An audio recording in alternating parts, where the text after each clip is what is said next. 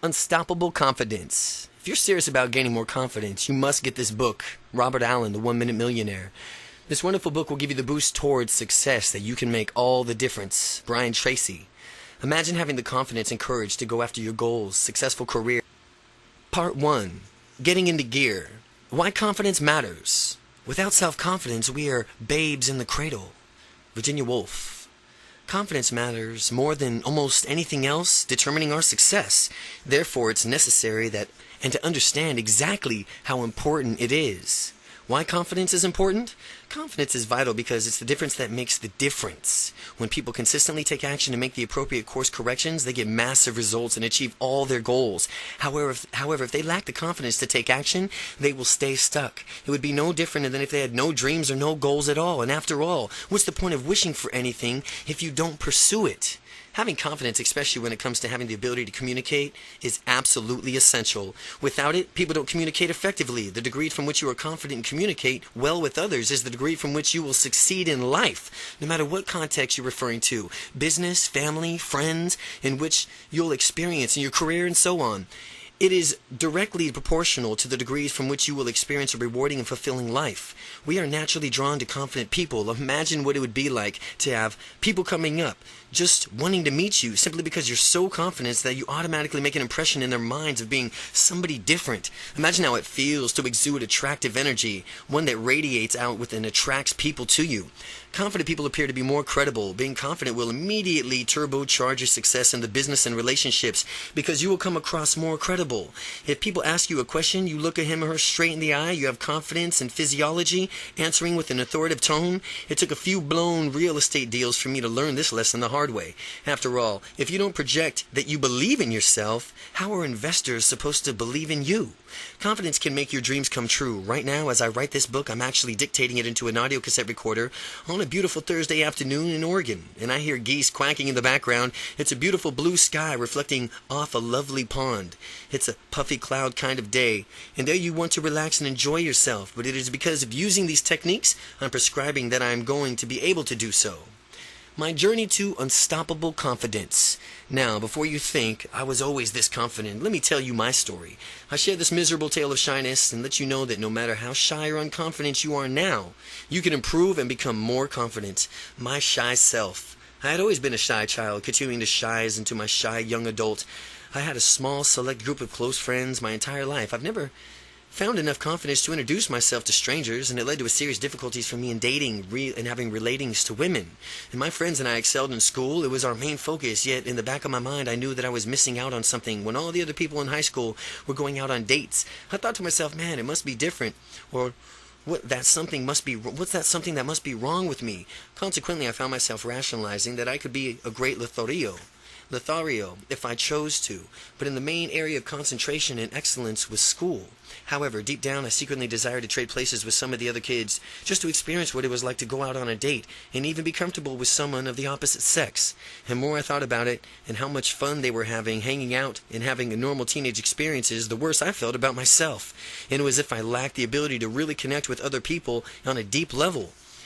Searching for the new way to escape, I turned my studying event harder into burying myself in the books, and at that time it was all I knew how to do. Now, in reflection, I can easily see that there were other choices available at the times, and we always have options, and it's important to be able to recognize many of these possible, and then naturally decide for ourselves which option suits us best. In 4 years of high school, I went to exactly one date. One, of course, it wasn't from who I initiated it. The girl approached me, asked me one day, and asked me if I wanted to hang out with her one night. Smiling broadly and trying to contain my overwhelming enthusiasm as an incredible, unprecedented event, I gladly accepted. Later in the week, she called me, and then we set the date, and following Friday, and the night came, she picked me up, and we went to a fast food restaurant nearby. All throughout the dinner, the conversation was strained as she tried her best to pry me loose from my shell, and everything that came out of the shell, I automatically retreated back into it simply because of my dreadful habit of shyness. She did her absolute best to talk with me and have a good time. Still, I couldn't tell she saw my shyness as an obstacle to getting to know each other. And my saving grace was that I smiled a lot and reciprocated every question she asked me. The conversation went better as long as she did the talking. After we finished dinner, she drove us up to the mountains. We had a lookout point with a beautiful view of the city, and I was clear in a clear night sky with the stars illuminating high.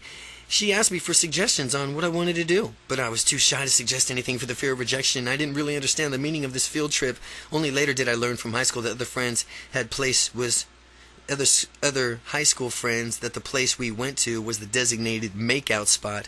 While I was able to maintain good eye contact with the young lady, sometimes there was pauses in the conversation that seemed like an eternity to me, and at these times my internal dialogue came alive as if it were an annoying young sibling whose life mission was to prevent me from enjoying myself. Does she want me to kiss her? What if I have a gunk in my teeth? What if I kiss her, and should I do it? Does she really like me? Is she bored with me? What should I say next? Why are we really here? What does it mean? What should I do next? Do I look at the stars outside the car with her, or should I hold her hand? My goodness, she sure is pretty. Is she noticing me, turning red and with embarrassment? How come I'm so darn shy? Do I want to kiss her? What should I do? When should I do it? The internal dialogue continued on, as like for an entire night. No wonder I could not hold a conversation with her. How could I when I was so busy having conversations with myself? None of my attention was left over to talk to her.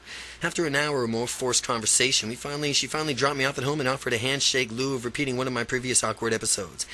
Though the high school gossip grapevine, I found out that the young woman had recently broken up with her long-term boyfriend, immediately called me out. And I was wondering if it was really coincidence that she had gone to the restaurant where he had worked. Was she hoping he'd be there? My ultimate conclusion was that she was just trying to make him jealous and have me find out about the date, even though she did not have any interest in me. People thought of my inaction as unwillingness to initiate activity, and others was because I was so antisocial, aloof, indecisive, reactive, and generally unfriendly. What I found most painful was that I wanted to be social, proactive, decisive, and friendly. Only at the time, I didn't know how. That was the most frustrating part, behaving as if I was trapped in a shell and unable to do or be who I really was all along. Then in my college years, now as you've read the ultra shyness of high school, you may be thinking that this couldn't get any worse, and it did. One night, a few too many beers and my roommates and the friends spotted me screwing around on the computer and decided to get me to loosen up. Their mission thenceforth was to get me drunk as a skunk. They proceeded to apply some very persuasive peer pressure, invited me upstairs. Where the party was being held, being flattered that they even recognized me. I finally said yes, and resolutely stated, and I would have a drink though. After getting upstairs and getting into the midst of the party, one of the generous roommates handed me an orange juice and said, "Drink it up. It's a stage of gratitude for all the attention." I chugged it. The next thing I knew, I was feeling tipsy, really relaxed, and my lips wouldn't stop moving. I was having lots of fun, though I was eventually realizing it was a semi-drunken stupor. I figured out that the orange juice was spiked with alcohol. However, I was finally feeling accepted, so I chose to drink some more, and it was my first experience with alcohol. I found out I quite liked being able to drink to the point of obvious inebriation, since it allowed me to relax and stop being so shy temporarily. After the great first drinking experience, I decided that I liked it, and I did a lot more. Then, when the weekend came, I talked to a number of people to find out where the party was being held. Once the party, I proceeded to get seriously drunk. My faulty logic was that if one beer was good, then 2 beers was even better. By following this logic, and by following it, I was drunk in no time, and I transformed myself into a shy wallflower who spoke to no one, into a raving, whirling dervish of humorous drunk who spoke to people, told jokes, laughed out loud and long, and had a great time. But it was at these parties that my friends had to tell me it was time to go home. But I never wanted to leave. This was my escape from the shyness, and I wanted to last as long as possible. I needed it to last as long as I could make it. That was why I was metaphorically playing the doctor, prescribing alcohol to myself and self-medication for my shyness. And at this point in time, you'd be wondering whether one of the unstoppable confidence techniques to get sloshed and drown out the shyness with alcohol. The answer is no. It's just that at that time I didn't realize that there was other ways to overcome shyness, and as a result of these parties I woke up in strange places, forgot what I had done previous nights before I was drunk, felt miserable, hangovers still in my mind. Drinking was my ticket out of shyness, and what I hadn't realized was that I had other options. But without these other options to be more confident, I did the best I could with what I knew, and that unfortunately was to drink to excess. One day after having miserable hangover, I crossed the threshold and I knew it was time to stop. I decided that there was another way, and after all, I'd seen other people who behaved confidently without resorting to getting smashed. I decided I'd find out just what it was that they were doing. My search for solutions. My search for solutions began as I searching for answers. I found myself reading a number of self-help books. From the self-help books gained a little knowledge, useful exercise, and enhanced my confidence in myself and allowed me to relax in the presence of others. Finally, I promised myself that I would become confident in whatever I wanted to do. And I was fiercely determined to gain confidence, ultimately in the experience of breaking out of my shell that made it possible. Specifically in the case, I was talking to women. I decided I would approach every single woman I saw. At first, it was simply smiling at them, and you know what? They responded. Not all of them, but enough to encourage me to expand my comfort zone a little further. The small success catapulted me into the next step, expanding my comfort zone. Next, I would approach women and simply say hi. Again, the slight widening of my comfort zone encouraged me, and after all, I was an adult and had to take care of my confidence myself. I had two choices. I could either retreat back into my comfort zone and be shy, blaming someone else for making me that way, or I could take responsibility and go for it. Then my confidence really grew. I got to the point where I could meet women and gain instant rapport with them, conversation with ease. Following your dreams. Following your dreams confidence ultimately gave me the ability to leave my job and start my own business. Confidence is what I needed to follow my dreams. I'm sure as you read this, you can find your own reasons of why it's important for you to go out and find your own dreams. Picture your idea of bliss. What does this look like? What does it sound like? Who are you with? How much fun are you having? What time are you getting up? What time do you go to sleep? How do you take a nap? Because you can? Do you take a nap because you can? No matter what your dreams are, when you use the techniques in this book, you'll develop an unstoppable confidence to go after those dreams and make them a reality. By keeping your vision in mind, imagining it vividly and regularly, you automatically teach your unconscious mind to lead you to that day. And won't that day be wonderful? Chapter 2. Origins of Confidence. Courage is resistance to fear, mastery of fear, not absence of fear. Mark Twain. Up until now, how have you thought of yourself? Were you shy like I was? Were you tentative? Lack of confidence usually comes from one of the following areas. Lack of confidence usually comes from society at large, your parents, school and your peers, and then mass media. Well, in addition, you may have become shy because of hypersensitivity or even because you believe that you were born that way.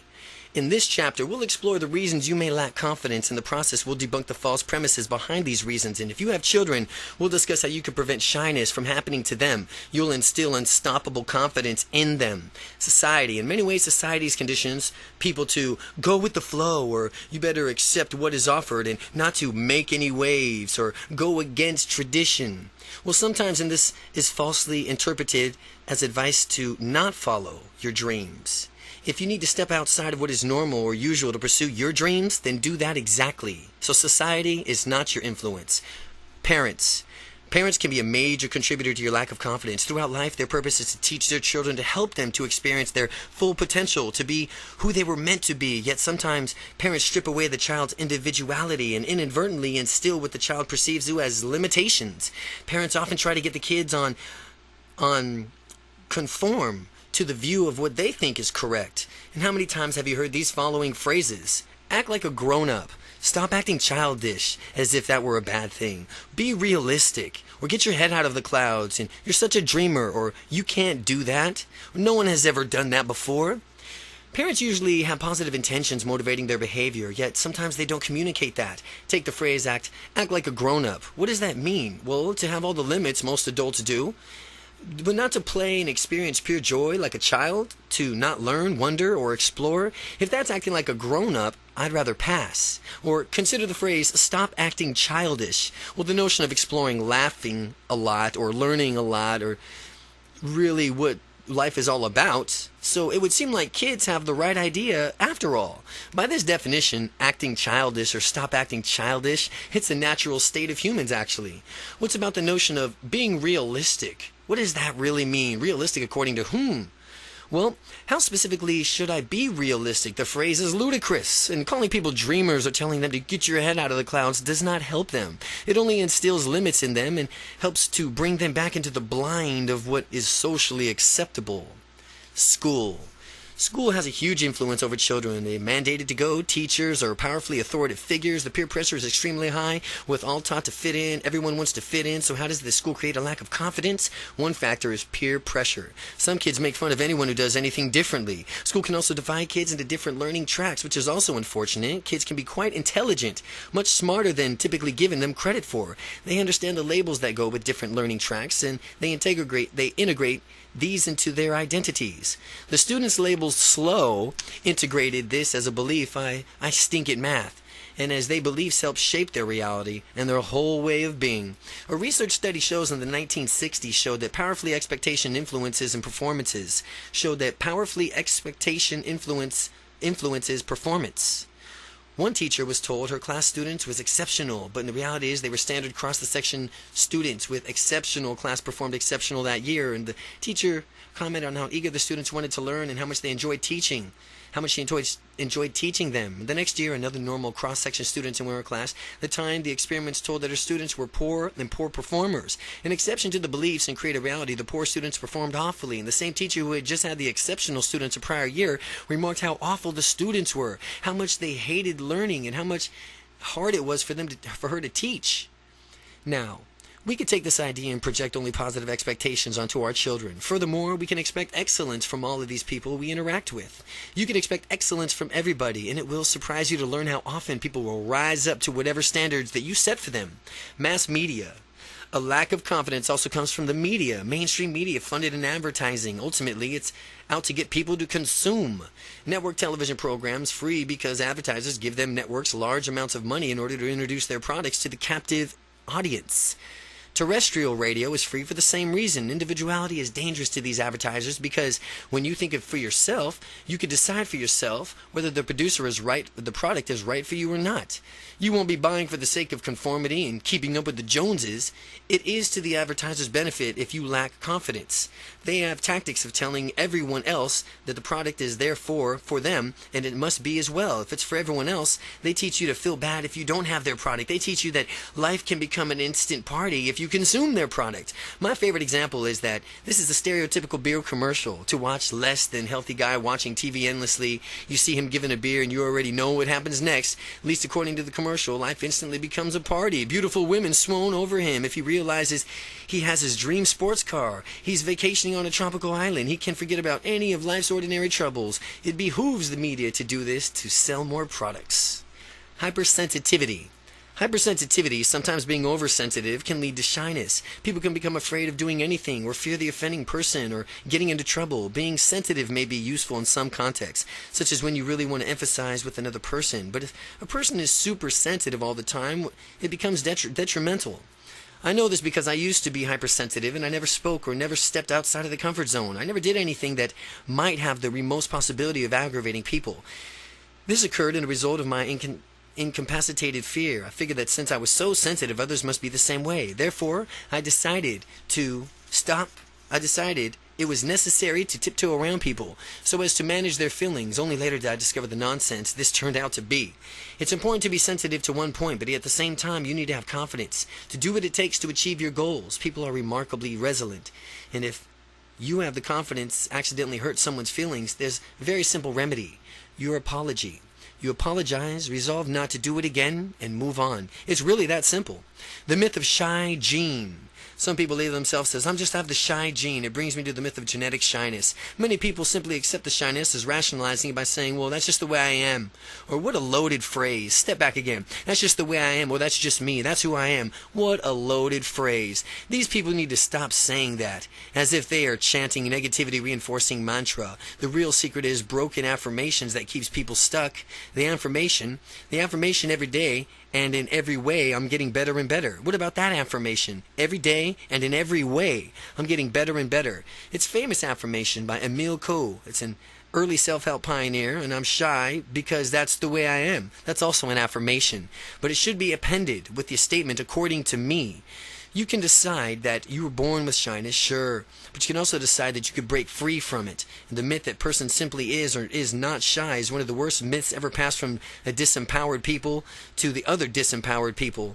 Believing that your parents were shy and that's what caused you to be shy is no excuse. The same goes for kids. People do not become shy automatically. They are born. There's no shyness gene.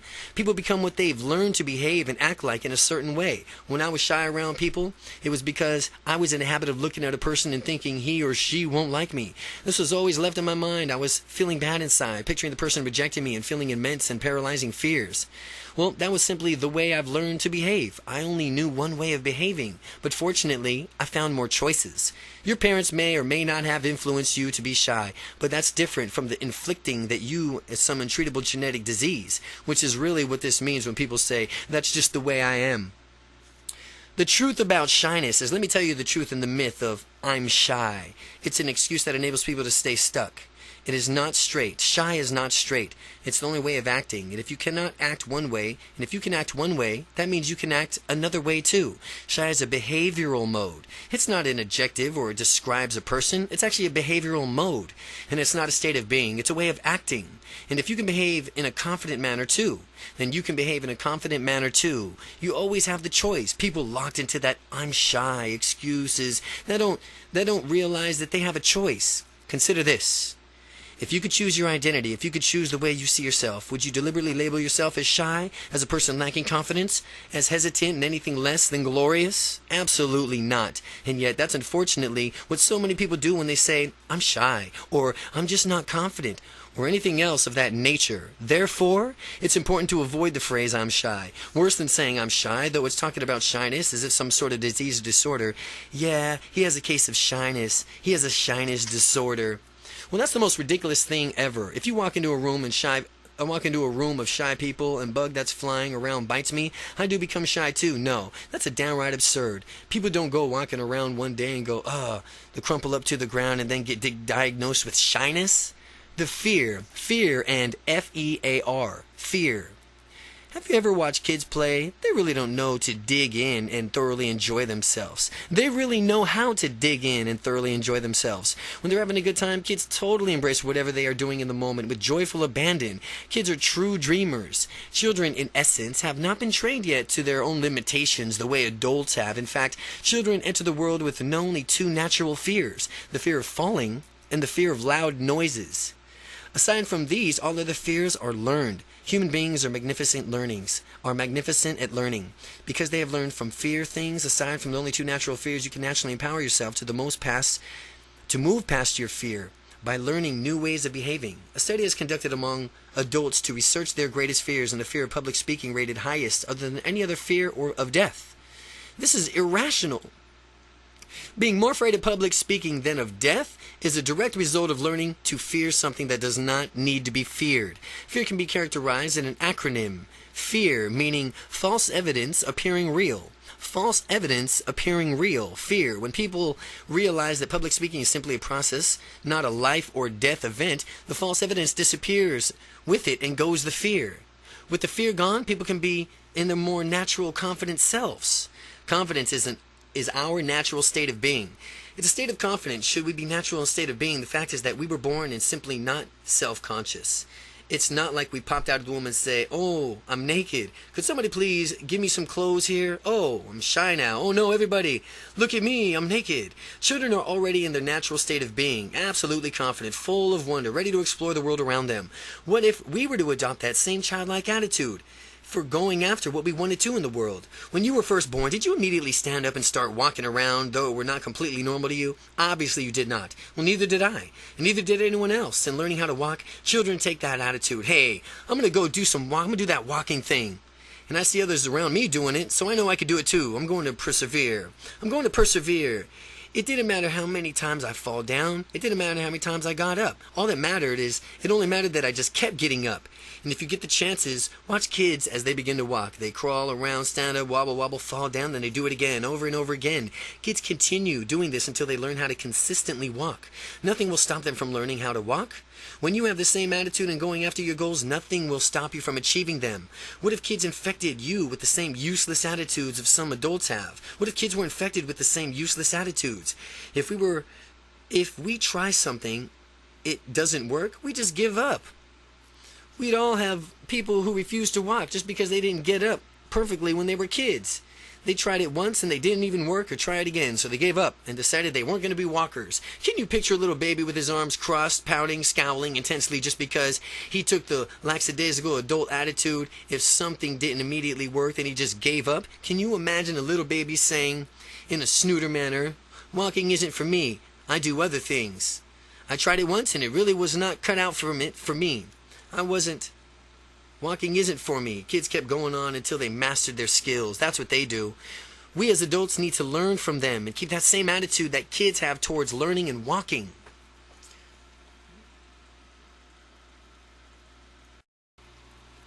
Chapter 3. What is confidence? All our dreams can come true if we have the courage to pursue them. Walt Disney. In order to understand what confidence is, it is necessary to define both what it is and what it is not. Once we are on the same page as what is confidence is and isn't, we can move forward towards gaining unstoppable confidence. What confidence is not. Confidence means different things to so many different people. Similarly, confidence also evokes certain feelings and automatic reactions within people. Before you go any further in shedding light on what confidence is, we'll discover what it is absolutely not. Arrogance versus confidence. Arrogance versus confidence. Sometimes arrogance is mistaken for confidence. They're not the same things, folks. Arrogance is either a honed reaction or an infectation. Whatever it is, it's definitely not something completely different. It's something completely different from confidence. Arrogance leans towards elitism, being macho, showing off, and so on. Have you ever seen those really huge guys with bulging muscles, the ones who are overdeveloped to the point that they find it necessarily to thrust their chest out and swagger in the utmost cocky way? This is an example of arrogance, but not true confidence. It is from what they consider themselves better than everyone else solely because they're so large. True confidence comes from within, and when you realize you are confident, you do not feel the need to proclaim it to the world. Now contrast the example of arrogance with the following example of true confidence. Stop for a moment and consider the famous muscular movie star Arnold Schwarzenegger and Sylvester Stallone.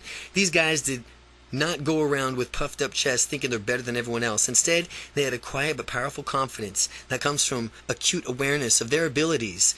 This is a major difference, and we'll explore this further later in the book. But it is never necessary to shout out from the mountaintops in order to convey that you are a confident individual. These people who do so are hardly even confident. They're more like trying to appear. And I have met many people who are confident and many people who have lacked confidence. The truly confident people have the similar trait. It's that their confidence came from within and it did not have to be voiced. A nonchalant, matter-of-fact confidence is ideal. It's just a nonchalant, matter-of-fact confidence. Now, there's no need to brag about one's accomplishments. Those who brag are the only ones making their insecurities about themselves. Allow your results to speak for themselves. Action speaks louder than words. So, take your confidence and make it happen. If someone has to continually broadcast his or her confidence, it really makes me wonder. It seems that this person is not really confident at all. Instead, this person is often trying to convince himself or herself by proclaiming it to the others. In his or her own mind, this helps it more official. Makes it more official in their mind. But the person trying to gain confidence in an ineffective manner. Confidence comes from within, and when you believe in yourself, others will believe in it too. This is a universal law and a secret known to all leaders. It does not work another way around, no matter how much you would prefer it to. There are far easier and more effective ways to skyrocket your confidence than waiting for others to believe in you. You will learn them later on in this book as well. Now you have belligerence versus confidence. Now let's talk about the difference between belligerence and confidence. Using relationships as an example, sometimes women are apparently attracted to jerks. And I'm not sure many of us have seen the examples in our lives or perhaps what someone has currently done in this situation on the surface. The jerk exhibits some bad boy traits that some women may perceive as confidence. The jerk is probably convincing himself that he has it all going on. What masquerades as confidence to the jerk is belligerence. This presents oneself in a form of super aggressive attitude. You can and should always assert yourself whenever you deem it necessary. However, this does not mean bullying people, treating them badly, or trampling all over them. Belligerence is what makes a jerk just that. The jerk is abrasive and cares little for the relationship he forms with others. Instead, he chooses to bulldoze his way through life. True confidence, however, allows to go through life easily, effectively, getting results that you want, to make people feel good when they have dealt with you. Making people feel good even if it's for no reason other than just because you can. The true confidence comes from within. Now take a moment and think of an area of your life where you may be confident, and ask yourself this question. How do you know that you are proficient in that area? Name that area. Again, how do you know that you are proficient in songwriting, proficient in breakdancing, proficient in music? How do you know that you're proficient in dancing, period? And being completely honest with yourself, supply an answer. And if you absolutely know that you are proficient in the area, you choose because your own thoughts are filling a belief system that you told so. Congratulations! You are really confident in that area. Now, if you were not sure about the proficiency in your area, or that you had to rely on external confirmation from your peers, spouse, supervisor, you are not quite yet as confident as you can be. Well, by the end of this book, after doing the exercises, you'll be right there. When you have done all the exercises completed in this book, you will have the true confidence that comes from within. Confidence, or lack of thereof, is a reality across all demographics, across all races, all economic levels, all allegations. There's always some people who are confident and some people who are not. Even a rich and famous movie star who many people envy and consider to have it all gets nervous at times because he or she wants to perform well. Competence versus confidence. Are confident and competence the same thing? No, in fact. They are quite distinct, and understanding the difference is essential. Competence is defined as the ability to do something, and confidence defined as your belief about your competence. Each of us has an individuality, experience, beliefs, and values that make us perceive life in our own individual way. Everyone has his or her own perception of reality, a unique model of the world. This means that it's only in a perception, not in reality. The empowering part of this idea is that those beliefs can be changed and in turn change one's perception of life. This means that the exercises and strategies described in this book will change your beliefs and your perception of what is possible for yourself. Confidence without competence? Confidence without competence. Well, it is absolutely a recipe for disaster to lack competence yet possess a project unjustified confidence. Take, for example, someone who has never flown a plane before, has ridden on a plane, and thinks she or now is an ace pilot, since he has read a book on about a decade ago. Would you let that person fly you across the country? I would get off that plane as fast as people would think as I was a blur. You can easily see how there was numerous examples of confidence without competence, and why it's dangerous. Competence without confidence. Competence without confidence. People are competent and yet lacking the confident are stuck in a quagmire. They might have been perfect understanding in some powerful concepts without even taking action. Someone who has the knowledge and the competence to do something and does nothing instead is no better off than someone who is clueless and incompetent. Again, someone who has the knowledge and the competence to do something and does nothing instead is no better off than someone who is clueless and incompetent. Now, when I was getting started in my own real estate investment, I was a classic example of competence without confidence. I studied and studied and studied real estate, and I read 10 books, took 3 home study courses, attended a seminar, signed up for 2 mentoring programs, and still I was stuck big time in this quagmire that I wasn't even aware of or could get caught in. I saw others being successful and knew exactly how they were doing it and knew how they were doing it, but when I asked them about it, they confirmed to me that they were just doing exactly what I was only thinking about. Now, what was holding me back? Was it my lack of confidence? My fear of the unknown? I wouldn't have known absolutely everything about all the real estate before taking any action at all. So I kept studying and studying, trying in vain to learn everything so I could actually get started. Meanwhile, the people around me had their businesses taking off because they were taking action. The 4 levels of competence. There are 4 levels of competence that people go through and develop to skills. Those 4 levels are unconscious incompetence, conscious incompetence, conscious competence, and unconscious competence. You will travel through these stages as you reach unstoppable confidence. The 4 levels of competence. Competence is knowing something. The 4 levels are unconscious incompetence, conscious incompetence. You have conscious competence and unconscious competence. Unconscious incompetence. Unconscious incompetence means you do not possess a skill nor even the awareness of how to use that skill could be. Someone who's extremely shy and does not even recognize how beneficial learning how to be more confident would be for him or her could be considered unconsciously incompetent in that area of confidence. I spent the first 20 years of my life like this, being shy and knew no other way of being, nor I was cognizant of the fact that other people didn't have to live trapped in my shells. By reading this book, you have already passed through the stage of unconscious incompetence. Picking up this book means you are already looking for a better way to live, which means you're at least at the next stage of perhaps further on your unstoppable confidence journey.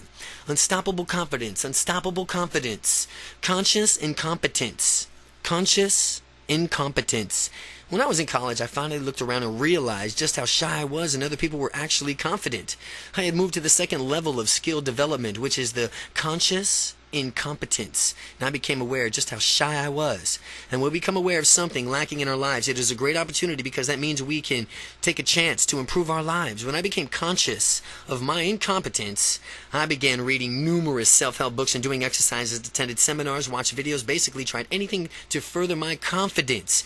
And the more I worked on myself the same way as you are doing now by reading this book, the further I moved towards conscious competence. Conscious competence is a state of being in which you can apply a skill, yet you have to consciously think about applying the skill, and the skill is not yet a habit for you. The vast majority of you at this point in the book are probably consciously, unstoppably confident. Now, you know how to be confident, and that's a matter of developing this into a habit. Now, give yourself the gift of your own 21-day unstoppable confidence challenge. Deliberately practice your confidence for 21 days consecutively until you reach the skill level of unconsciously competence. Unconscious competence. Unconscious competence is the 4th level of skill development called unconscious competence. Unconscious competence. This is the ultimate stage of any skill. Unconscious competence is the state from which the skill has been ingrained as a habit. You no longer have to spend your time thinking about applying the skill. People who are masters of what they do in the function in the level of consciously competence, of unconscious competence, if someone were to inquire about how specifically they perform at such high levels, they may not be able to verbally describe what they do. The reason for this is that they are no longer conscious of what they do in order to perform at such great feats. Competence plus confidence equals success. Now, competence plus confidence equals success. Being unstoppable means you have both competence and confidence and going for it. This is what this book is all about, having competence and confidence. And when you have the competence to do what you want and the confidence to follow through and take action, you're going to be unstoppable. The 9 Factors of Unstoppable Confidence, Chapter 4. Courage is the first human quality because it's the quality which guarantees all others. Winston Churchill. Now that we've defined what confidence is and isn't, let's look at 9 factors that stand between you and unstoppable confidence. You must learn to memorize all of them if you wish to master this program and make your dreams come true. The 9 factors are as followed: experience, perception, decisiveness, empowerment, goals, action, motivation, momentum, and commitment. Factor 1, experience. There are certain beliefs that are more empowering than others when you are doing something for the first time. How you perform the first time you take on a new challenge will affect you on how you perform when faced with it again later. Believing the following affirmations will enable you to achieve greater results more quickly. There's a first time for everything, so when doing something for the first time, remember this. The first time I do this is the hardest. Each and every time I do this, it does get easier, and when I succeed, it will study my actions so I can improve even more. And if I don't get the right outcome, I'll learn from my mistakes and do things differently next time. And it does get easier. That's all you have to remember about doing anything for the first time.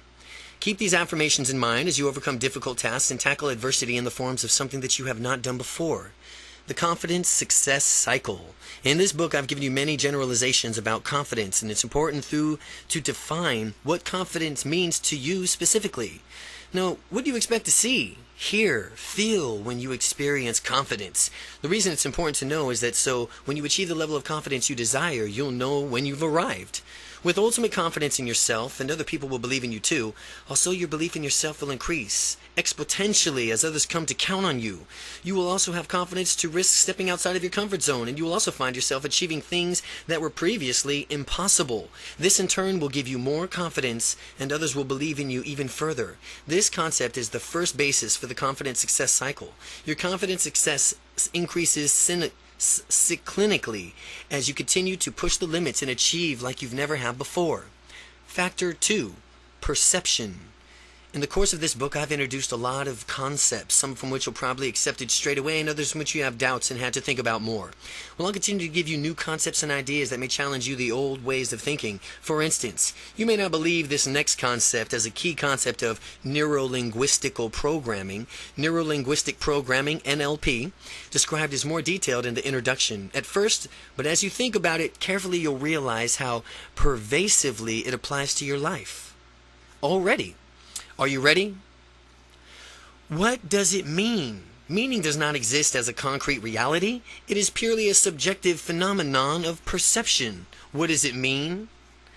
How do you think about something is entirely up to you. You could put a positive or negative frame around whatever experience you have in life. Since you have always the choice to either laugh or cry based on the experience, do whichever you prefer, and I prefer laughing. So I find myself doing that more often.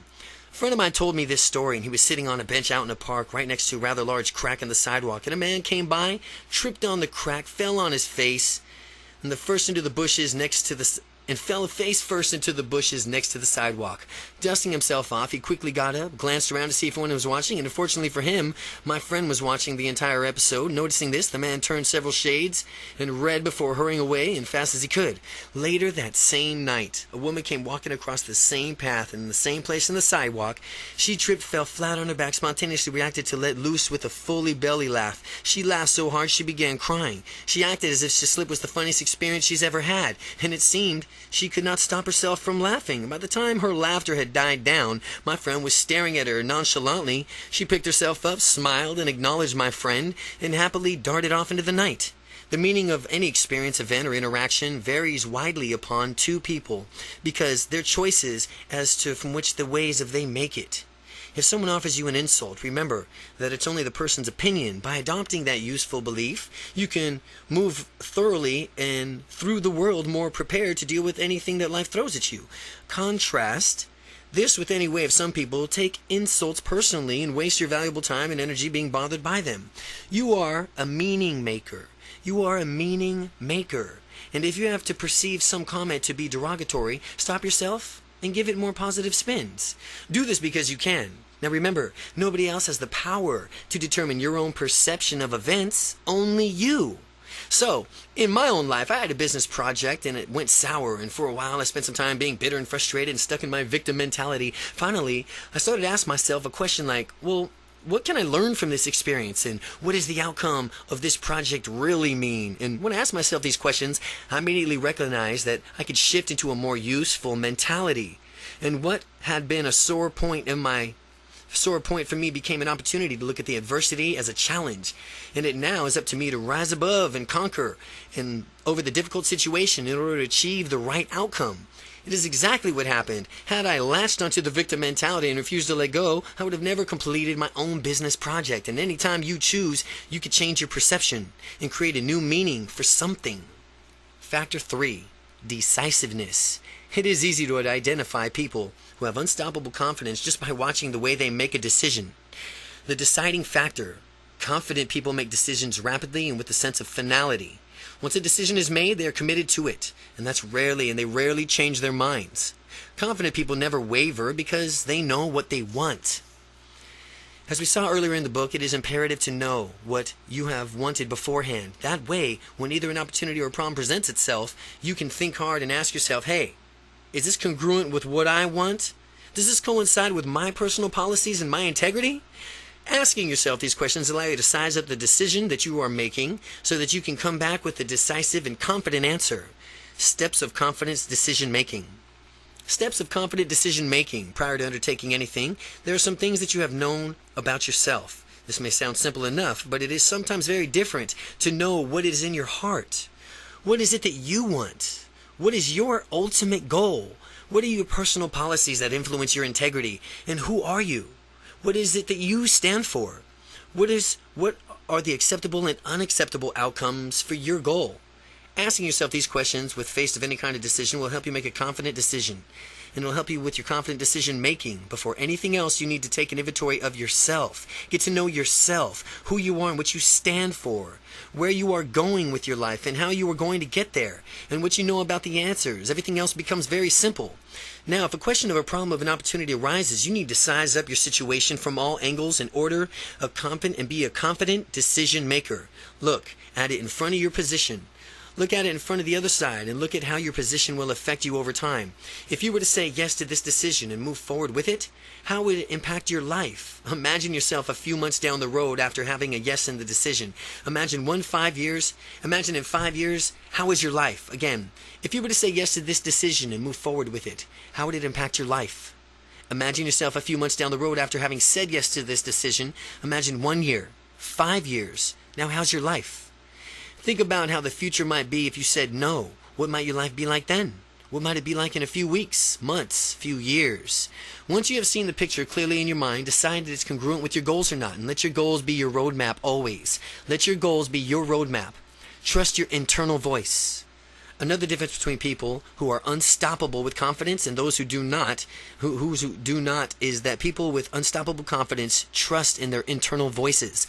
Although they listen to others too for feedback, they tend to really place more of their weight on their own internal voice than the voices of those around them. People who lack unstoppable confidence tends to listen to the voices around them far too much. This leads to propensity and conformist thinking, because people listening to the following of everyone else's will naturally become like everyone else. People who are unstoppable have to rely on their own internal voice. Otherwise, they would allow everything else to be stinking thinking.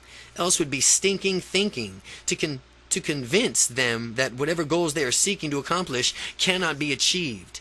Listening to your internal voice means that you recognize what is valid. Useful feedback is what is negative, destructive criticism. People who listen to your internal voice are said to have internal frame of reference. People who follow your voices of others are said to have external frame of reference. Internal and external frames of reference. The way to discover your personal style is in this manner. If you haven't already, ask yourself the following questions. If nobody told you, would you know what to do? How would you do what you've done? How do you know you've done a great job? Does someone else need to give you answers? Who decides if you're getting the best use out of your time? As you answer each of these questions honestly, you might notice a pattern emerging.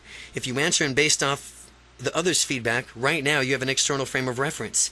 Now, if you answer based off your internal voice, then your gut feeling, you'll have an internal frame of reference. Factor 4, empowerment. When you are unstoppably confident, there is a powerful difference between you and the normal population. The difference is control. You have more control over the environment, over the emotional state, over your beliefs, ultimately over your actions. That is the simple difference between people who are empowered and people who are not. People who are not empowered have excuses, control. People who are not empowered have all the reasons why it is impossible to be, to do, or to have something. Those who are unstoppable realize that everything that you want to do is under their own control. They are the masters of their own universe, and they don't know how to do something. If they don't know how to do something, they realize that there's some other resource that will teach them how to do it. And I like to think of myself as a reverse paranoid. A reverse paranoid is a person who thinks that the universe is perfect and that everything on the planet wants to help him or her achieve his or her dreams. I'm a reverse paranoid. That means that I believe that the universe is actually perfect and that everybody on the planet actually wants to help me achieve my goals and dreams. by the law of reciprocity, in order to fulfill my dreams, I'm going to help others make their dreams come true. The universe works for such rewards for those who serve others. The greater of the energy is that you put forth, coupled with the service you provide to others, the better the result you will enjoy when you ask yourself, how can I be of service to others today? How can I be of service to others today? How can I serve this person I'm talking to today? Always contemplate that. When you ask yourself that, you will experience a paradigm shift of great proportions. Greater empowerment equals more choices. Empowered people simply have more choices than dispowered people. People who do not allow themselves to find other choices available to them are likely to become disempowered. Although, always contemplate the number of choices that you have in any given situation and do your best to generate more options. Perhaps there's an option that you have thought of that you would like to have as ideal. All you need to do now is empower yourself to think of the solution and then act on it. With greater empowerment comes truer sense of freedom because you have the liberty to choose from more options. Adding more options to your life. There's an easy way to add more options to your life. Pay attention to people who use language. Language indicates how they view the world. It can easily empower us to limit us through what we say. Some people use their language to try to force limitations on you. Anytime someone offers you two choices, beware. Ask yourself if there are any choices that have not been mentioned. Is there anything stopping you from choosing your options? The more options you make, the more empowered you are, which means you will have a greater chance of success. Salespeople are taught to intentionally use their language to limit our apparent choices. For example, let's suppose you found a certain model of automobile that you like, and the salesperson might say something like in the effect of, well, now that you've decided on this car, would you like to pay for this in cash, or do you want to finance it through us? The question automatically assumes that you're going to purchase the car, and with the only remaining detail being now specifically of what you want or how you want to pay for it. Even if you did want to purchase the car, there might be another payment option that the salesperson's limiting statements hasn't covered. What if there was a hybrid part cash, part financing option? That is not reflecting in the salesperson's statement, is it? Well, here's some questions to generate more options when you're presented with only a few options. Well, what's stopping us from doing both? Or all? Or is that all the options only? Or what other options haven't we examined yet? What other options haven't we examined yet? Are these our only options? Disempowered people simply find themselves to lacking choices, which thus compelled to enact upon their addictions, not only of choice, but of our sheer necessity. Even if we were to consider psychopathic criminals, they appear as if they are forced to perform these evil deeds. In interviews, they often reveal how they went to great lengths to cover them up, as they did because they internally understood that it was wrong. Inevitably, the question gets posed to them of why they perpetrated the violent acts. As if they could truly understand the acts were immoral and wrong, they acknowledged that while they knew it was wrong, they felt as if they had no other options and their criminal acts were their only choice. Again, this is simply their perception of reality. I'm not condoning or apologizing for criminal behavior, but rather pointing out the fact that these people need to make better choices for themselves and do not need to first need to become aware of those choices and realize their validity. The initial step to becoming more empowered is to eliminate the belief that you have few choices and replace the belief to the knowledge that you have many choices. You always have the freedom to choose, no matter what the situation, even in the times from which you apparently lack a choice. There really is a solution. There really is always a solution. When you keep this belief as you go through life, you will find that you have an enriched sense of control over your life, which escapes most people. Factor 5. Goals. A natural complement to unstoppable confidence is being goal-oriented. Goal orientation and confidence form a combination that will make all of your dreams come true. Goal orientation and some confidence. Some confidence with your goal orientation is the recipe for a combination that will make all your dreams come true. Some set goals. Have you the foresight to know what you want in your life, to set up some long-term goals, and when they're fully realized, you will find yourself living your dream with your long-term vision defined? Plan out your own medium-range goals. These are the goals from which, between your immediate time and short-term ones, your long-term vision. Now, when you accomplish your medium-term goals, you will find that you are right on track to achieving everything else that you want. Break down all your medium goals into a smaller immediate goal with your accompanying of a next year. By the next year, then continue breaking down the goals until you have monthly and then weekly ones. Finally, you will have specific actions to undertake each and every day in order to move ultimately towards your dreams of life. Set an outcome for everything you do in life with your purpose. You will be glad that you did. As a way a climber reaches the summit of a mountain is to continue putting on a foot after another foot towards the top. It is the same way from which one runs a marathon, one step at a time. What is essential is always keeping going. Never quit. Do it now. Keep it going. Never quit. Do it now. At Harvard studies on goal setting that took place in the 1950s, in a Harvard study, there was a following study in the 1950s, and it followed up in the 1980s. The study is that in the 1950s showed that 3% of the respondents had set goals at the time of their graduation. By the 1980s hit, this 3% was financially worth more than the remaining 97% combined. Again, by the 1980s, the 3% was financially worth more than the remaining 97% combined. Now, these people had focus and direction, and these were displayed by setting their goals. They gained the maximum benefits from this book. You've got to set goals. We will begin this journey when we're taking together by setting goals in your own personal growths. Now, outcomes versus goals. Outcomes and goals are similar in scope, but they have subtle differences. Goals typically have weightier stakes attached, whereas an outcome is a mini-goal. An outcome is a mini-goal from which you desire from a particular situation. A goal is a dream with a deadline. When you hang out with your friends and the outcome is simply to have a good time, you don't have a goal when you're hanging out with them, but most recent goal in life is to sell a certain number of copies of this book within the next year. The magnitude of this goal, of this outcome, differ. Though outcomes are much smaller in scope, they are still very useful. By identifying what you want out of any activity or interaction, you will much more likely be to obtain it. Now, if you didn't know what I wanted out of this interaction or activity, would you know how to proceed? I wouldn't. Well, after you decide on your outcome or goal, figure out what it's going to take to accomplish it. Now, what kind of person will you have to be in order to make these dreams come true? Again, when you got your goal in front of you, you have to figure out what it's going to take to accomplish this. And what kind of person do you need to be in order to make it come true? And once you know, commit to becoming that kind of person. Smart questions for making smart goals. Smart questions for making smart goals. Stop for a moment and answer these questions.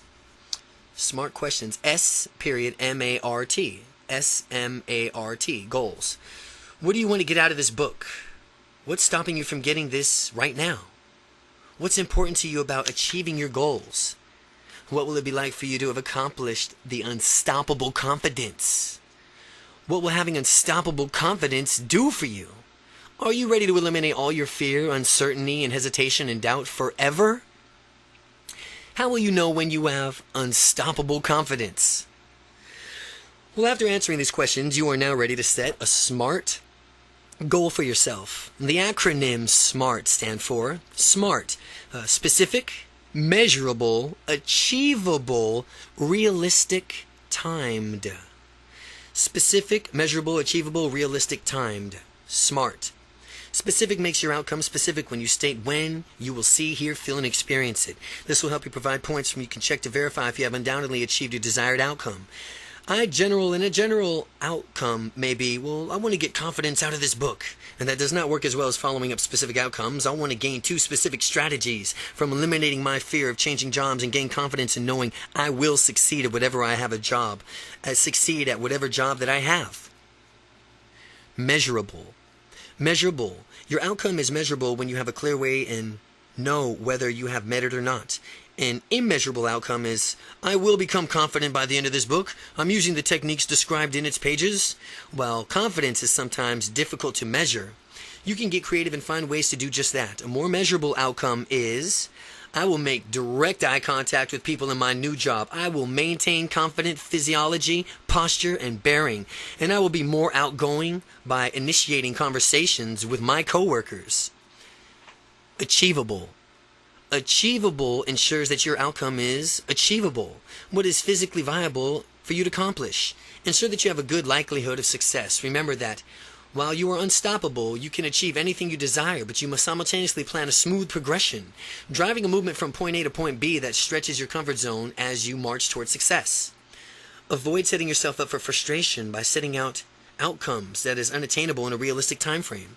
Plan your progression, know the small steps, and along the way you will be led to your ultimate goals. Setting achieving goals achieve them and reset your goals even higher. And if you feel like the shyest person in the world right now, setting goals to instantly be the life of the party will only set you up for a rude awakening. You can and will be the life of the party if you want, eventually. But first, with these early steps, like talking to strangers and confidently asking about how are they doing? How are you guys doing? How are you doing? When you start there, that's the way it goes. Realistic outcomes are outcomes that are, by definition, obtainable. And if you want to grow wings and fly, that is not going to happen. Asking for an unrealistic outcome is sets you up for a failure. Now, when you set realistic outcomes, you will be proud of yourself when you achieve them.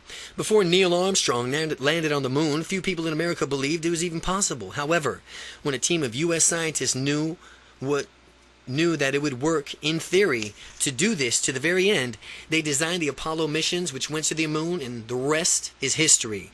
As long as your outcome has a basis in reality, the theoretical feasibility, it is realistic. Timed. Make sure your outcome is timed by attaching specific deadlines to the accomplishment. As often as people want their dreams and they are to start aglow with a euphoria, they describe them to me as a perfect detail. Later on in the conversation, I inevitably ask them what their goals are: immediate, short-term, and long-terms. Their goals, if any, are radically different from and do not bear any resemblance to their dreams. Their dreams are what they really want. Those dreams are unlikely to be achieved unless there is a deadline attached, along with a workable plan on how to achieve those dreams. Goals are dreams with deadlines. Important goals do nothing for one's motivation. This is why it's so important to have an outcome of a book and a timeline as to when you want to achieve your specific measurable results. Goals are dreams with deadlines. Impotent goals do nothing for one's motivation. That is why it's so important to have an outcome for this book and timeline as when you want to achieve your specific measurable results. A good example is, by the time I finish this book, after I gain unstoppable confidence, I'll be able to walk up to any stranger and introduce myself. Another good way is, I will feel calm and relaxed when talking to strangers in social situations. Setting a goal contract. Along with other goals that you are setting, I want you to specifically set a goal for your confidence. I want you to set a specific, measurable, achievable goal for your confidence, and I want you to see through it to the finish. I've used this concept in the part of my goals, all the areas of my life, and I've always found it to be amazingly effective. Write out your goals using the SMART criteria that we have discussed: specific, measurable, achievable, realistic, and timed. And at the bottom of the pages, make a space for your signature and your name on the date. And at the top of the sheet, give it a title: Goal Contract. And in legal definition of the contract, there's a meeting of the minds that you will write out the contract and sign it. Now think of it as a meeting of your own consciousness and your own unconsciousness minds. This begins legally binding a document, a legal contract, from which you must execute because of its binding power. Whether it's asking someone out for a date or demanding a raise from your boss, I want you to make it a goal to assert yourself confidently in at least one area of your life by a certain date near the future. Now remember, you're under contract now. Factor 6, action. Two young women both attended the same graduation class college 15 years ago. Samantha became a lawyer, and Kathy became an engineer in a high technology field. They are both proud parents, successful careers, faithful marriages. They own their own homes and by all appearances seem to be leading happy lives. The only thing missing is a sense of fulfillment in their careers. While they're both technically successful in their careers, they're equally disenchanted with them. Samantha does not find what she is doing fulfilling, and neither does Kathy. They do not eagerly look forward to work every day. 15 years later, however, something inside of them has changed, and they no longer find their careers rewarding. They both would rather pursue their true passions. Samantha has always loved baking and wants to open up her own bakery, and she learned how to bake as a child and has always enjoyed it. Samantha knows that she could do her own bakery and it could be a smashing success. She's envisioned it and people coming up from miles around to purchase her baked goods. Kathy has always loved music. She grew up listening to music. Every spare moment she could, she was singing in her church choir. She currently sings in a women's group, yet she visualizes what it would be like for her to be a pop singer with her own CD, performing for vast audiences across the country. Fast forward 5 years. Samantha, while still yearning for her bakery, she's taken no action to actually make her dreams come true. And during the days she passes, she feels like she's wasting time in her life, in her job, in someone else's dream. Instead of jumping out of the bed morning, she has to nag herself internally until she rolls out of bed and heads into work, and she yearns for Fridays, absolutely despises Mondays, spending the majority of her time waking hours doing something that she finds despicable. She finds as if she's wasting her life. Kathy has taken tremendous action in her past 5 years and consequently has an album out, tours the region, has the kind of fan responses to create sold-out shows. The ideal lifestyle that she dreamt of 5 years ago has manifested itself through her efforts. She cherished each and every moment of her life. Her time was been spent on stage singing the time she feels her most alive. She doesn't just exist. She knows she's living well. It seems as if her life is better and getting better every single day.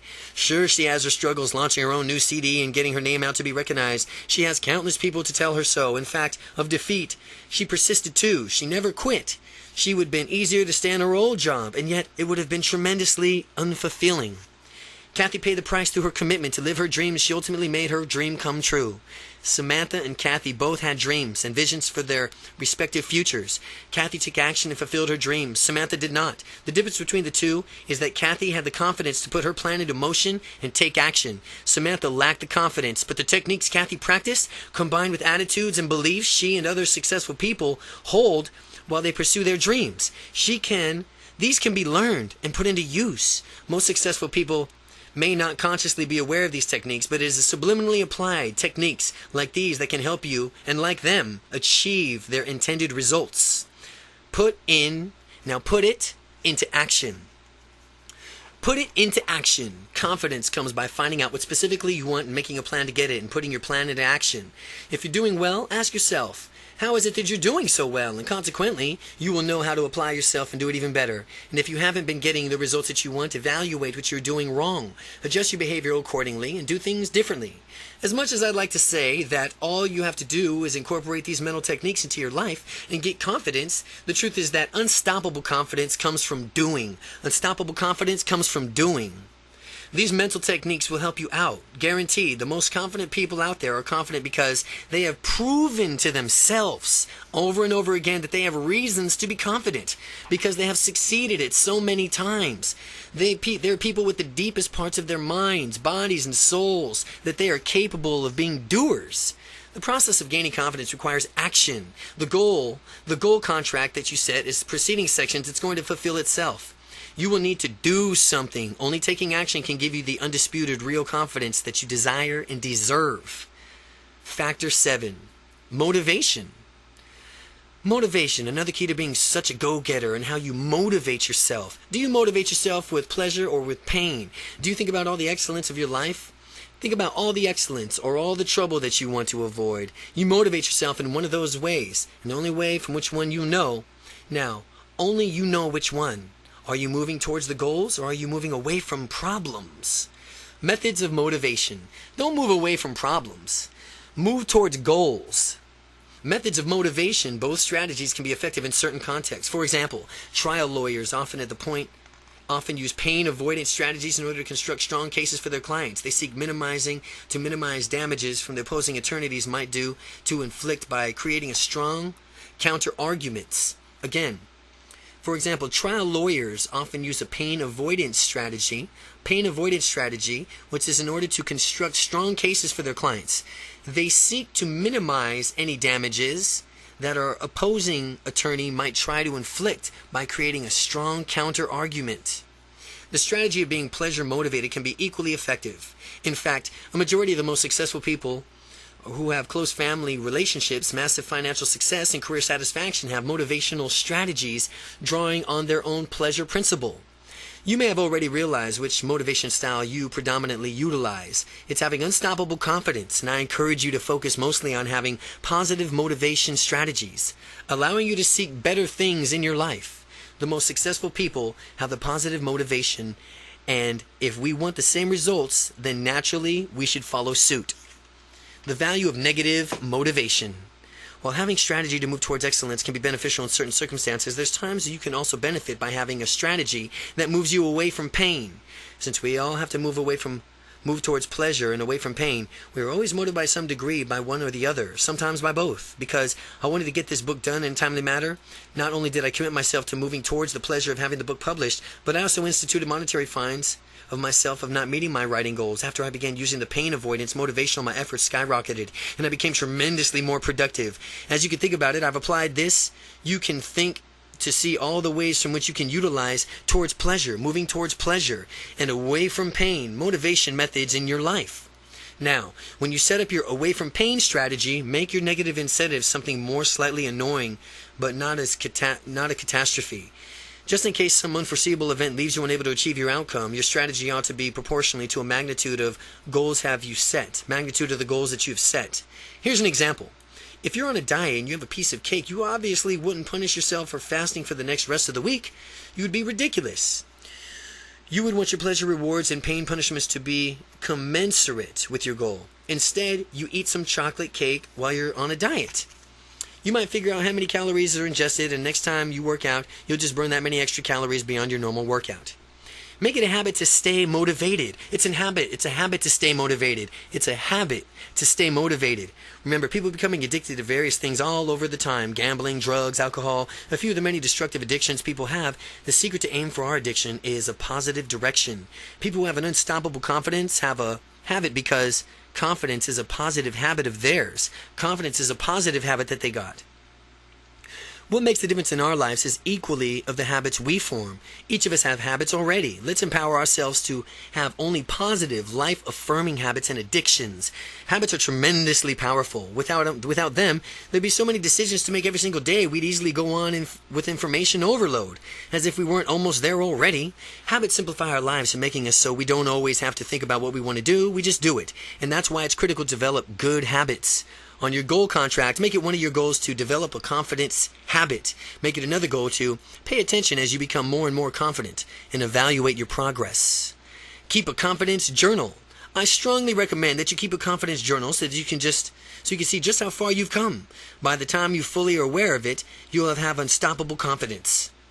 You'll review your journal, and naturally you'll be amazed to discover how differently you think and feel. By regularly reviewing your journal, you will also be able to immediately correct yourself so that you can have more confidence in the present and stay motivated towards your future goals. In your journal, feel free to jot down notes, specific techniques from things in this book that you will utilize in the next interaction to cause you to be even more confident. Factor 8. Momentum.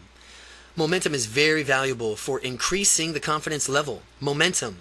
One of the Newton's law of physics states that the object at rest tends to stay at rest unless it is acted upon by an outside force. Similarly, the object of motion tends to stay in motion.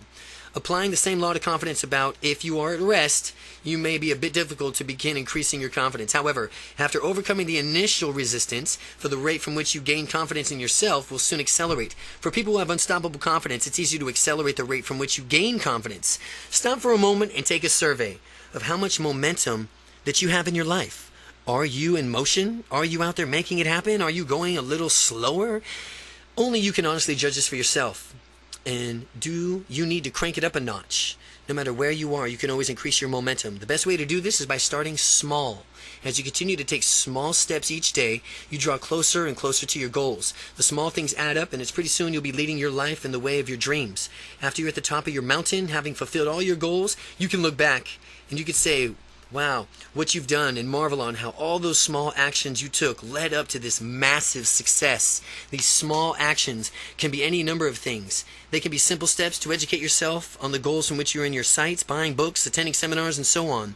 The way I become a full-time, real-life estate investing entrepreneur was by subscribing to the aforementioned strategy.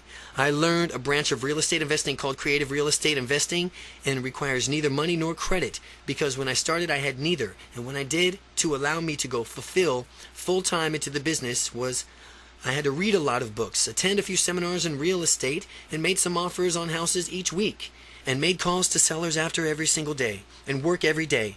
Every day you are either moving towards your goals or you moving away from them. Personally, I would like to always be moving towards my goals. Momentum is infinitely powerful, and you can make it work for you or against you. So make it work for you. Factor 9. Commitment. Commitment. When people commit themselves to their destiny, they go for it, full tilt. Consequently, to achieve their goals, master motivational speaker Anthony Robbins says, success is cutting off all of your options for failure. And as you realize what you're specifically wanting out of your life and decide that you're willing to pay that price to achieve it, you must be willing to commit yourself and cut off all options that lead to anything less than achieving your goal. Commitment is very powerful in fulfilling your dreams. Many people say, don't burn your bridges. It's just the opposite. I say, learn to burn and burn very well. Find out what you want to do. Commit yourself 100% and then burn away any options for failures. And ask yourself about all the excuses that might prevent you from accomplishing the goal. And after you do that, go through the torch of each bridge so that the only options is success. And because you've committed yourself to that result, when I left my corporate job as an engineer to a major semiconductor company, I committed myself mentally, emotionally, spiritually to living the lifestyle of my dreams by burning out all of my bridges, all of my ties to the company, potentially for getting my job back instantly vanished as options, potentially for getting my job back instantly vanished as options. Even if I went back to begging for my job, no job would be available to me. Success became the only option. You could do the same thing with your goal. Decide what you want, commit to it, and systematically burn all the bridges that might be standing in your way.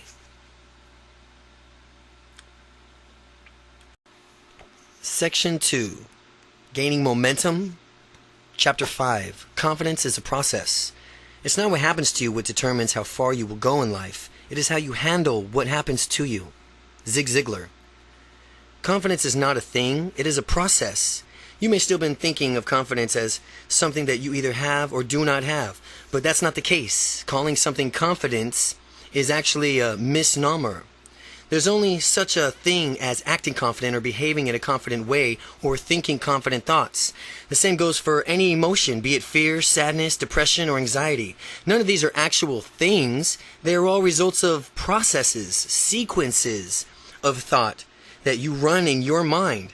Up until now, you may not have been aware that you were doing this, but the vital point to realize is that you have complete control over these processes.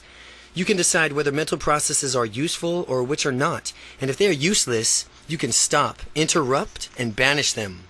By changing your language, you change your life. As we saw in the introduction, Neuro-Linguistic programming, N.L.P, shows how language, both verbal and nonverbal, affects your mind. The language that you use to describe what you are feeling impacts your feelings tremendously.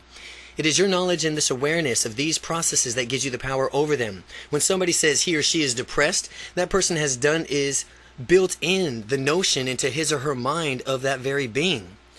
People can't be depressed all the time. If they were, they wouldn't call it depression. It'd just be their normal state of being.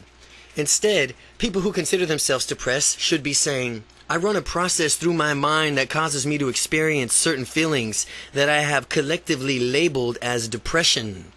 The same goes for anxiety. Releasing the past. Think about who you were in the past, and who cares if you were shy, if you weren't confident in the way that you wanted to be. The past is behind you. There's nothing that you can really do about it now, and the best thing you can do is learn from it and behave differently in the future. To the end. And to that end, I want you to forgive your former self, being shy of not acting confident in the past. So often, people spend their valuable time and energy kicking themselves for the time and opportunities that they lost as a consequence of being shy. To stop now before you read any further. So stop now before you read any further. And if you were unconfident or shy in the past, forgive yourself now. Release all those feelings of negativity and frustration and anything bad you might have against your shy former self. Because that version of you is over. We're going to learn from the past and we're going to move on. Get rid of negative emotions. Getting rid of negative emotions. Let's begin to blow out all the negative emotions. A great place to interrupt and banish those useful thoughts, processes, is to consider the language that you use to describe them. Let's just say if you feared public speaking, you would have described this fear as if you say, I have a fear of public speaking. You are, in a sense, taking ownership of something that is just a mental process. What if you were to describe what is really happening and say, well, when I think about public speaking, I run a process in my mind that I have labeled as fear. How much does this change the things for you? How much better do you feel? knowing that what you previously described as a fear of public speaking is really just a process that you can reverse. Beginning now to notice how you've been describing other negative emotions. Have you been saying anything like, I always get nervous when I talk with strangers, or talking to customers makes me anxious, I just feel depressed, or instead saying, I feel sad? Describe yourself for what's really going on. I choose to think in a certain way that results in my feeling sad, or when I encounter a certain set of circumstances. It may sound a bit hokey at first, but as you continue to think about it and really dig into the meaning of that sentence, you will begin to gain a sense of how truly liberating this is. Add positive emotions. Now, after taking control of these processes, insert a positive emotion in place of the negative one. I have absolute confidence in public speaking. Try that one out. The negative processes it serves you. And if you catch yourself running in these negative processes, interrupt it inside of your mind and yell, stop. Make it a habit to stop the negative process and automatically start the resource. Chapter 5, Confidence is a Process. Part 2, Gaining Momentum. If not, what happens to the bitch better have my money voice to suit you. Congratulate yourself when you stop the negative processes, and praise yourself when you start a confident process, because you get more out of what you reinforce. Praising yourself gives you the incentive to run the resourceful process. Naturally, you'll be more likely to do it again in the future. After all, you should treat yourself well. Some people have negative internal voices nagging at them all day. How awful would it be to live like that? Remember, the only person with whom you spend all your time with is yourself. So you might as well have a great rapport with yourself. Also, don't forget to congratulate yourself whenever you step outside of your comfort zone. Celebrate the successes and rewards, and reward yourself accordingly. Consider the example of Janet, a rookie salesperson. Janet finds herself saying, talking to customers is scary. It's frightening to me. I feel fear when I go out and ask them to purchase my product, and I don't know what to do. What is occurring here is Janet has given up her personal power of using disempowerment language. And if we were to reward her language in a way that would allow her to easily change her perception of the situation, the translation would be, well, according to me right now, talking to the customers causes me to experience a certain emotion that I describe as scary. I choose to allow my customers to frighten me and feel something that I label as fear when I ask them to purchase my product, and I don't know what to do yet. Here is what Janet can do to immediately gain control of her emotions. Append. Append, according to me at this time, onto every one of her sentences. This forces her to acknowledge that what she is describing is not absolute truth. It's not etched in stone for all time. According to me at this time, it's not the absolute truth. Whenever there is an unwanted emotion, like fear or guilt or anxiety, she must describe the emotion with the following phrase. Well, I choose to experience a certain emotion by doing something inside of my mind that causes me to experience a set of pictures, sounds, feelings that I collectively have labeled as an emotion. This requires Janet to take fixed emotion and turn back into a process. It also demonstrates that she is the one in control and of that process. When she scratches or catches herself using the disempowerment language, after she restates it using the guidelines above, she must empower herself by using sentences that state how she will behave in the future. An example: although I have done this in the past, I wonder how quickly I can find myself becoming more relaxed and confident when I go to ask customers to purchase my products. Now, as you would go through this example and see how it's done, you will realize that you could do it too. Unwanted emotions exercise. The unwanted emotions exercise, it's time. It's now time for you to think of 5 unwanted emotions and context them with which you experience those emotions. While you do that, become cognizant of the language that you are using to describe what you really do to experience those unwanted emotions, and think of emotions that would best fit in their place after you rid yourself of the unwanted ones. Following that, do the exercise of changing your current language and adding in more empowering language. Remember, what you do to change your language is what you'll do to change your life. Throughout the rest of this book, you'll be learning many more effective, simple ways to use language and many more mental processes that will give you unstoppable confidence. Chapter 6. Your beliefs and how they affect you. If you develop an absolute sense of certainty that powerful beliefs provide, then you can get yourself to accomplish virtually anything, including those things that other people aren't even certain are possible. Anthony Robbins. The next step is to take a close, hard look at our beliefs and to find out what they really are and what we really want out of life.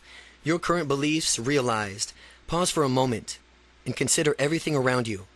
Everything that you have, everything that you lack stems directly from beliefs of yours. Similarly, all of your experiences that you've had and all of those experiences yet to be had are because of your beliefs.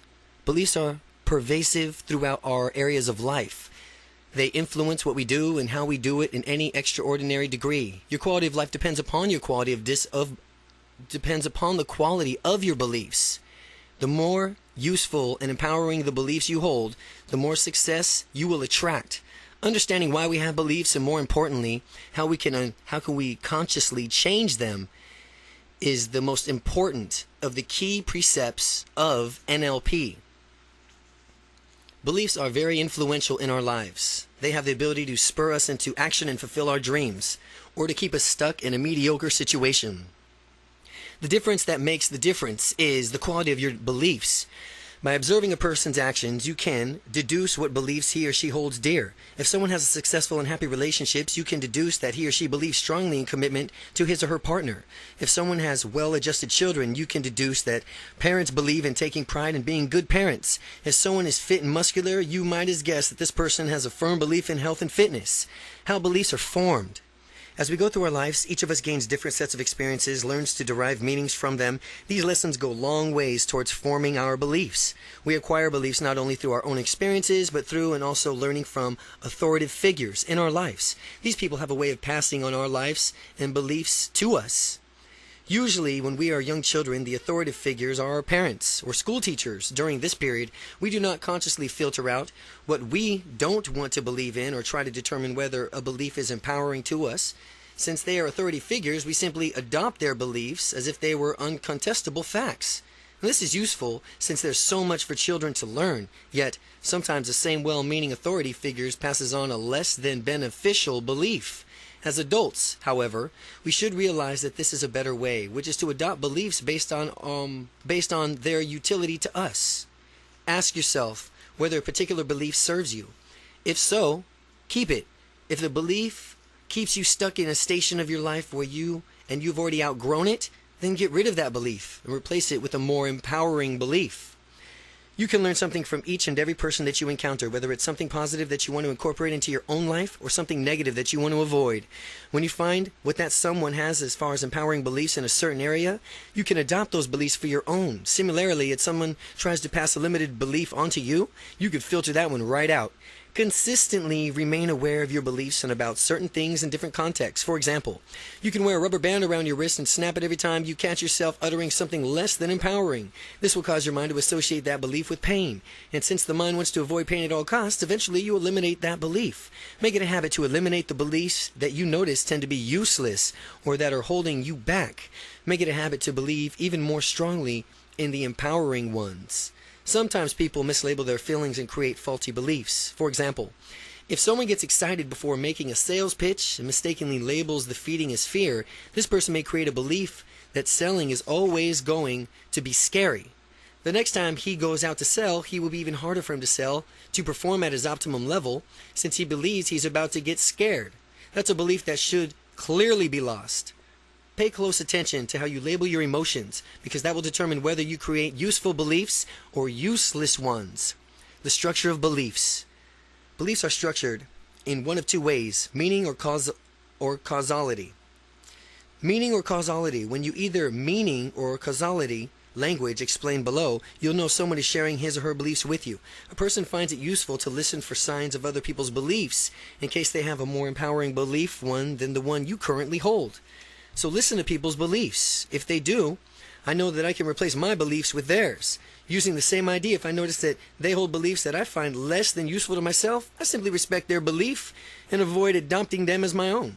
Meaning beliefs. The meaning beliefs reveal that someone's considering a definitive explanation of a given subject. Causality beliefs reveal what someone considers the definitive correlation between two subjects. Whenever you hear one of the following words, someone is imposing one of his or her beliefs. When someone says means, when someone says is, or causes, or because, means, is, causes, because. When you hear someone else's beliefs, it's important to realize that they are not necessarily true. Sometimes people forget the fact that it's accidentally take on one less than empowering beliefs as their own. This is especially true for people listening to authoritative figures. They may forget to question what purpose it serves by the beliefs the authority figure is trying to promote. The qualities of beliefs.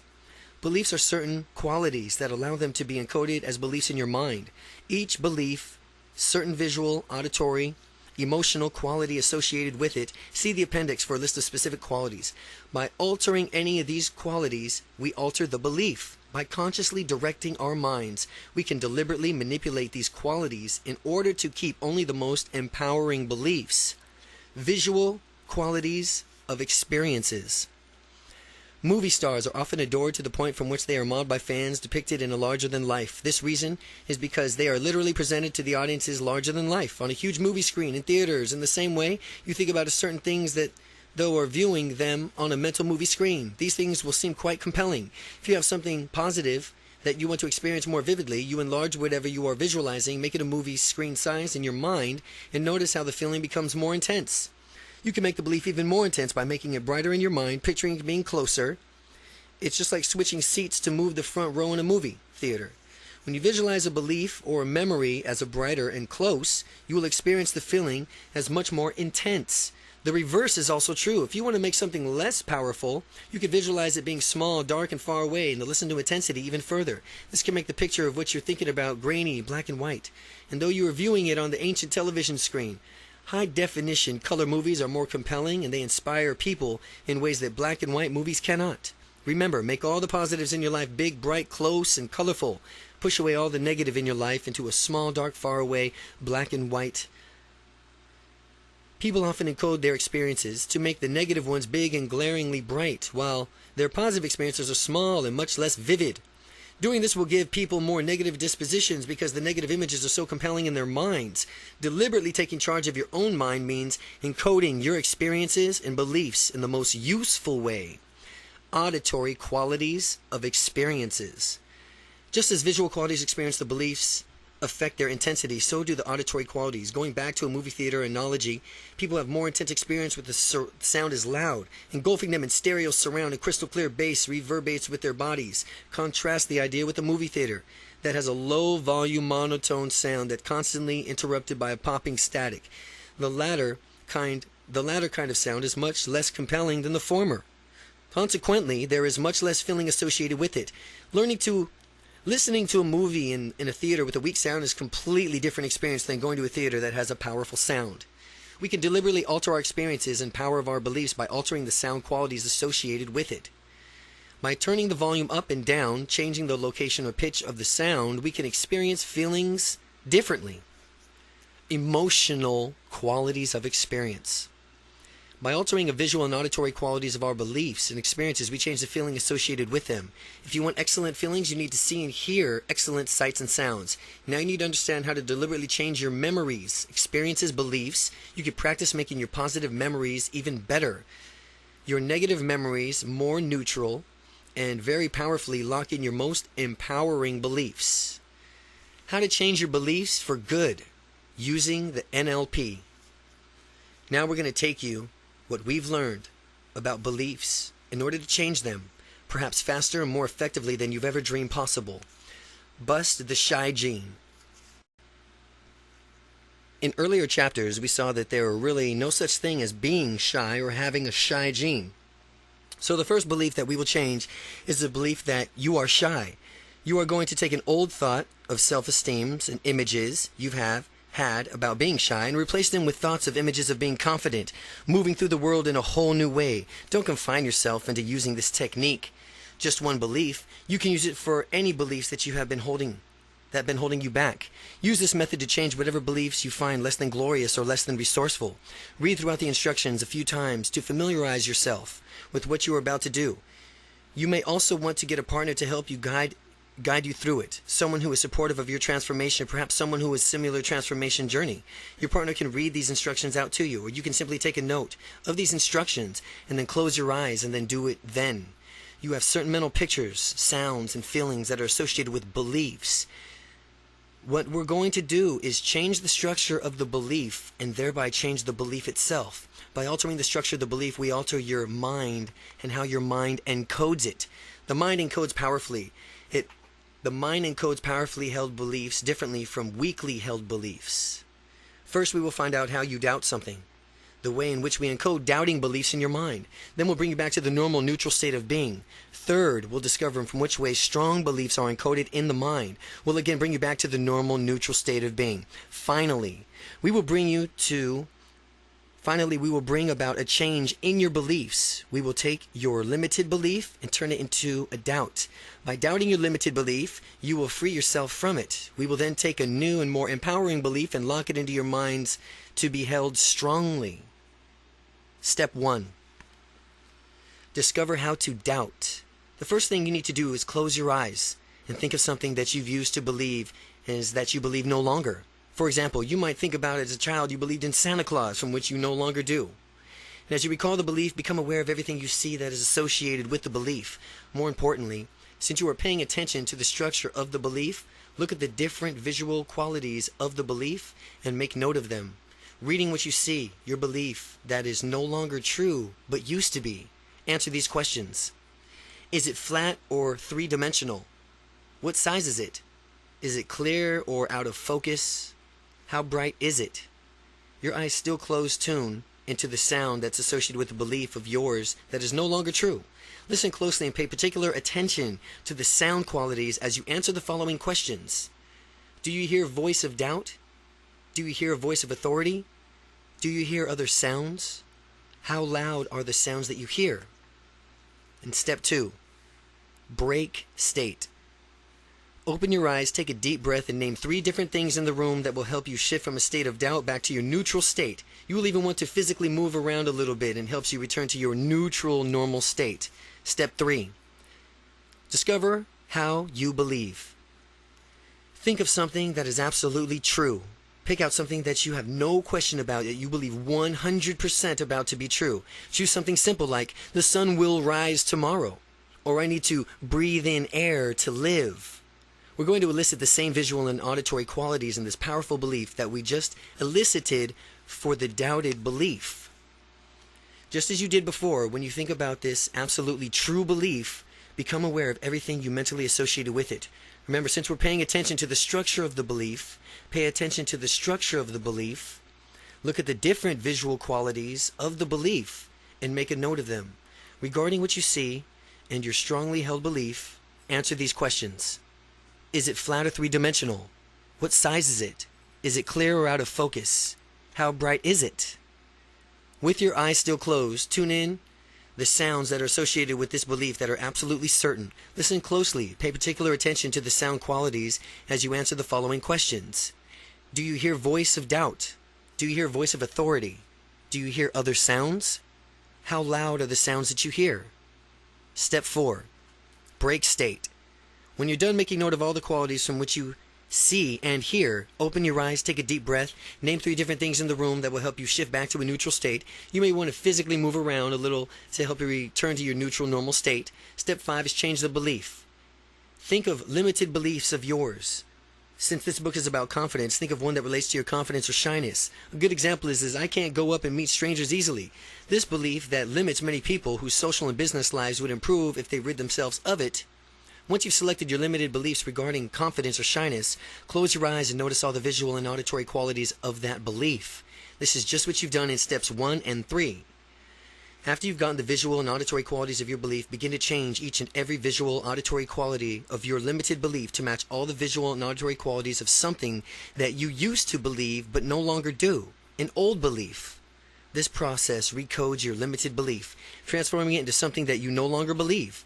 Make sure the visual and auditory qualities of the limited belief match those of the old belief as precisely as possible. When you're done transforming that belief, open your eyes, take a deep breath, and reorientate yourself back into a neutral, normal state of being. Congratulations on removing a limited belief. Since nature abhors a vacuum, we will place an empowering belief in your mind where it is limited belief used to reside. To do this, think about something with respect to your confidence, that you believe it will improve your life. Now, as you close your eyes, think of what you want to fully believe. As you become aware of the visual and auditory qualities of your life, begin to change in each of its every quality to match precisely the visual and auditory qualities of one of your strongest absolute true beliefs.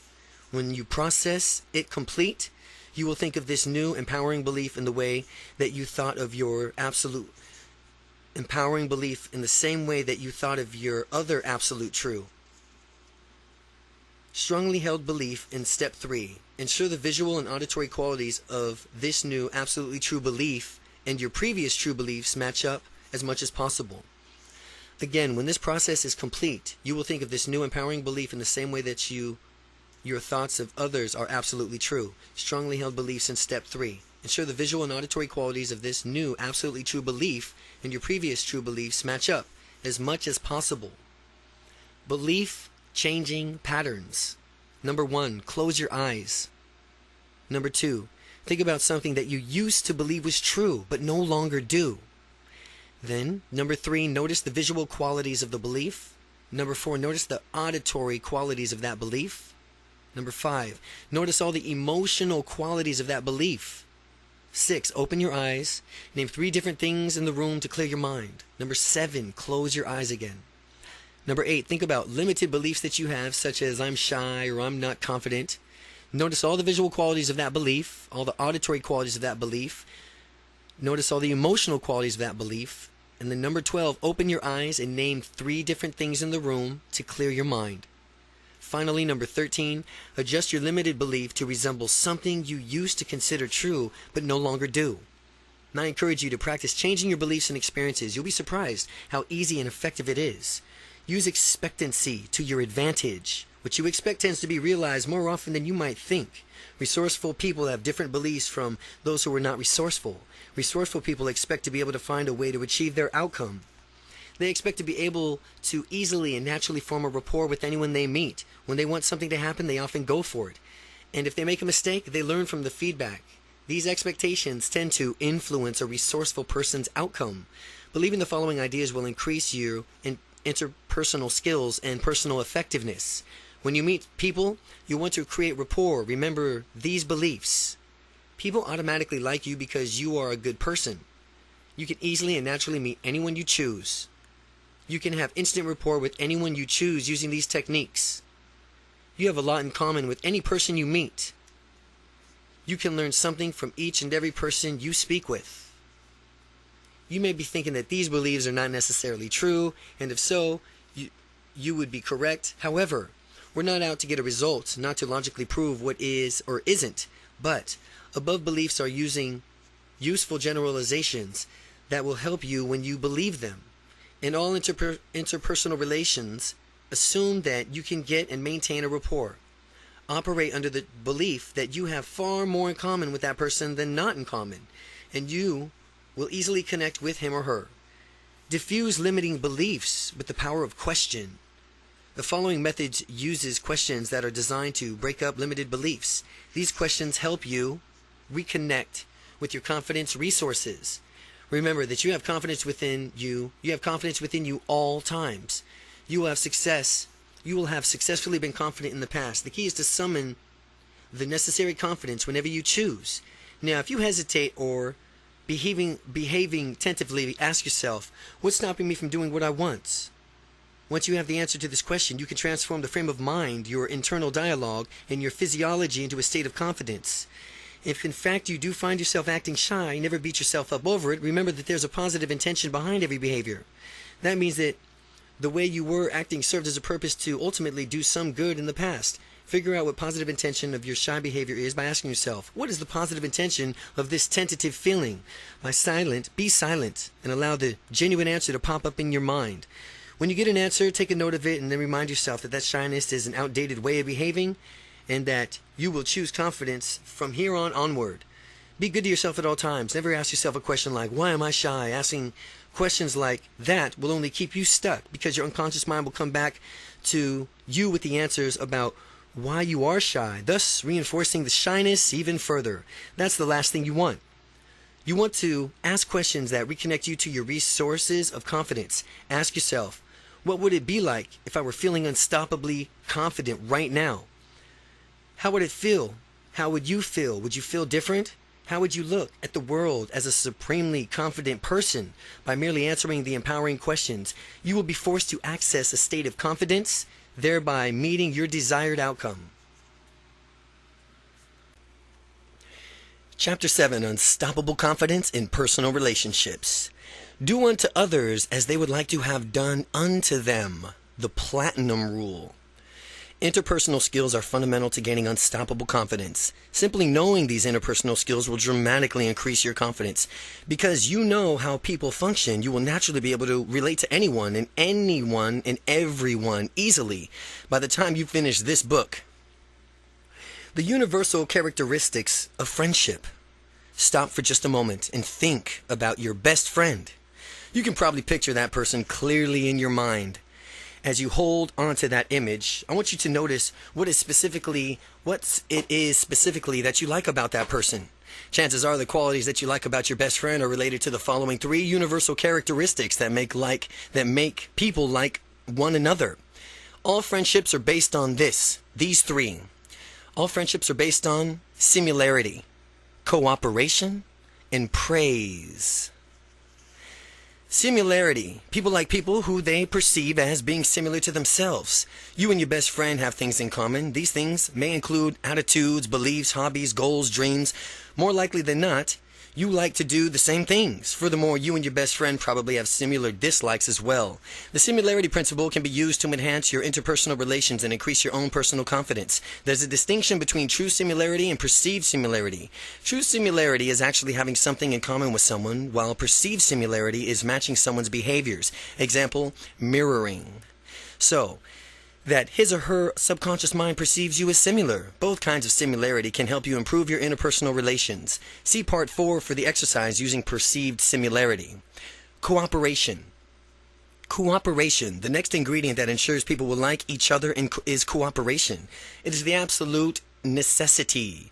Without cooperation, there can be no basis for friendship.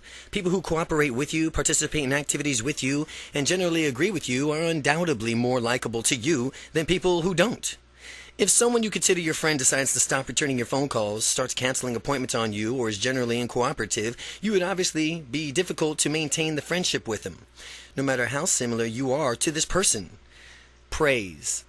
Praise is the third factor in making one person like another. The importance of praise is obvious. People like to be praised, complimented, and recognized for their achievements.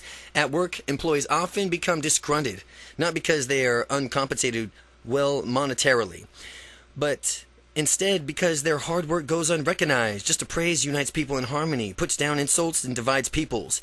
It is much harder to like a person who puts you down than someone who consistently praises you. If your best friend did nothing but insult you, you would quickly dissolve that friendship. Perceiving others. How you perceive people will influence how they perceive you. If you love people and enjoy their company, that belief will impact your life tremendously. Again, if you love people and enjoy their company, the belief will impact your life tremendously. And on the flip side, if you dislike people and generally disdain their company, that belief will affect you in just the same way. The better you can get along with people, the higher quality of life you will lead. Intention. Let's discuss the concept of intention. Intention is the subtext of the interaction between people. The intention. If you intend to connect with someone before beginning to talk to them, him or her, you will project the intent of the person will unconsciously pick up on it, responding to you more positively than he or she may have otherwise. People want acceptance. They want to relax and be themselves, free of any judgment. When you set someone else's comforts as one of your own outcomes, that person will find him or herself automatically more comfortable in your presence. The person may not know why he or she feels relaxed around you, but he or she will feel it. A positive frame of mind. Do the following an experiment to reveal the influence of your frame of mind. For a week, make yourself believe that people are all unfriendly and don't like to meet you, and they don't like to meet new people. Imagine that they don't want to be bothered at all.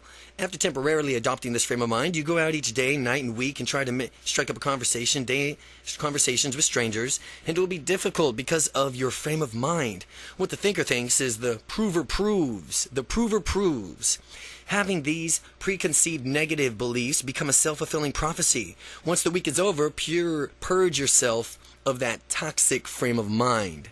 The following week, Adopt the belief that people are perfectly friendly and they love meeting new people, dynamic people such as yourself. Furthermore, recognize that you like to get to know new people yourself, and since you can learn something new from each and every person you meet, you can accept people for who they are, allow them to be themselves, and free themselves from judging them.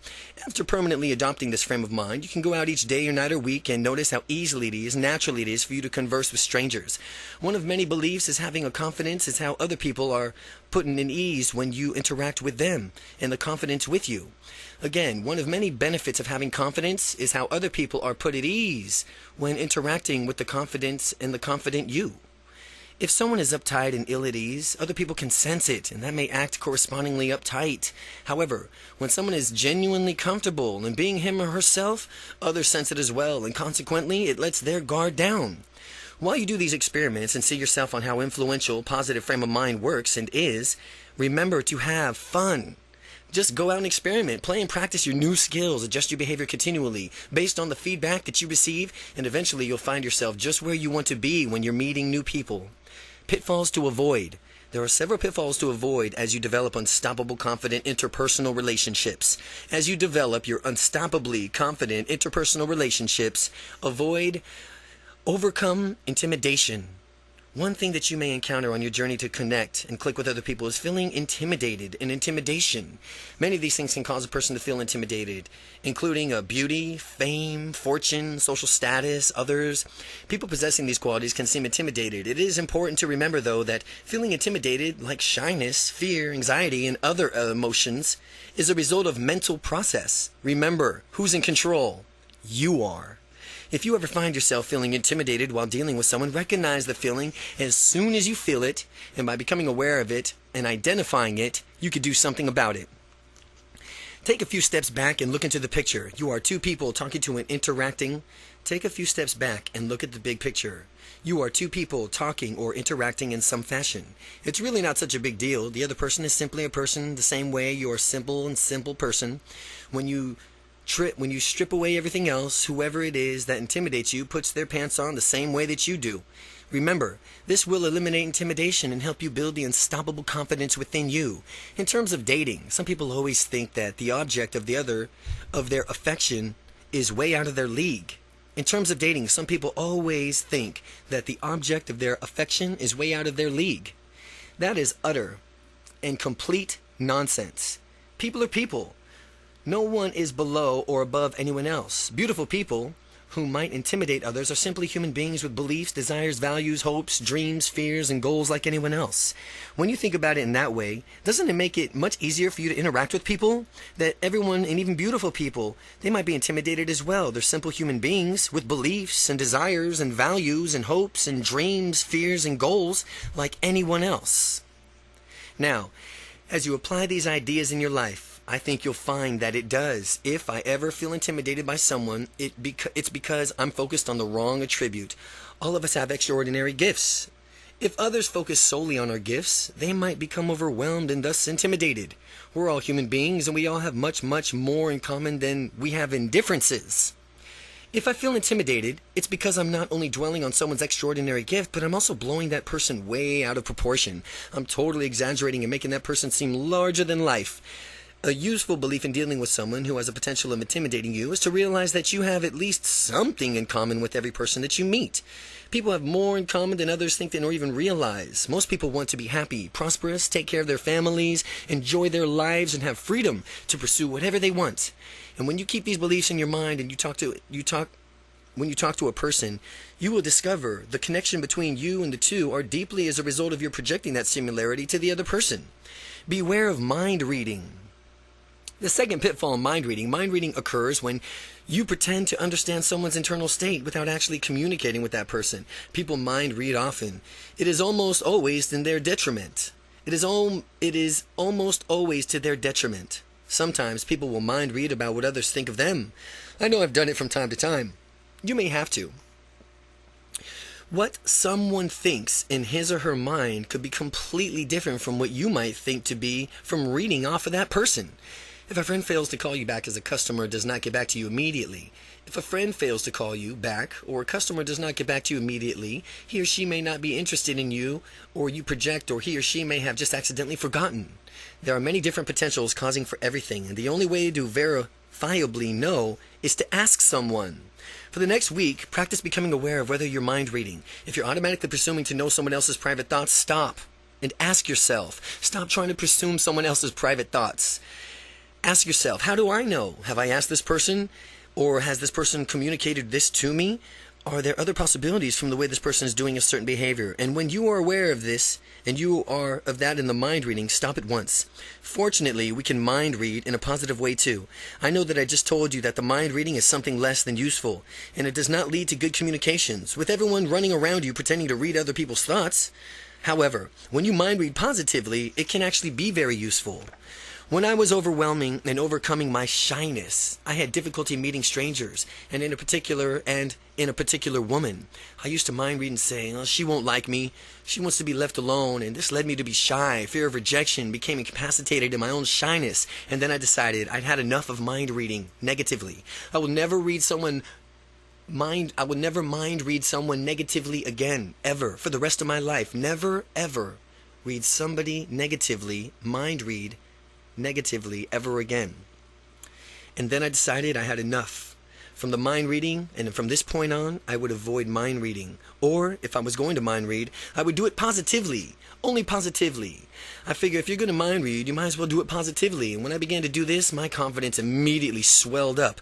I would mind read people from whom I wanted to meet, telling myself that these are their thoughts. Well, I hope that he, as in me, comes over and talks to me. I sure would like to meet a nice, friendly, easygoing guy right about now. How nice would it be for him to come over? When I thought of this, I was more often than not helped and to approach people and meet them. If you're going to use mind reading at all, use it to your benefit. Respond resourcefully to criticism. Now that you've learned to stop assuming people are speaking ill of us, we will learn how to respond resourcefully to criticism, and others have actually made it to or about us. This is a very useful tool in improving our interpersonal relationships. If someone is stepping off the beaten path and pursuing his or her passions, there will be criticism. Again, if someone's stepping off of the beaten path and pursuing his or her passions, there's going to be criticism.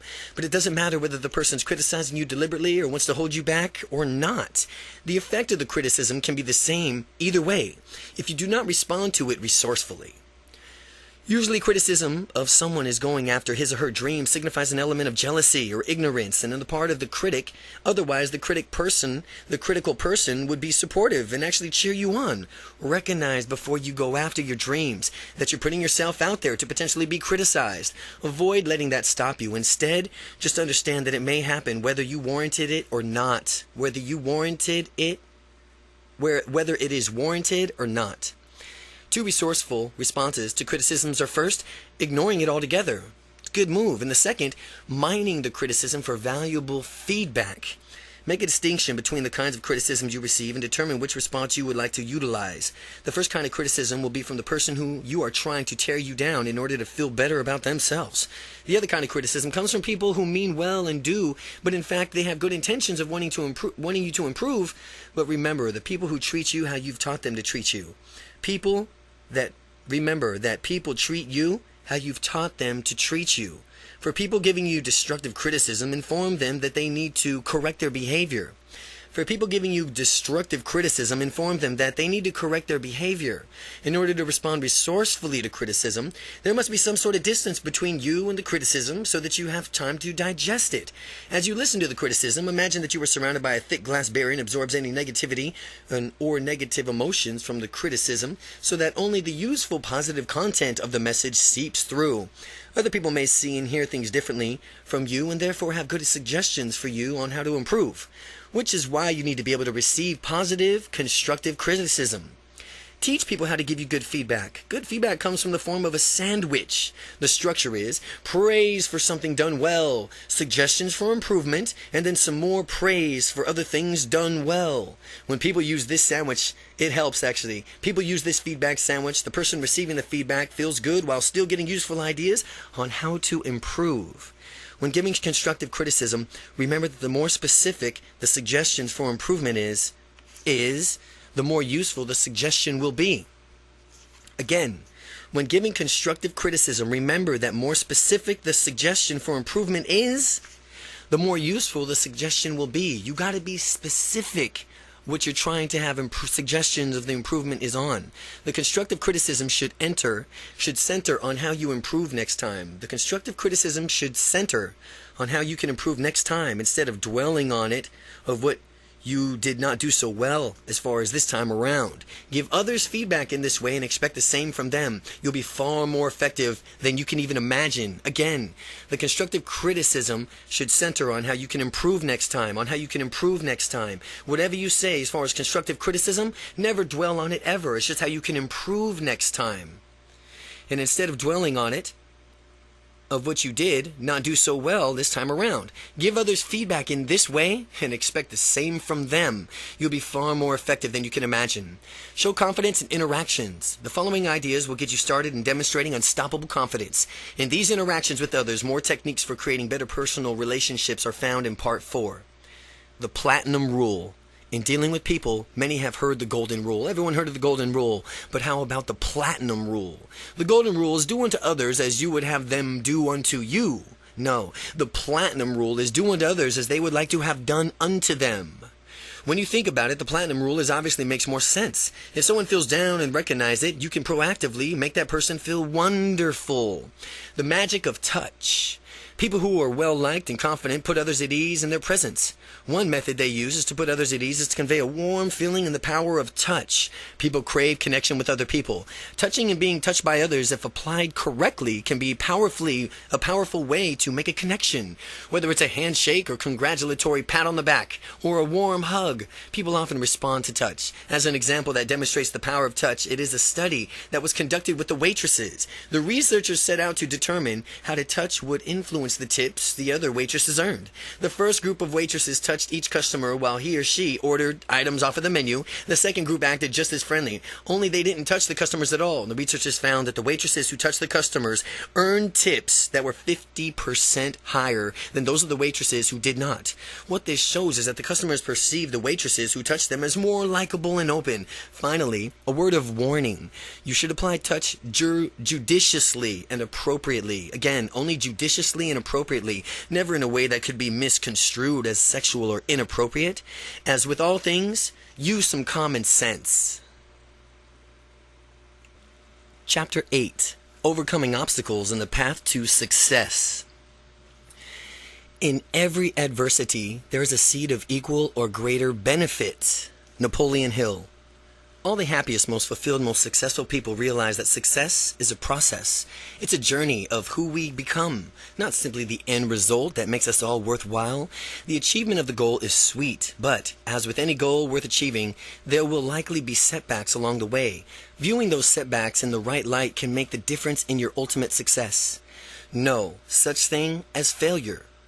No such thing as failure. Thomas Edison did more than 10,000 experiments before he perfected the incandescent light bulb. Colonel Sanders, the founder of the chicken franchise KFC, got 1,009 rejections before someone bought his chicken recipe. When Sylvester Stallone of Rambo fame showed up in Hollywood, he went through more than 100 auditions before someone cast him in a small role. What all these people had in common was that they did realize that there is no such thing as failure. There's only results, and after you've been knocked down, the only thing that matters is that you get back up. As Thomas Edison was developing the light bulb, newspaper reporter came to interview him about his experiments that had failed. The newspaper reporter inquired as to when the inventor would give up after failing so many times, to which Edison retorted, "Never." The pressing newspaper reporter insisted, "But you've kept failing over and over," and Edison swiftly responded, "No, what you don't understand is that I have not failed. I've just found over 10,000 ways not to invent the light bulb." This is very true, and since he's learned from each previous experiment and made corrections based on his findings, masters become masters because they make more mistakes. The more mistakes you make, the better distinctions, small pieces of information you learn by doing, you'll get. The more distinctions you have, the more easily you will reach for your outcome. Think about that as it applies to your confidence and going after your dreams. Masters are excellent at fundamentals. They go back and ensure that they have gotten the basics down. If you at first are not successful, be thankful. Some of at least successful people are out there. They've had early successes and decided that there was no room for improvement. Therefore, they became competent and stagnated. Compare this to people who fail royally the first times. These late bloomers have to develop skills to adjust their behaviors based on feedback. They tend to develop habits that lead them towards continual improvement, and as they develop these habits and begin to succeed, they eventually surpass the early bloomers in productivity. The 4 major causes of blunted progress. People stop short of achieving success for many different reasons, and being aware of what stops other people can help you prevent yourself from being sputtered out. Now let's continue on the road towards living your dreams. A lot of the reasons that people prevent people from living their dreams are actually excuses. What I challenge you to do is systematically go through your life, kick out all the excuses, the crutches that you may have or been leaning on. Blow out the crutches permanently so that there can be no choice but success. This is one of the rare times of reducing your options will ultimately gain you more options in the future. Excuses are false options that will only hinder your progress. And since progress is vital to success, you mustn't let anything stand in your way. The 4 major causes of blunted progress is number 1, the fear of change. Number 2, fear of the unknown. Number 3, the fear of success. And number 4, the fear of failure. Fear of change. People are creatures of habit. A lot of us do the same things over and over again, as in every day we rerun. This can be good in some context. Habits simplify our lives. We don't have to consciously think about how to drive a car, open a door, use a computer every time we do so. On the flip side, habits can become detrimental to our well-being if they act too much on our habits. We can become automatons and forget to make conscious choices about what we really want to do. Becoming confident is the breach of habit that people may fear. Since it involves an entirely new set of behaviors, attitudes, and values that differ from being shy, it is useful to believe that change is fun and easy. To change for the better leads to personal growth. Change for the better. Personal growth, and that lets you know that you're really alive. It shows that you are really not stagnated. Sometimes at the start of a big change, it may be painful or seem to have negative effects. Always look on the bright side. Think long term. Dwell on how difficulty you experience in making the change can only help you down the line. Pretty soon you'll discover yourself doing these same difficult things automatically. The more you practice, the easier it gets. Fear of the unknown. Fear of the unknown is quite common.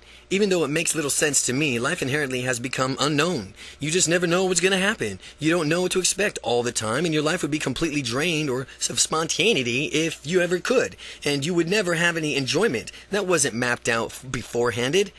Is this worth wasting your valuable time and energy contemplating on the unknown when you could just take it as it comes with an optimistic attitude? Of course. It's only natural to make provisions that ensure the worst-case scenario in each situation does not happen. Although, if the worst-case scenario should happen, you can always minimize the damages afterwards. This is the fundamental shifting in your mindset here. It's the difference between taking action to preventing or minimizing the worst-case scenario and not taking action because you're worried about something bad might happen. It's important to avoid spending your time worrying and fearing the unknown. Instead, take action and increase your peace of mind. Think of life as an adventure or a game where you make up all your own rules play by play. And if you move through your life with a frame of mind like that, how much more exciting and fun would your life be? The fear of success. Some people subconsciously fear success. This fear paralyzes them, preventing them from taking a positive action. Successful people find ways to overcome this fear, and that's one of the reasons why they are successful. There's a myth that if you become successful, you have to move in a different neighborhood and lose all your friends, and the world as you know it will end. But if you subscribe to this theory, you are deluding yourself. Success comes in many forms: marital, spiritual, physical, mental, financial, and so on. And it is wonderful. Success is continually rewarding all of the people, and all the people should know that it's like to be successful and what it's like to be successful in their own right. Sometimes people shun success because they think it'll impose a higher standard on them and consequently put them with more pressures on them to perform consistently at the higher level. It's true there's a higher standard and that the higher standard is set, but who says you can't meet expectations once you've raised the bar? You should always expect your excellence out of yourself. You deserve to perform at a high level, no matter what the context. If you're merely continuing to perform adequately, then you're just trying to not lose. Well, if you continue to perform with an excellence then you are now in it to win, performing with an excellence. Avoid playing the trying not to lose energy or the trying not to lose game. Always opt for the I'm playing to win this game instead. Fear of failure. Fear of failure stops many people from even going after what they want. Some people tend to dwell of what happens if they fail. They focus on thoughts that will happen if nothing goes right. When you do that, you picture all sorts of negative, hypothetical situations and eventually talk themselves out of doing something that could have been done wonderfully. When people venture outside of their comfort zones and need to focus on their potential benefits and remembering it's important to go after them, after all, there's no such thing as failure. There's only results. You'll never fail again. You'll never fail again at anything again for the rest of your life. There's only results. And if you get results that you don't like, you'll naturally adjust your behavior based on the results to persist until you achieve your outcome. If you get results you don't like, you'll naturally adjust your behavior based on the results to persist until you achieve your outcome. To get past the fear of failure, answer the following question. To get past the fear of failure, getting past the fear of failure, answer the following questions. If you knew you could not fail at something, what would you do? What would you achieve? How would your life be different than it is now if you knew you could not fail? First, you must conceive it. Then you must believe it. And then finally, you will achieve it. Your initial answers to these questions are outcomes that you should pursue. Go for it. Make them a reality. Remember, the mistakes are great ways to learn. Mistakes are just a great way to learn. We all make mistakes sometimes. And the more we make them, the more better off we are. And since this means we're all learning faster than better off we are. Since that means we'll be learning faster than if we weren't making any mistakes at all, as long as you avoid making catastrophic mistakes, the little ones can be your best teachers of how to do something the right way. Even if you did nothing and tried your hardest not to make a mistake, mistakes could be impossible to avoid. Since doing nothing in itself would be a mistake, you are bound to making a mistake once in a while. So let's just make the most of them. The secret, start making the most mistakes as you can. One motto is to go by is this: fail forward fast. Fail forward fast. Keep on making the mistakes and learn from them. Adjust and move on. Then repeat the cycle without making any mistakes. There's no personal growth. Without personal growth, there is stagnation. Be confident about mistakes. Be confident about mistakes. They are simply ways in which we learn. There's a success and a confidence secret of go-getters all around the world, and after each success they experience, they integrate that success into their identity as further evidence that they are unstoppable. And after each mistake, they start thinking simply as a byproduct of their behavior and learning opportunity. The mistake doesn't cast any doubt on who they are as people.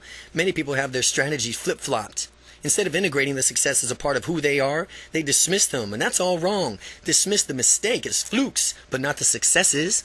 People downplay their successes with each phrase as, oh, I just got lucky, or oh, it's bound to happen sometime. Those phrases absolve the person from any responsibility for taking action and generating the success. Noting these phrases popping up and out of other people's language and yours too, then avoid using them even ever again. It wasn't luck, it was you. It wasn't luck, it was you.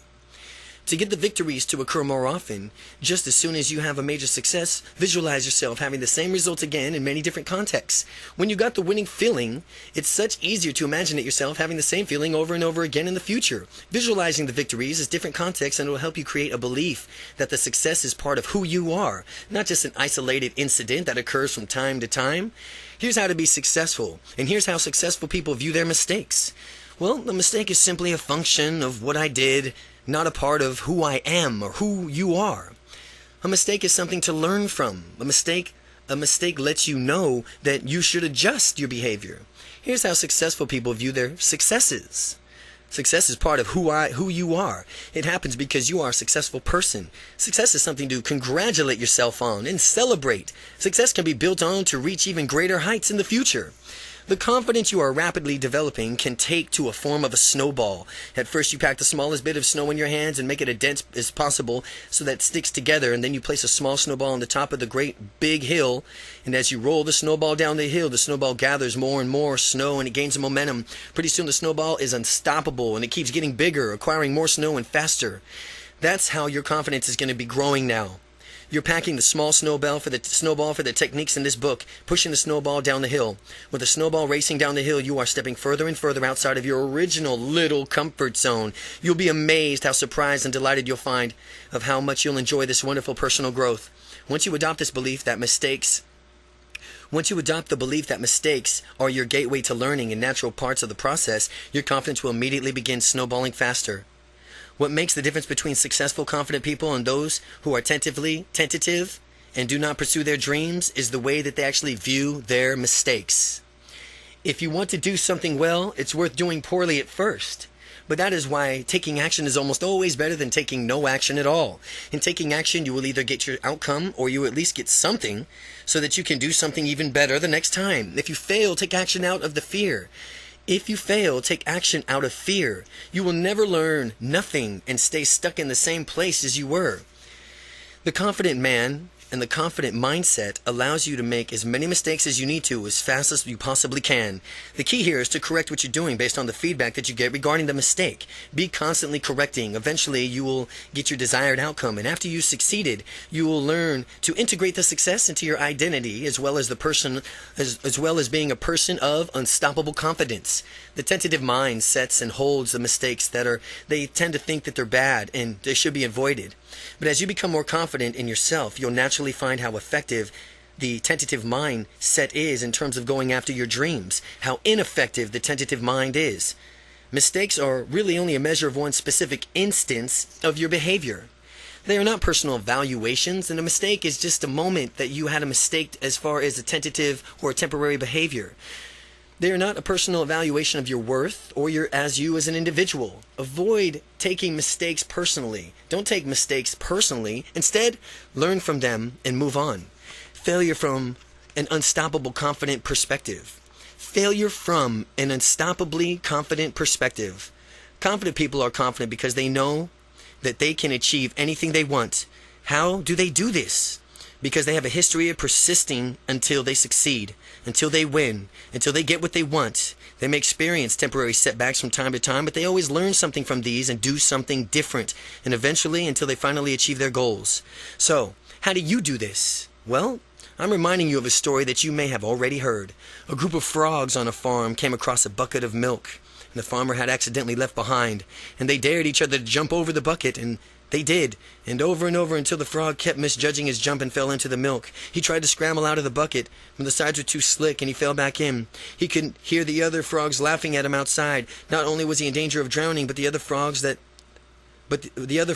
he thought were his friends were laughing about it. He was determined to get out, so he swarmed and jumped and flailed about. And the more he tried, the more they laughed at him. So he kept it up, and as he kept it up, all of his motions ended up churning the milk until it became butter. And when the butter was thick enough, the frog had enough leverage to jump up and out and escape. And what does this teach us? If you want something badly enough, you will achieve it, no matter how it happens, or no matter what happens, no matter what anyone says. Even if those whom you thought were your friends tell you otherwise, always know that you can. Refrain from asking yourself a question like, is it possible?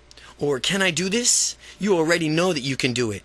Presuppose it is as a given. Presuppose it as given.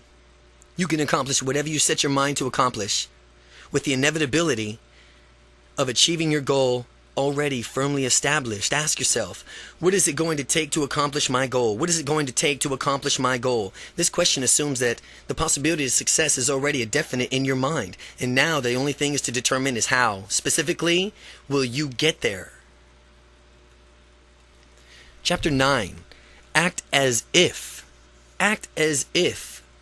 Quality persons create a quality life. Successful people ask better questions, and as a result, they get better answers. Anthony Robbins. So now you may be wondering how to get unstoppable confidence. We've talked about confidence. We've talked about what it is, what it isn't, as well as about aspects of your language and body systems and how they need changing. But how exactly do you get there? Parts 3 and 4 give you techniques and exercises to help you change your language and change yourself. To get started, here's the first step to set you on your journey to unstoppable confidence. Acting as if. Acting as if is an N.L.P essential. If you act as if something is real for long enough, you will eventually forget that you are only pretending. And however you are acting will become your habit. And this is one of the keys to neuro-linguistic programming. People who used to be shy have used this as-if frame of mind to develop their confidence. The difference between people who are confident and those who are shy are their habits. Habits can either be good or bad. The secret is to have a wealth of good habits. The more empowering habits you have, the better life will be. Developing these habits of behaving confidently can be enjoyable too. It's exciting to witness your personal transformation as you gain more confidence in yourself.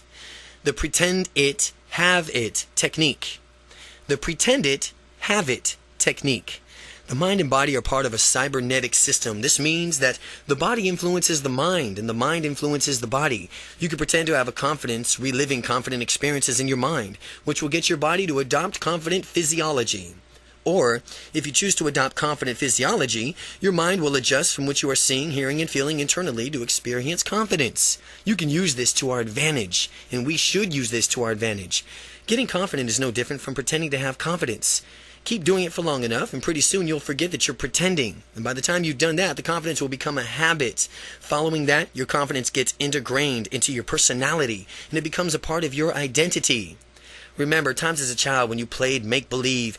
Children have excellent imaginations. They're very good at playing and consequently learning. People play make-believe now and pretend that you have the confidence before you really do have it. Here's some questions about confidence. Questions about confidence. Imagine what it would be like to be 10 times more confident than you are now and answer the following questions. How would it be? How would you be moving differently? How would your body posture be different? How would your inner voice be different? How would you be speaking to others? What is going through your mind? How does your body feel? Where is your body? Where in your body do you feel the confidence first? How could you intensify that confident feeling in your body? By answering the questions, you can do what they invite you to do. You will see your unstoppable confidence soar. You will see your unstoppable confidence soar. When your confidence soars, forget that you are pretending and take action to do whatever you need to do to get done. When I was learning how to walk up to strangers and begin talking, I would ask myself these questions one by one. With each question I answered, I adjusted my behavior and pretended as if I already had the confidence that I was seeking. And after answering all the questions, I could actually feel unstoppable confidence within me. This propelled me to introduce myself to strangers and begin talking to them. The reverse of this technique is also true, so be forewarned about that. If you think about shyness and adopt your body language, your mind and body will make you feel shy. But if you catch yourself doing this, acknowledge it, and then begin asking yourself the confidence questions, which are designed to get you into a super confident state, Now work on your way through the techniques and strategize in parts 3 and 4. Before long, you won't be acting unstoppably confident. You'll be unstoppably confident. Again, the questions about confidence are, how would you be moving differently? How would your body posture be different? How would your inner voice be different? How would you be when speaking to others? What's going through your mind? How does your body feel? Where does your body feel the confidence first? And how could you intensify this confident feeling in your body? Chapter 10. Mastering your internal voice. Make a game of finding something positive in every situation. 95% of your emotions are determined by how you interpret events to yourself. Brian Tracy. Imagine a private radio station in your mind that broadcasts just for you. If the DJ put on a record that played a whining, droning voice constantly cataloging your failures and griping of how hard life is, you'd feel pretty bad, wouldn't you?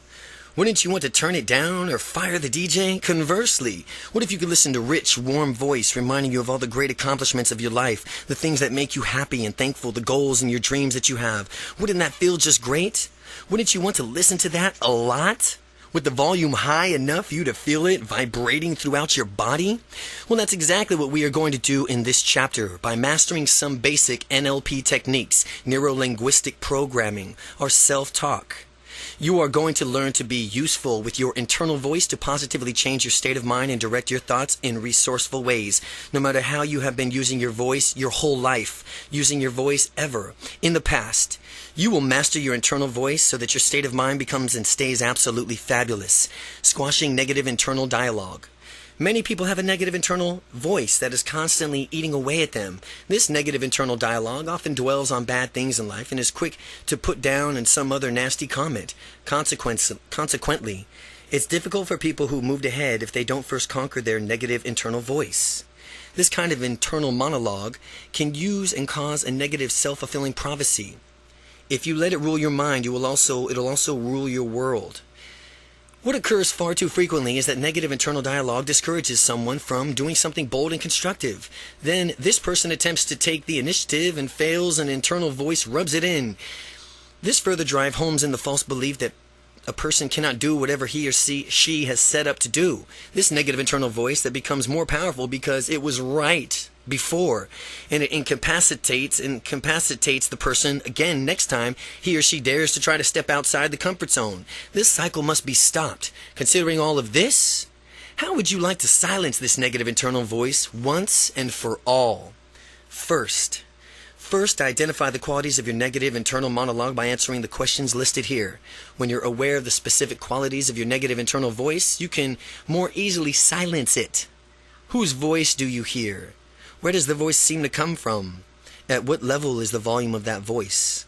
Does the voice speak rapidly or slowly?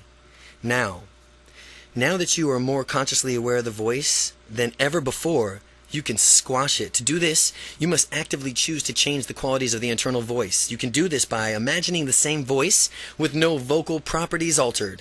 Sometimes the negative internal voice is that one of both of your parents. Sometimes the negative internal voice is your own.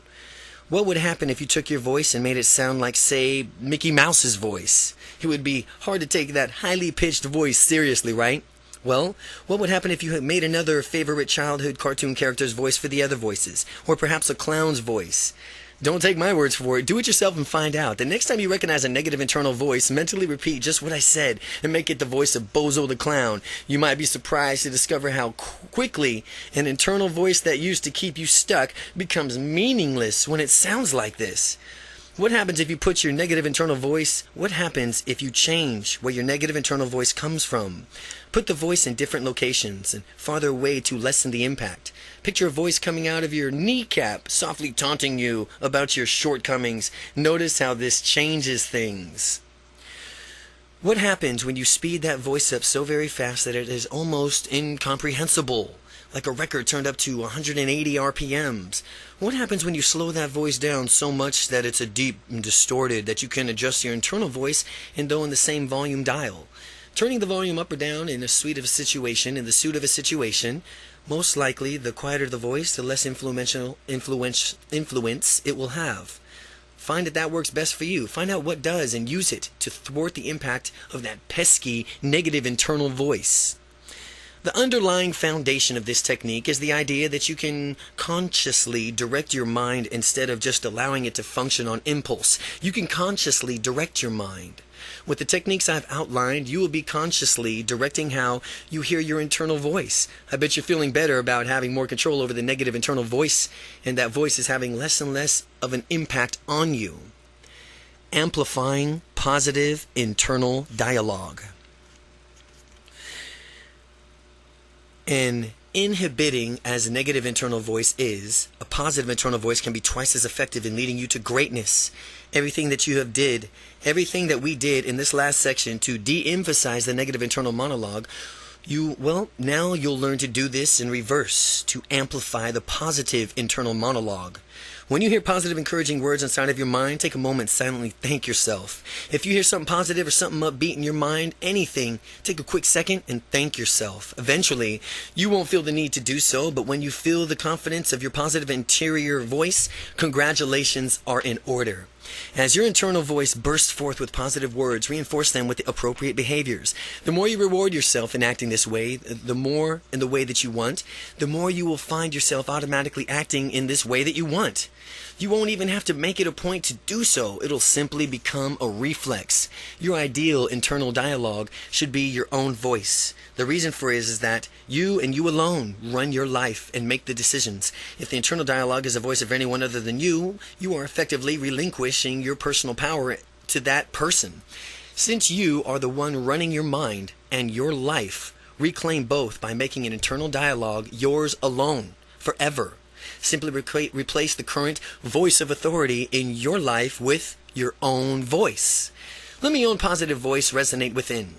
Let your own positive voice resonate within and allow it to spread throughout your whole body. Wherever you hear that glowing, positive internal voice, let it bloom from within like it's coming from the largest speakers that you ever heard with the loudest volume imaginable. The louder the volume, the more vividly you feel, and it will course throughout your entire being.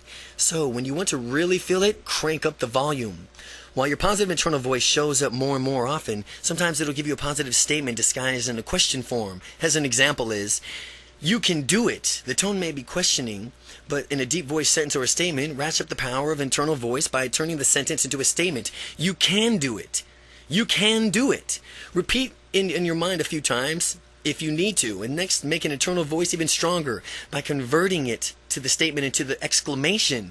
Like instead of saying you can do it, now you say you can do it.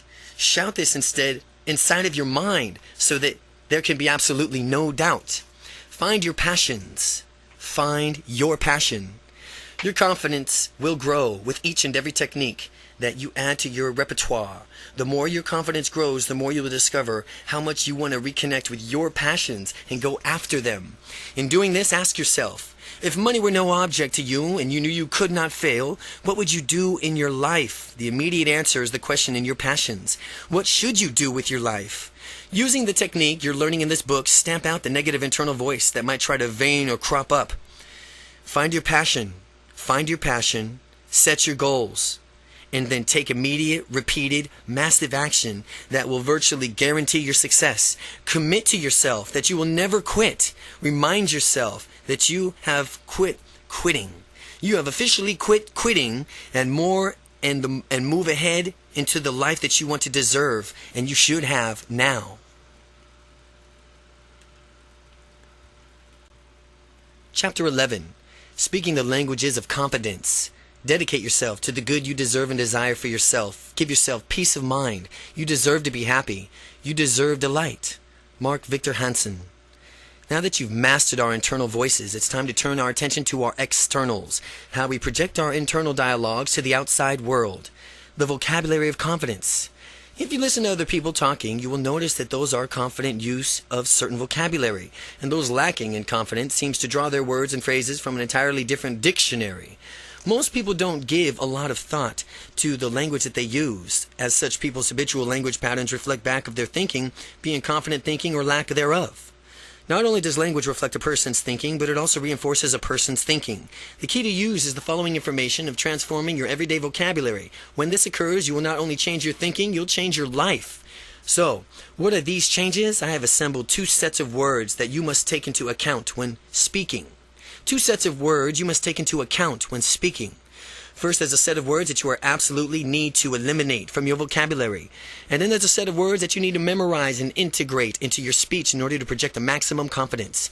It is hard to overstate the importance of sending the right signals with your language, but it is easier learning to do so than you may think. Let's get down to it. The confidence killers.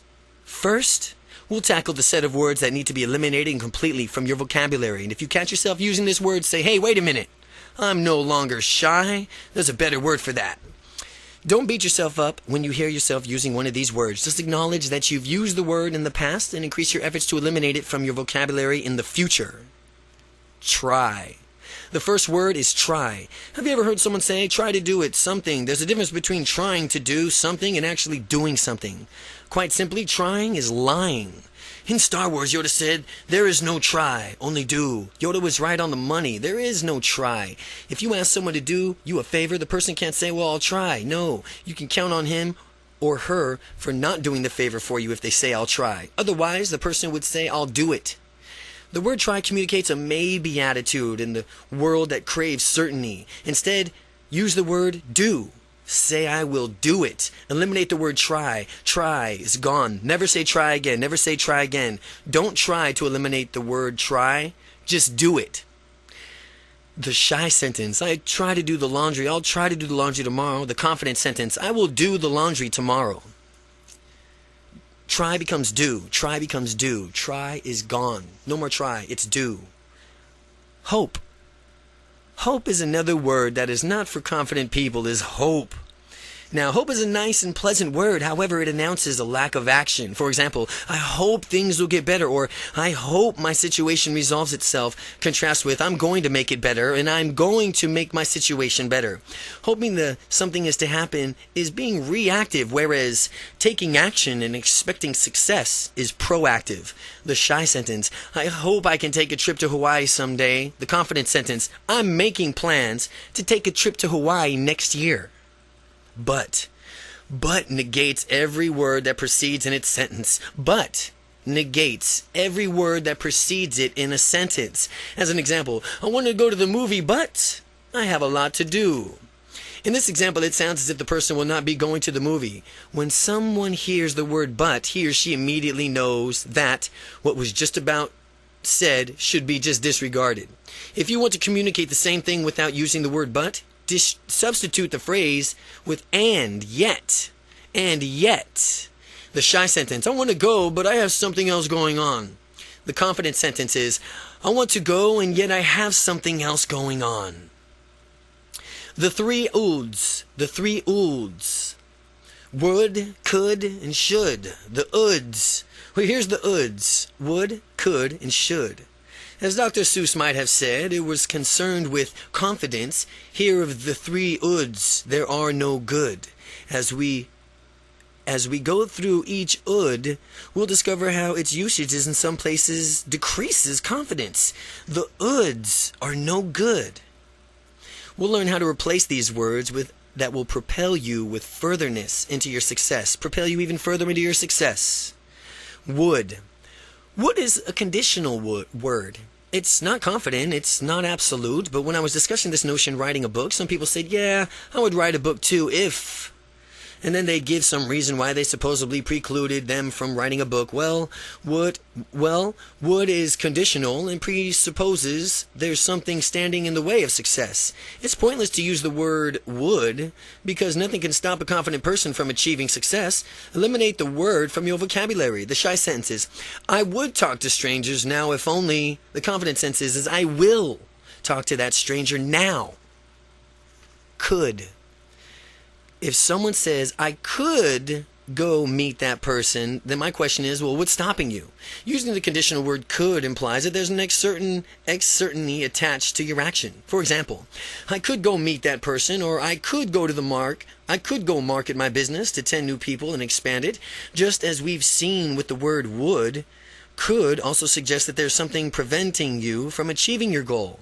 Could implies that there's a chance by the message it sends to don't count on it. Eliminate it from your vocabulary. It's much better to use more definite phrase such as I can or I can't. I can or I can't. Could is, it's letting there's a chance that it won't be done. It's either I can or I can't. The shy sentence is I could try to make a speech in front of my peers. I could try making a speech. Confident person says, I can make a speech in front of my peers. Should. Should is the worst of all the ouds. Should implies expectations and limited options. Think of the sentence, I should be doing this right now. Well, you should be doing this according to whom? Ask yourself that. Whose expectations? It's all within your own expectations. At least it's all about your own internal frame of reference. After all, you're running the show. You're leading your own life. You're a unique individual in charge of what you're doing. Saying should is like keeping yourself hostage by limiting your choices. Should. If you have preconceived notions that you should always do certain things in a given circumstance, then you're not going to investigate other options because you're not going to do what you should. And that's a limiting perspective because whenever you have fewer choices, you have less control over your life. Confident people don't have that problem, regardless of whether or not the situation dictates they should. The shy sentence, it's late and I should get home now. The confident sentence, well, it's late and I choose to go home now. Confidence builders. The confidence builders. Now that we've talked about the words that we're going to be eliminating from our vocabulary, let's discuss the words that will skyrocket your confidence when you integrate them into your daily thoughts and speech. The underlying principle and definition of purpose. Words that show confidence and let people know what you want. Words that show confidence and let other people know what you want. Here are the words and phrases to add to your vocabulary for enhanced confidence. absolutely, definitely, positively, assuredly, without a doubt, of course, certainly, undoubtedly, obviously, guaranteed, naturally, sure. What do all these words do? They communicate a message that there's absolutely no doubt in my mind that this is the way it is. Now, as you begin to use these words, notice how people respond to you, because they will respond differently. If someone asks, what do you want to do? There's a number of responses. Here are two examples. The undecided sentence. Well, we should do something fun, I hope. The confident sentence. Well, I absolutely want to see a movie tonight. You will notice the difference between someone who is confident and someone who wants to do something, and someone who may want to do something, yet is too shy to say what that might be. The language of motivation. Now let's talk about how to use language to motivate yourself to do what you want. You could take a task of action and that you don't particularly care about and crank up your motivation so that you just have to just do it. Model operators. This goes back to our use of language and how it shapes our model of the world. With this technique, you will focus an aspect of language called modal operators. When you listen to someone's language, and especially his or her model operators, you will hear so much about that person moves through the world and how the source of his or her motivation. So, what are modal operators? They are words like must, have to, need to, will, can, should, would, and so on. For our purpose, they fit into three categories: necessity, possibility, and impossibility. Model operators of necessity. As modal operators, necessity indicates that something is necessary and that something needs to be done, but they are words such as have to, need to, must, mandatory, and required. As such, using them in the right places in our language to excellence for motivation. I have to take a break. You need to go do some training. We must work on this project now. It's mandatory that you do your confidence exercises regularly. Modal operators are possibilities. Modal operators of possibilities are words such as can, could, might, possibly, maybe. These words are possibilities to us. When we use them correctly in our language, a modal operators, not only one is the dreaded uds, they imply choice. We have so many options we can pursue. I could make it at 9:30 p.m. sharp. Easy. I can make it 9:30 p.m. sharp. Easy. Perhaps we might consider the new developments. Modal operators of impossibility. When you have a modal operators of impossibility, these words are to imply that we simply cannot do something. Cannot is just one of those words. Cannot, will not, must not. Notice most modal operators of impossibility close off options that may have been available to us. I'll never go back to the old way of being. You must not neglect the following these instructions carefully. I can't go a day without doing my unstoppable confidence exercises. How to easily motivate yourself. So how do we use this knowledge of the modal operators to crank up our motivation? How do we simply start chaining them together? I want you to follow along in this example. We will begin by saying a set of phrases. Each of them will differ in just a few subtle but powerful ways. Now, the purpose of this exercise is for you to fully experience the impact of this technique. I want you to say each of these phrases out loud, confidently, powerfully, and take on the confident physiology and sit up straight and say these phrases with an authoritative tone of voice. We will begin by thinking of a moment that's taking tomorrow off from work. Or, if it's a weekend as you read this, taking off an upcoming Monday. Notice that it's like motivation. Your beliefs from whether or not you can do this will be influenced by how you say the words in the exercise to yourself. I want you to say to yourself, I can't take tomorrow off. And notice how you feel about taking the day off tomorrow. Can't is a modal operator of impossibility in the present tense. Now say, I couldn't take tomorrow off. Notice how using modal operator of impossibility closes off that option. Then say the following sentence, I can't take tomorrow off. As if you fully assume the confident physiology, say aloud, I couldn't take tomorrow off. While you do this, notice how it feels to you internally each time we exchange one of these modal operators for the other. The feeling will change. Next, say aloud, I could take tomorrow off. Using the could will alter the experience, as if you find a saying, it produces a different feeling. It might be compared to a contrast of the difference feeling between all the sentences that you think about, how one word can so drastically alter the meaning and feeling of the sentence. Could shifts your thinking from that the impossibility into thinking that something is possible, albeit with conditions attached. Well, to paraphrase the sentence, you could take tomorrow off and some condition were met. The conditional aspect is implied through the usage of the word could, as I explained earlier. Now, say the same sentence replacing could with can, and I can take tomorrow off. Your thinking has become shifted from possibility of taking tomorrow off, if some condition were met, to a very real possibility in your mind that you, in fact, can take tomorrow off if you choose. To amplify this possibility, next replace the modal operator in the sentence with may. Say to yourself out loud, I may take tomorrow off. May pre-proposes that you may or may not take tomorrow off, and implies that not only the fact that you can do something, but it suggests that you are considering whether or not to do it. Where we've gone now to absolute impossibilities to serious consideration regarding taking the day off. Now use your next modal operator. I should take the day off to tomorrow. Next, say to yourself out loud, I shall take the day off tomorrow. This exercise has taken you from a conditional probability to almost certain. You're finally making a commitment to yourself to take the day off tomorrow because you deserve it. After all, don't you? Next, tell yourself, I have to take the day off tomorrow really says, like and your sanity depends on it. Then notice how much more powerful the expression becomes, that I have to take tomorrow off.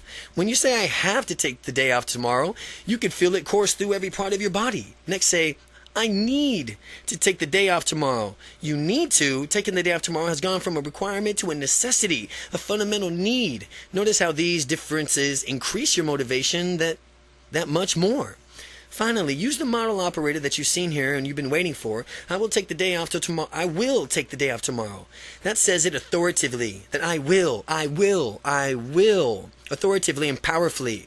Notice how committed you are in taking the day off to tomorrow. Look at how much your motivation has changed. Just because you've changed the word on each continuum of motivation, you become from a place of it was absolutely impossible to take the day off to tomorrow to becoming committed to taking off the day off tomorrow. This example demonstrates the power of these words and how people are using words to either limit themselves or model operators of impossibility to motivate themselves, the model operators of necessity, or to empower themselves with the more options of the model operators of possibility. Chapter 12, the body language of confidence. If we are to have magical bodies, we must have magical minds. Dr. Wayne Dyer. Body language is just as important as verbal language. Your internal messages, images, sounds, emotions affect your physiology and vice versa. Confident body language versus shy body language. Quick lesson. Confidence and shy body language differ greatly and are rarely mistaken for each other. By realizing the difference, you can be assured to maintain confident body language as you build unstoppable confidence. Here's some examples of a shy body language. Hanging your head as if you're ashamed of yourself, slumping your shoulders forward, drooping your spine instead of standing up straight, looking down on the ground. Having a confident body language is just as easy to spot. It sends a much better message. Here's some examples of confident body language. Keeping your head held high, having your shoulders thrust back, keeping your abdominal muscles tucked in, standing up tall and proud. And if you don't feel confident in any given moment, you can project confidence through your words, gestures, and body language. Avoid wimping gestures. Some people resort to blaming and placating in stressful situations rather than communicating their willingness to find a way out of the situation. They become panicked and are concerned with who's at fault. These people clearly lack the confidence. If they were able to alter their behaviors by maintaining a powerful, confident physiology, their internal states would match them on a calm, cool, collected, becoming a calm, cool, collected person. Maintaining composure is much more resourceful and effective for solving a problem than blaming or placating ever could be. Here are some methods for you on how to improve your body, how to move your body to stay confident. Never use placating gestures. Confident people never make placating gestures. These gestures convey that you are inferior, submitting to others person. A classic placating gesture is when someone shrugs his shoulders with palms facing upward as if you're pleading, I didn't do it, or this conveys a need to absolute oneself of responsibility of the situation. In order to have unstoppable confidence, you must avoid these gestures at all times. Another placating gesture is the shrug, which means someone doesn't really know what's happening, and perhaps even don't care. It does not make any sense to convey that you don't care about any situation ever. So if you don't know about something, simply admit as much as the matter-of-fact way. People lack confidence often to give an exaggerated response, announcing in an annoyed tone that they have no clue. A lot of times you can find an answer to a problem if you just stop for a moment and think about potential situations. Instead of giving up so easily and pleading ignorance, Henry Ford said, "Thinking is the hardest activity there is to do. That is why so many people engage in it." People who are confident may not necessarily have the answers, but yet they do know that they have all the resources to find the answer. When I ask someone a question and the immediate response is "I don't know," it indicates to me that this person is not even willing to make an educated guess to the initiative to finding out an answer. The better response when you genuinely do not know is to say, "Well, I'm not sure yet." Well, this indicates the truth about your uncertainty and proposes that you will probably be sure to sometime in the future indicated by that word "yet." So never say "I don't know" again. Just say "I don't know yet." Never use blaming gestures. The opposite of placating is blaming. Unstoppable confidence people will never do this. Blaming takes place when you're accusing someone else in your stead. This blaming frame of mind is a very negative frame, and it does not empower you at all. The classic gesture associated with blaming other people is pointing fingers, or for some people to learn when they're young, when your finger pointer is aimed at someone else, that there are 3 other fingers actually pointing right back at you. Too many people blame, and it is not useful. Confident people come from a place of wanting to find solutions. They come from an options on how to solve problems and create solutions. They move through the world calm, cool, unperturbed by outside events. They manage their emotions rather than letting their emotions manage them. You manage your emotions. Avoiding both blaming and placating gestures will help you and who you are, an unstoppably confident person who solves problems and gets the job at hand done efficiently. Who and what caused the situation is irrelevant. The main idea is to solve it. You don't care who or what caused the situation. Your main idea is just to solve it and prevent it from occurring again in the future. Practice unstoppable body language. And if you want to feel like the most charismatic person around, project good thoughts outward. They will manifest themselves in your body language as well. Walk confidently. Confident people have a certain walk. When they enter a room, it seems as though they belong there, even as if they own the place. As you practice walking confidently, remember that the situation is whatever you make it. Keep your head held high, your shoulders back, your tummy tucked in, and move through the world in deliberate steps. Feel free to walk at your own pace instead of adopting the speed everyone else is using. Avoid shuffling your feet, looking down at the ground. You'll notice a difference as you practice your confident body language and pay attention to the way you walk. Steeple your hands for confidence. Steepling is a gesture that conveys confidence by pressing your fingertips together while keeping your palms separate, touching each of the fingertips to the opposite hand. Many unstoppable confident people steeple their hands to exude confidence. In fact, so many confident people do this gesture that it's now associated with confidence. Get in the habit of steepling your hands when you want to convey confidence to others. The wonder of smiling. The wonder of smiling. If you want to have more confidence, all you have to do is smile. Practice smiling with anyone you see. Anywhere you go. Do it when you're at work, home, or in the store. No matter where you are, give someone the gift of a smile. As you make it a habit, smile. Practicing making a smile with small talk. You'll soon discover that your conversations will be flowing with greater ease than ever before. Ask how they are doing. Ask about their weekends. Find out what they want in life. People love to talk about themselves, and it feels good to really listen attentively to someone else. Even for me, in the depths of my shyness, smiling was a very effective technique. Bringing a natural, happy guy smiled often just because he was in a mood and the mood struck me. But what I discovered is that when I smiled at people, they would naturally smile back. And in fact, I'd make a game out of it. How many people could I get to smile? Sometimes when someone didn't respond to my smile, I kept broadening my smile until the person finally broke out of his or her stonic facial expression and smiled back. Smiling is disarming. It puts other people at ease. Since giving a smile is absolutely free and it always feels good to either give or receive, you should smile as often as possible. The sound of confidence. Another key to confident communication is an excellent vocal tonality. Vocal tonality is the pitch from which you speak, and if your voice is nasal, for example, you'll be irritating and irritating other people. Certainly it's not a good thing if your goal is to project a confident image while communicating with them. You want a tonality that resonates within other people and causes them to feel good. Most people aren't even aware of it, but your vocal tonality has an effect on people in the unconscious level. Speaking with a bad tonality, well, it's like running fingernails down a chalkboard. Personally, I'd rather listen to a dental drill than listen to someone drone on with nasal tonality. Tonality exercises. The good news is that people can improve their tonality through repeated practice. To exercise, you will need to place your hands on a certain body part and place your attention while speaking. As a result, you will notice a shift in tonality, and by the end of the exercise, you'll have a deep, resonant tonality. Place your hands on your nose and say, "This is my nose." The tonality should be nasal now and probably very irritating. Move your hands down to the mouth and now say, "This is my mouth." And as you do this, listen for the difference in your tonality already.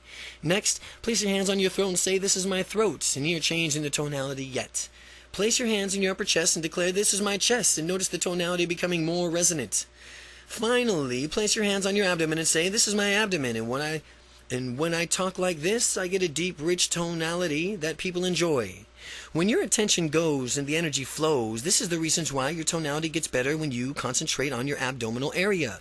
If you want to listen and model the tonality after someone, turn on the radio and really concentrate on how the disc jockeys use their voices. You'll never find a disc jockey with a nasal voice for reasons mentioned before. The look of confidence. Confident people are always able to look at others straight in the eye and tell it like it is. By looking someone in the eye, you will perceive as being more sincere, genuine, and honest. More sincere, genuine, and honest. No matter what you are saying, if you just look them in the eye. Then if you are shifty-eyed or avoiding eye contact, people who lack confidence tend not to look others directly in the eyes. This elicits suspicion from the person from whom your non-confident person is interacting. Because most people, when they are telling the truth, look others directly in the eye. If you have nothing to hide, focus your attention on looking people in the eye. You can even practice feeling good while doing it. Now, if you have a tendency right now to avoid eye contact, that's just fine. Call it a starting point. But after you do the following exercise, you'll discover how easily and naturally you could do it. And by the end of the exercise, you'll have informed the beginning of the habits. The difference between confident people and shy people, in summary, is that confident people have the habits that cause them to behave confidently. Conversely, shy people have the habits that cause them to act shy. Eye contact exercise. This exercise is designed to give you the ability to be present with someone and look that person straight in the eye, giving you more confidence. You'll need a partner for this exercise. A great partner would be a supportive friend, spouse, or relative. Read through all the directions first and then begin. Read through all these directions first and then begin. By doing this exercise, you'll naturally find yourself breaking through the limits of your confidence, and it'll rise in an unprecedented level. Set an outcome for what you want to get out of this exercise. One good outcome is to be able to look people in the eye anytime. Tell them anytime that you choose and feel at ease while you're doing it. Get a timer that will let you know when 5 minutes is up. What you're going to do is sit across from your partner in a complete silence and be present with him or her. All you have to do is be silent. Look the person straight in the eye and beware. This is harder than it sounds. But as you do this exercise, you may have certain urges to laugh or look away. That only means that you now have an opportunity to break through the previous held limits. Stay with the exercise and continue looking your partner in the eye. Meanwhile, your partner will be doing the same with you. And if you do laugh or glance away, your partner should gently say, "Stop. Be present. Start again." Similarly, if a partner laughs and glances away, give him or her the same instruction. Continue on doing this for the entire 5 minutes. Having this skill means that you can confront any person to be there for him or her as a good listener. Your direct eye contact with another person means that you're neither superior nor inferior, but you are merely two equals communicating on a level ground. Do this exercise with your partner as many times as you can, and you'll need it in order to be able to look someone in the eye. And pretty soon, you'll discover that it is really, really easy to do so, with no longer to being intimidated to direct eye contact. The real world is a true test of gauge. Now, how you've come from, of how far you've come. After doing the exercise, practice in the real world and notice how easy it is that you do it. How surprised will you be when you find others doing it automatically? Others will react positively to your new confidence, and this eye contact that you've learned is not designed to intimidate, but foster better communication through honesty and openness. It will also let other people know that you have the look of confidence.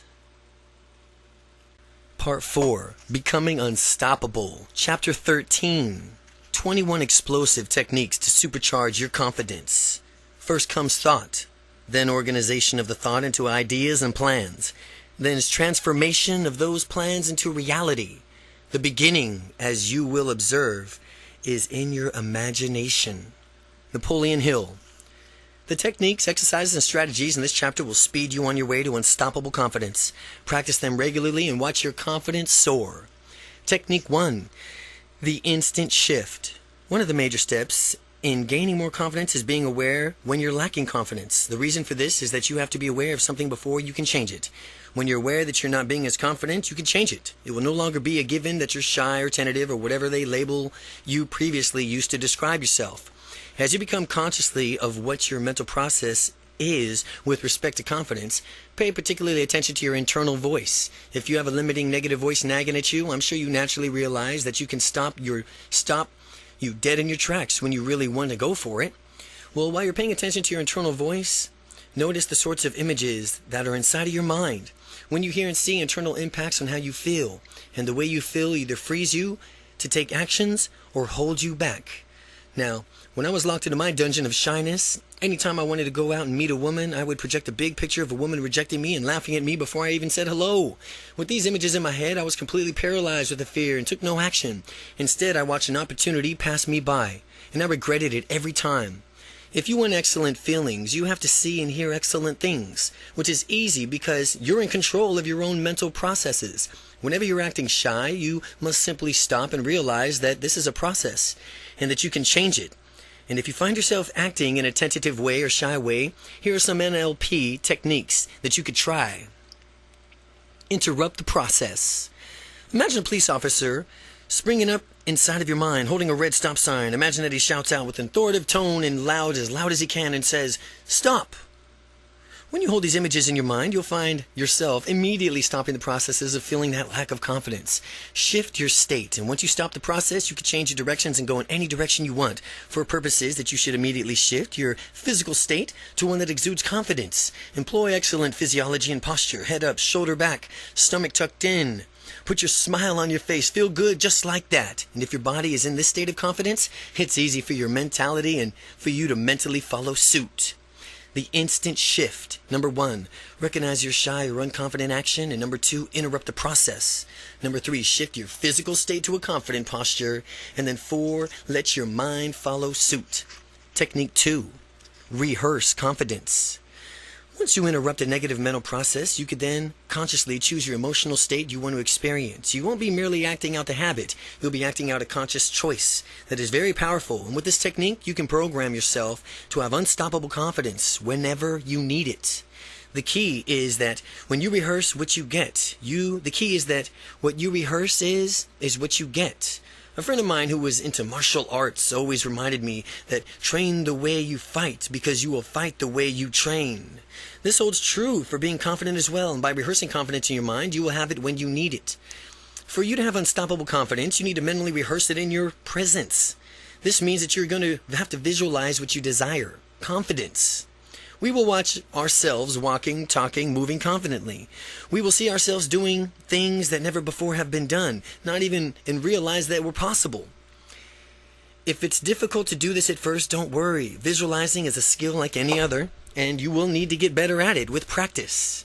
If you think that you have difficulty visualizing, pretend that it's easy for you. You have a way of dealing with anything.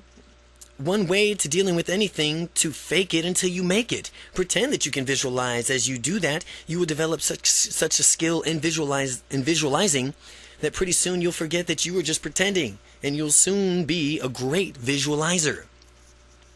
Now that you're visualizing, focus on the image of yourself behaving confidently. As projected on your mental movie screen, notice how you exude confidence in every fiber of your being. Now others can sense it coming from you. As you can see yourself behaving confidently, listen to what you hear as you fulfill your experience, that ultimate state of confidence within. To amplify your confident state, make the picture bigger, brighter, closer. Crank that sound way up in your state of mind so that you can feel that confidence coursing through your entire being. Let the past resonate all throughout your body. Let the bass resonate. When you make these adjustments to your experience, notice how much powerful and confident you become. Do this exercise as many times as it takes to thoroughly feel the confidence inside of you. How will you know when you've done it right? The answer is that by looking at the mental images of your confident self, you'll automatically feel the confidence. This is how you know that you're successfully completing this exercise. Your unconscious mind does not understand the difference between a scenario that is genuinely real and a scenario that is vividly imagined. For that reason, vividly imagining confidence is your future means that you are literally programming yourself to have the confidence when you need it.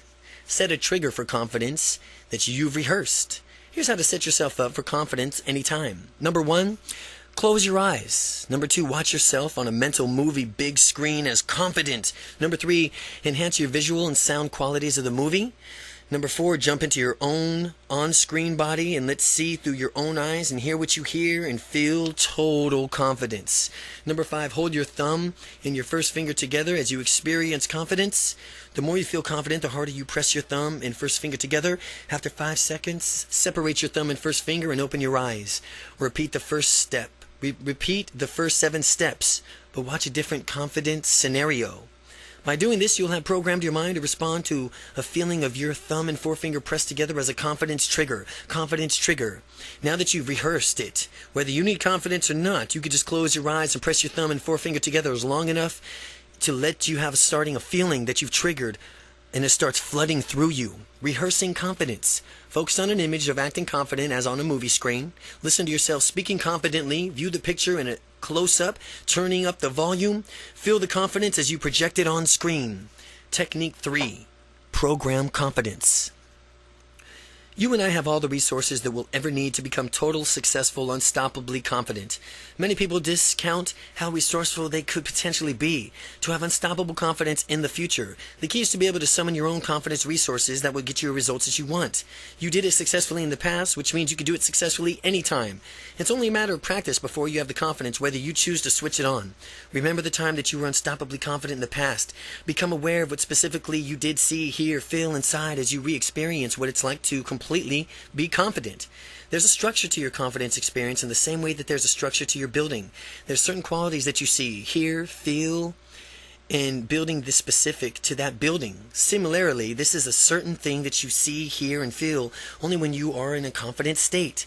While you relive a past time when you were confident, ask yourself the following questions. To become aware of the visual qualities of confidence, what size is what you see? What size is what you see? Do you see a picture or a movie? Is it three-dimensional? How clear or fuzzy is it? How bright is it? How close is it? Is it in color or is it in black and white? As you ask yourself the following questions to become aware of the auditory qualities of confidence that confidence has for you, ask yourself, what do you hear? How loud is it? What's the tempo? What's the pitch? What direction does the sound come from? And ask yourself the following questions to become aware of the sensory qualities of confidence. Where does the feeling begin in my body? How intense is the feeling? What direction does the feeling come from? And how long does this feeling last? By altering the visual, auditory, and sensory qualities of confidence, you can actually amplify your confident state. Practice playing around in all of these different qualities. See the appendix for more qualities. And notice the results and the effects of your confident state. This means that you can build even more confident state once you find the qualities that work best for you. As you relive your past confidence and relive your past confidence experiences, become aware of the visual, auditory, sensory qualities associated with the experience. Realize that you can use these same qualities to program yourself in an unlimited confidence in your future. The way you do this is by imagining situations in the future where you will need unstoppable confidence and imagining your future confident self adjusting from what you see, hear, feel to match your past experiences of confidence. You are literally programming your mind to have unstoppable confidence in the future. When the moment arrives, your mind will act as if you already experienced it before and give you the unlimited confidence. Any subject or event coming in your future, start thinking completely confident about it, and when the event comes, you'll already be confident about it. As I've said, the mind does not make distinction between what is real and what is vividly imagined. Real-time scans the brain to reveal whether you take a physical action or simply vividly imagine doing it. The same areas of your brain are activated. You can take advantage of this by programming your mind in advance. Program confidence. Number 1. Relive the past experience in which you felt confident and noticed all visual, auditory and sensory qualities associated with that experience. Now imagine a situation in the future where you'll need that type of confidence, and imagine yourself adjusting to what you see, hear, and feel to match the past experience of confidence. Technique 4. Anchoring. Many who have studied psychology will be aware of the groundbreaking experiments conducted by the animal behaviorist Ivan Pavlov that determined the power of stimulus-response conditioning. After noticing that a dog salivates when they eat, he paled a unique stimulus, the shining of a light, with the presentation of the dog's meal. Pavlov would turn on the light immediately before giving the dog food. After several rounds of this, the dog would salivate even when the light was just turned on, but no food was present. Prior to this pairing, shining the light had no effect on the dog's salivation, but after the stimulus, the light, had been paired with the response, salivation, the dog would reliably salivate when the light was shone. The phenomenon of stimulus-response conditioning has come to be known in many circles as anchoring. An anchor is a stimulus that triggers a mental state. An anchor is a stimulus that triggers a mental state. It has been applied to a phobia treatment, motivation, and other areas of personal development. The beauty of anchoring is that it can be very easy to do for yourself. Properties of good anchors are that they elicit a strong emotional state, they must be unique, and they must be repeatable. Now, if it's all very well to work for yourself into an unstoppably confident state manually when you have the time, but what about when you'd like to get into that state instantly? Well, this is anchoring and where anchoring comes from. When you want to get yourself into a state of being confident, motivated, and strong, you can easily pair the state of stimulus of your own. Many people like to use music. If you want to do this, pick a piece of music that matches and maybe even evokes the state that you want to anchor, such as the Eye of the Tiger or the Chariots of the Fire theme. Pick one of your favorite confidence techniques and do it along with the music. Do this over and over again, and you'll find that listening to the music immediately plunges you into that state. You can even anchor states with internal stimuli. Any image that automatically puts you into a certain state already in an anchor. For some people, just thinking about the smiling face of their spouse puts them in a romantic state. Just thinking about a happy baby is enough to make many people melt with a tenderness. All of these mental techniques is designed for tapping into a natural power to activate an emotional circuitry of your brain and body to produce a confident state. Once you have that state, you can pair it with an outside stimuli like music or pictures, or you can associate it with internal stimuli like remembering images, sounds, or feelings. The following is a great internal anchor of mine, and I want to pass it on. After you imagine a few times, you'll naturally associate what you see and hear inside of your mind with a powerfully confident state. Picture a jet black puma at the top of a glorious canyon spans miles across. Puma radiates intensity with its black is arched in its poised pounce and its unsuspectedly prey below. The prey does not even realize what will transpire as the puma knowingly licks up its sharp teeth. But as you watch the scene, if you will, step into the puma's body and become the puma. See with the puma's eyes. Hear what the puma hears. Feel the unstoppable confident state that the puma has as you become completely aware of just how easily you are going to devour your prey, accomplish your goal. Or devour your prey or accomplish your goal. To even more fully experience this confident state, let loose with a growl that will rival any puma alive. Doing this will help you associate this powerful state with the sound of a growl. After doing this exercise, you'll be able to simply growl internally and immediately go back to this state of unstoppable confidence. All you'll ever need to do to get this, again, is to stop for a moment, close your eyes, and growl inside of your mind and become the puma. Anchoring. Practice a favorite confident generating exercise. While doing so, listen to the piece of music that makes you feel confident or an image. Imagine an image that makes you feel good about yourself. Well, when you want to recreate a confident feeling internally, hear the music or see that image. Technique 5. Circle of Confidence. The next technique is advanced from the anchoring called the circle of confidence. Circle of confidence. Instead of anchoring something on location to your body or internal stimuli, this technique anchors confidence to a spot on the ground. Into doing so, you will physically step into an unstoppable confidence whenever you need it. There have been times in your past when you were confident in the future. When you were confident. In the future, you will be confident again. The key is to be able to summon that feeling at will. This technique allows you to evoke a state of confidence wherever and whenever you want. To form your circle of confidence, imagine a circular location on the floor. Before you step into that circle, notice its exact dimensions. Picture it either with colors or transparent, and as if you will. When you physically step into that circle, you will move back in time to a moment in which you had complete confidence. Pick an experience of an ultimate confidence. While you're standing in your circle, fully relive the instance and confidence. See what you saw at that time. Hear what you hear. Allow yourself to feel unstoppably confident of that experience.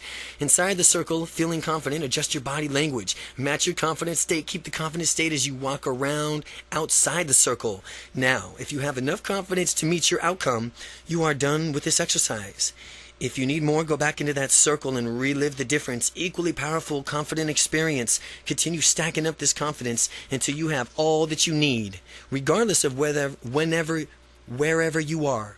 You can use a circle of confidence as just a confidence technique or a confidence builder to instantly gain more confidence, exaggerating your strongness, your powerful physiology as you train your body how to stand and move. And pretty soon, you'll find yourself naturally standing confident as a habit. Circle of confidence. Imagine a circle on the ground, remembering the situation in which you felt confident. Relive the experience as you step into the circle. Relive that experience of confidence as you step into that circle and adopt that confident posture. Step outside the circle and continue to walk and act confidently. Technique 6. Mirror affirmations. Typically, when people do affirmations, they repeat them endlessly in hopes that they will not work. Doing so is somewhat effective, but it can be made such more effective when someone simply has a modification to it. This technique can supercharge the efficiency of the affirmations. Instead of using statements like beginning with I, you will use statements beginning with you. These situations are more powerful because they allow you to consciously mind to tell you, your conscious mind, specifically what you want and how to behave. Get in front of a mirror and stand in front of the mirror with a confident physiology and project your intention for these affirmations to change your life. The larger the mirror, the bigger it is, the better, because you can see more of yourself. With your shoulders back, your head held high, and your stomach tucked in, look yourself squarely in the eye and say, with the following affirmations, you are completely powerful. You are unstoppably confident. You will become more and more confident each and every day, and nothing can stop you. You can go for what you want and get it. Repeat these affirmations to yourself in the mirror until you totally feel them in your body. Perhaps you could see yourself a bit differently when you do it, as you have already noticed behaving differently and more confident. Or maybe you'll hear the inner voice speaking forcefully with absolute confidence from within. Do this daily as part of your confidence building regimen, and I can guarantee you that you'll have an unstoppable confidence in a little bit of time. Mirror affirmations. As you stand in front of the mirror, adopt a confident physiology, shoulders back, head up, stomach tucked in. Deliver affirmations to yourself in the mirror using you instead of I. You. Technique 7. Future success now. I have future success now, and if you were to taste the future success, how would it feel? What would it look like to achieve your goals now? Wouldn't it feel tremendously more motivating to go for it right now? This future success now technique does exactly that. It brings all the future feelings of success into your heart, mind, and soul right now. You can experience such an overwhelming sense of success, and you'll surrender to your passion and go for it. Any fear that might have had still in the present, but you desire for success, dominating all other emotions, you'll feel the need to take action and fulfill your goals. In this exercise, the outcome you will want is to set to increase your confidence. This means saying, either aloud or in your mind, I'm doing this exercise to increase my confidence and feel more passion, which will naturally cause me to go after my goals and make my dreams more reality. Are you ready to feel your future success? Close your eyes. Picture your mental movie screen. See yourself at the point from which you're about to reach that pinnacle of your success while you're watching yourself. Make sure that you see yourself in color, big, bright, close up in a picture in HD, crisp and clear right in front of your face. Fill your mind with stereo surrounded sounds. Turn up the volume all the way. Just before you reach your pivotal point from where all your success yours, stop the movie you're watching and ask yourself some questions to clarify exactly what you're going after for this success. Find out and clarify why exactly you're going after this success. What's important into getting this pleasure? What's important about that? Ultimately, what does having this success do for you? Now restart the movie and witness yourself achieving your goal and getting all the massive success and pleasure that you deserve that comes with it. Right as you see yourself on the mental screening fulfilling your goals and experiencing the wonderful feeling of victory, jump into your on-screen body.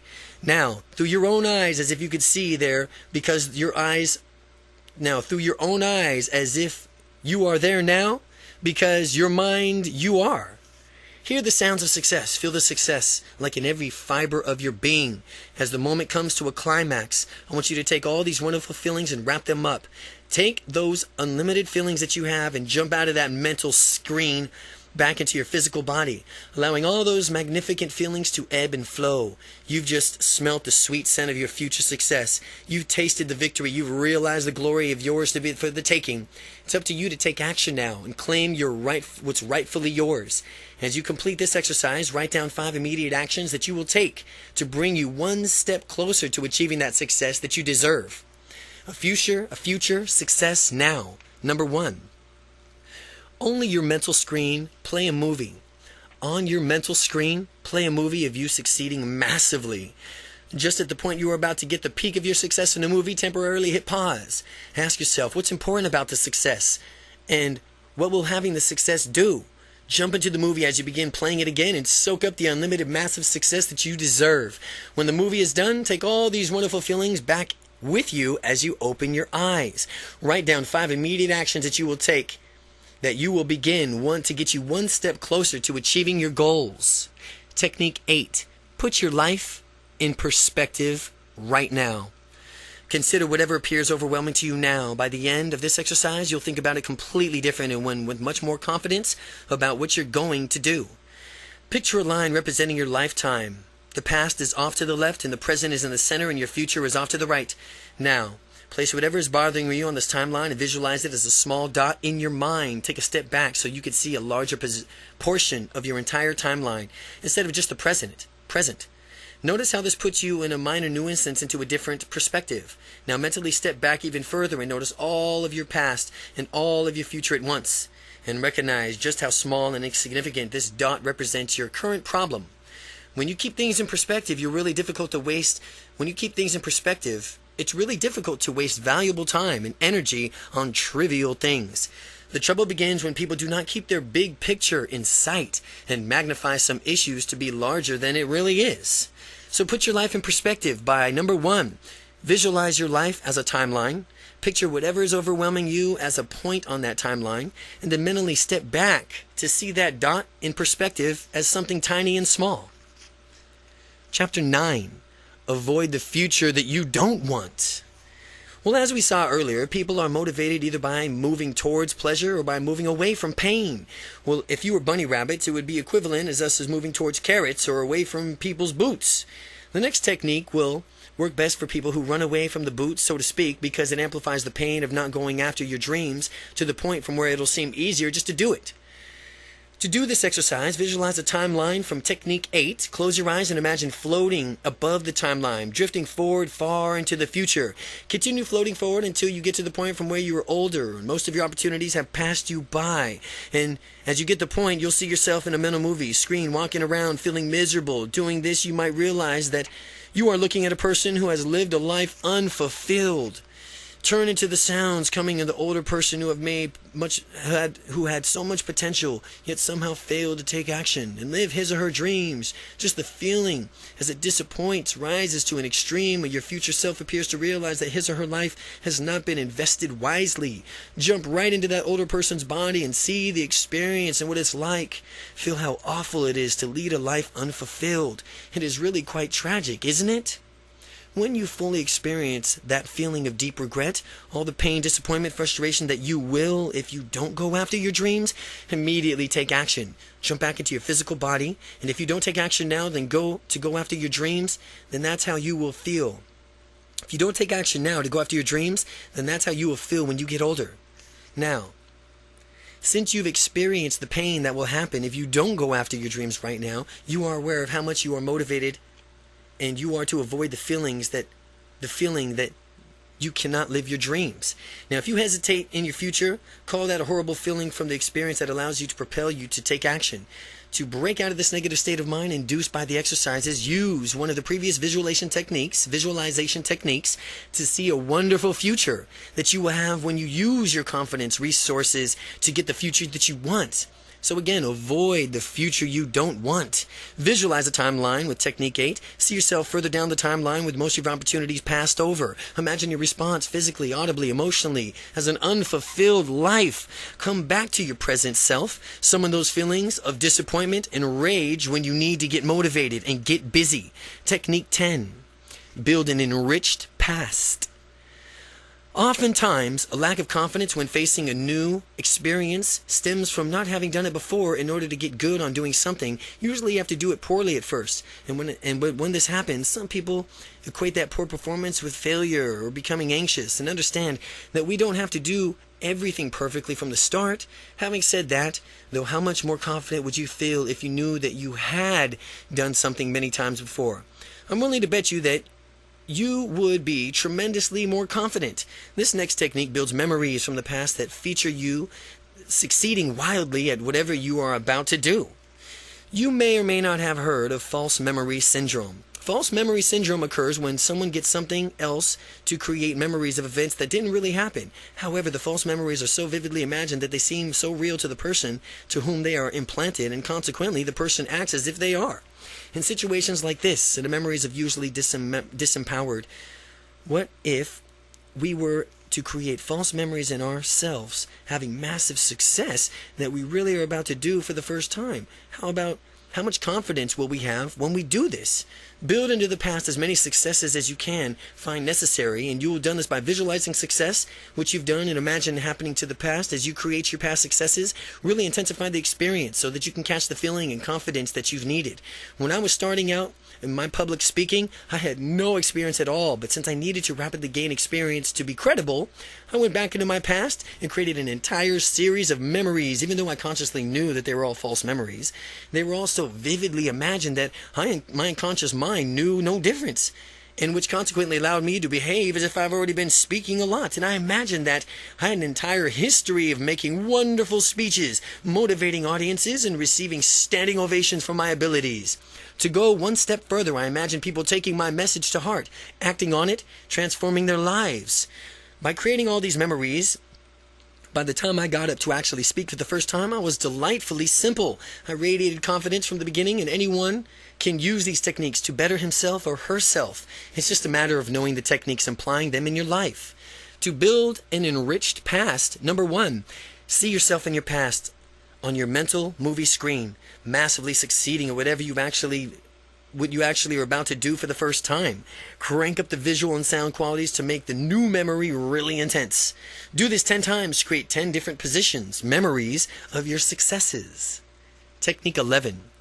The technique goes back into a past of implants, new memories into similar fashions to exercise the technique 10. Only this time, instead of giving yourself a history that will be rewriting your history, go back to the time from when you really blew it. Perhaps something you were expected to accomplish was not smashing success that you intended it to be. Close your eyes and watch yourself on a mental movie screen as you just about to make the mistake or screw things up. Just prior to the instant in the time from which you're about to start deviating from the success path, start making mistakes or stop the movie. We stop the movie now because we don't want to rehearse the negative incident, but we only want to reinforce it in a way of behaving. While the movie is stopped, think about how the situation ideally would have turned out if you could give it an ending. Well, restart the movie and replace the old ending with an ideal ending. See, hear, and feel something succeeding in the way you deserve. After you've watched the movie from the start, finish the third-person point of view. Just jump into the on-screen body and run the movie from start to finish with a new ideal ending. As you see, hear, and feel the massive success, that's yours. Now, run the entire movie from start to finish 10 times. This will recode the past incident as a success in your mind. Furthermore, rehearsing and reinforcing success teaches your mind to create success in the future. As you look back on your past, you'll notice things are different. The way you look at all the failures are actually bridges to the success. Your past has been enriched now. You can enrich your past, and you'll discover yourself moving through the world more resourcefully. One thing about the technique is that its versatility. You can correct any part of your past in whatever way you want. Correct past mistakes. The technique of correcting past mistakes, number 1. Watch yourself in the past on your mental movie screen. Right up the point before you made the mistake, and at that point, stop the movie and think about what the ideal ending would be, and then finish the movie with the ideal solution, you behaving resourcefully and getting your outcome.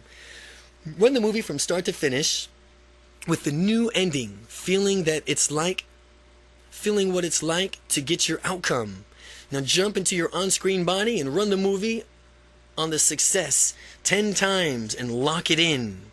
Technique 12, the domino effect.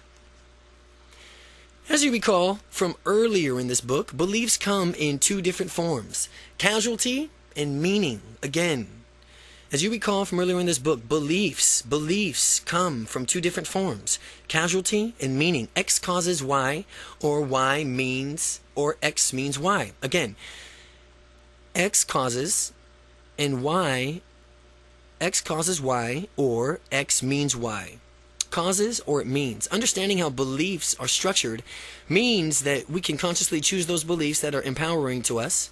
For example, if someone believes public speaking means it's time to be fearful and lack confidence, then obviously this belief will be made manifest in that person's behavior.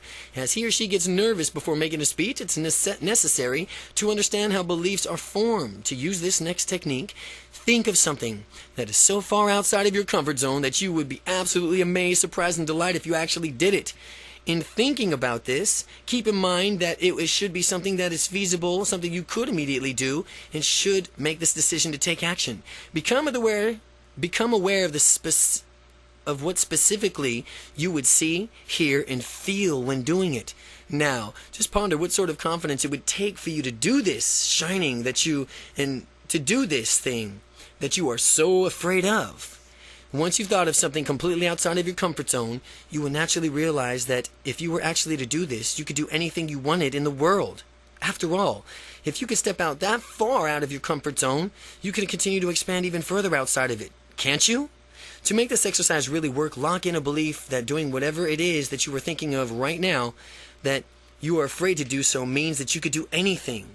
I chose to skydive as my activity for this exercise. I can lead a pretty conservative lifestyle, keeping risks a bare minimum, and so I had never done anything so daring before. Some risks, I soon learned, are worth it. To gain more confidence in myself, I built in this belief that as I jump out of an airplane and hurtle to the ground in rapid speeds, I'll be stepping far outside of my comfort zone, and by proving to myself that I could do things I wasn't quite sure of that I could do, means that I could do anything in the world. For me, skydiving demonstrates that anything is possible for me. When you do this in your activity, you'll realize that anything is possible for you. Your example can be whatever you want it to be, and as long as it is a big stretch outside of your comfort zone, it could be marching into your boss's office and asking for a raise, speaking publicly, running a marathon. The most important part is that when making it happen, you will realize that anything is possible for you when you set your mind to it. When you've decided on what you're going to do, take immediate action to ensure that that's what will happen. Get things in motion so that you can, taking immediate action to starting your excellent habits to develop. Taking immediate action is an excellent habit to develop. Taking immediate action. I take immediate action. Take immediate action.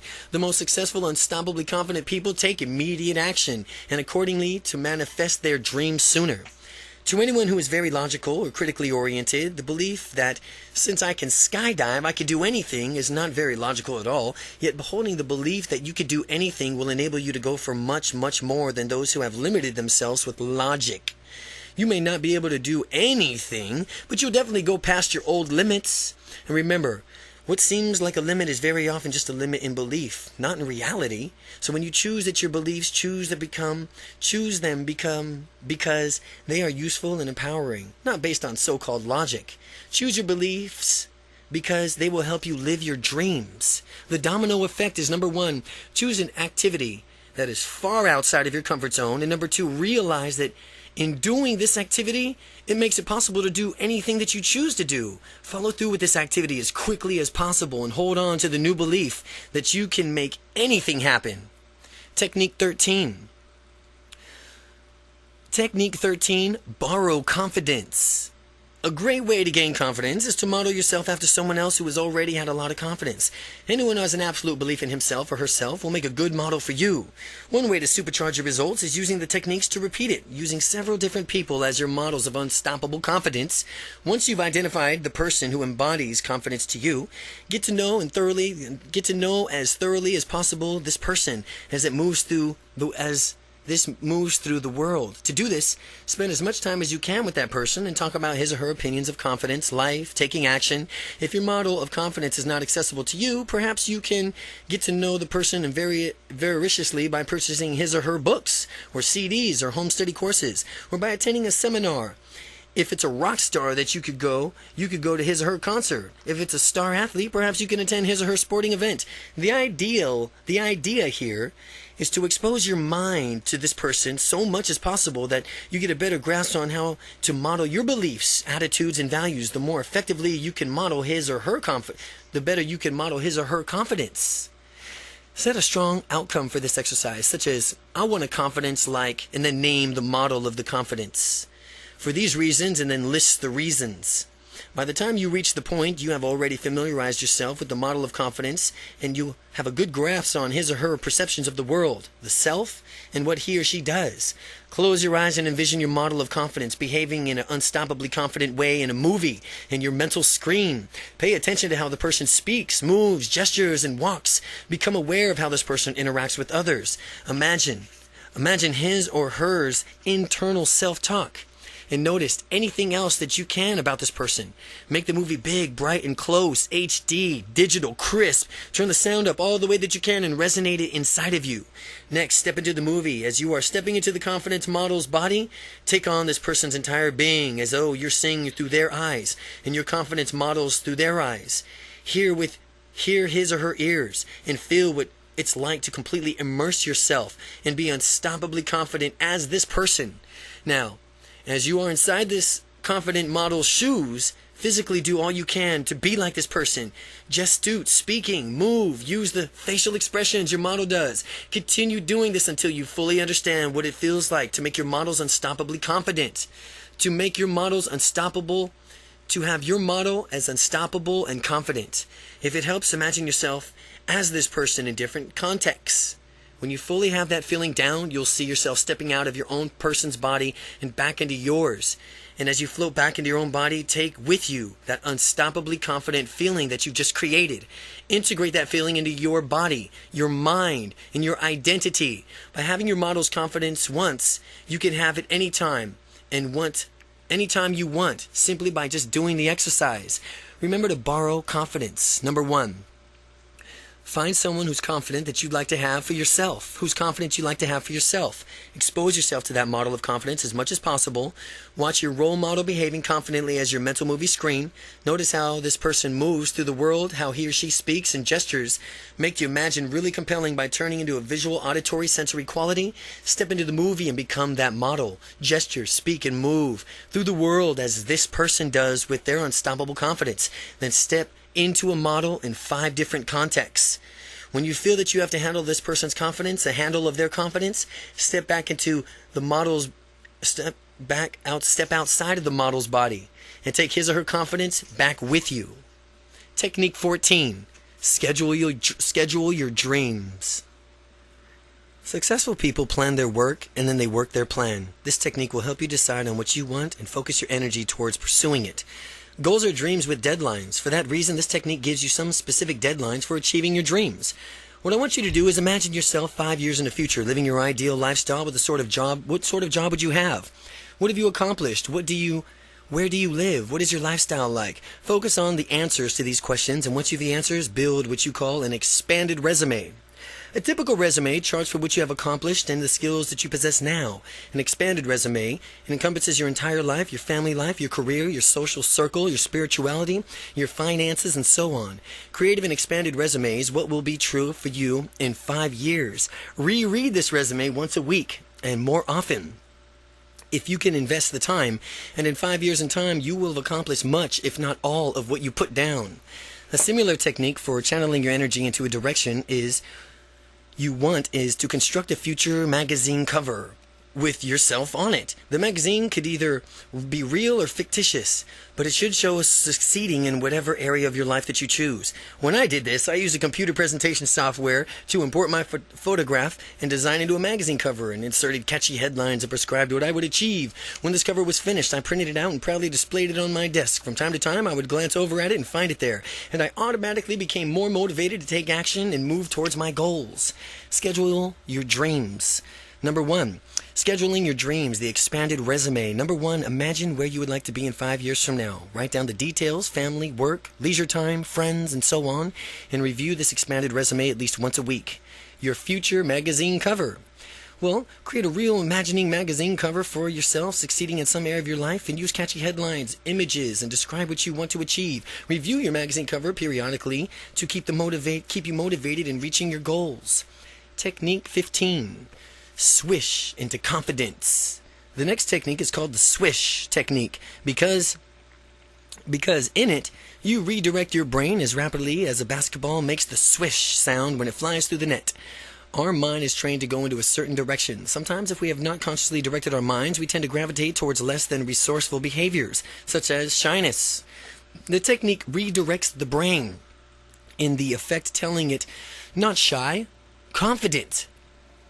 If you act shy, you do it out of a pattern that you've either consciously or unconsciously set up for yourself, and there are triggers that you cue to your brain that the shyness pattern. What we're going to do is take those same triggers, reframe, and retrain your mind so that when you spur towards a confidence, you'll spur towards confidence instead. Think of the times when you act shy. Decide on the initial cue that lets you know that it's time to get nervous and tentative.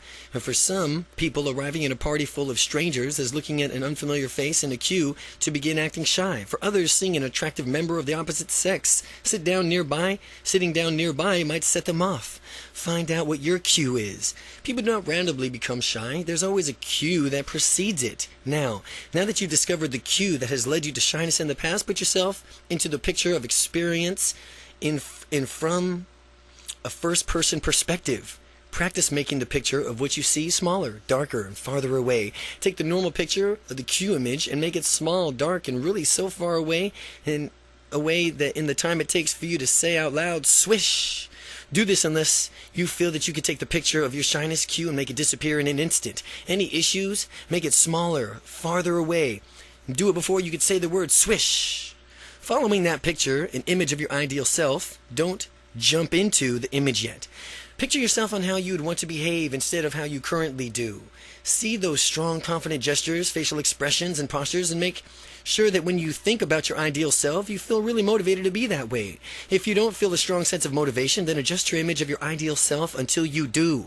Make this picture small, dark, and far away at first, and then practice making this picture really big, bright, close up, rapidly as you can, as fast as you can say swish. Practice the exercise until you can do it easily. Now, what we're going to do is redirect the mind so that whatever it's experiencing, the cue image it will automatically flash to your ideal self and therefore draw you into being that person.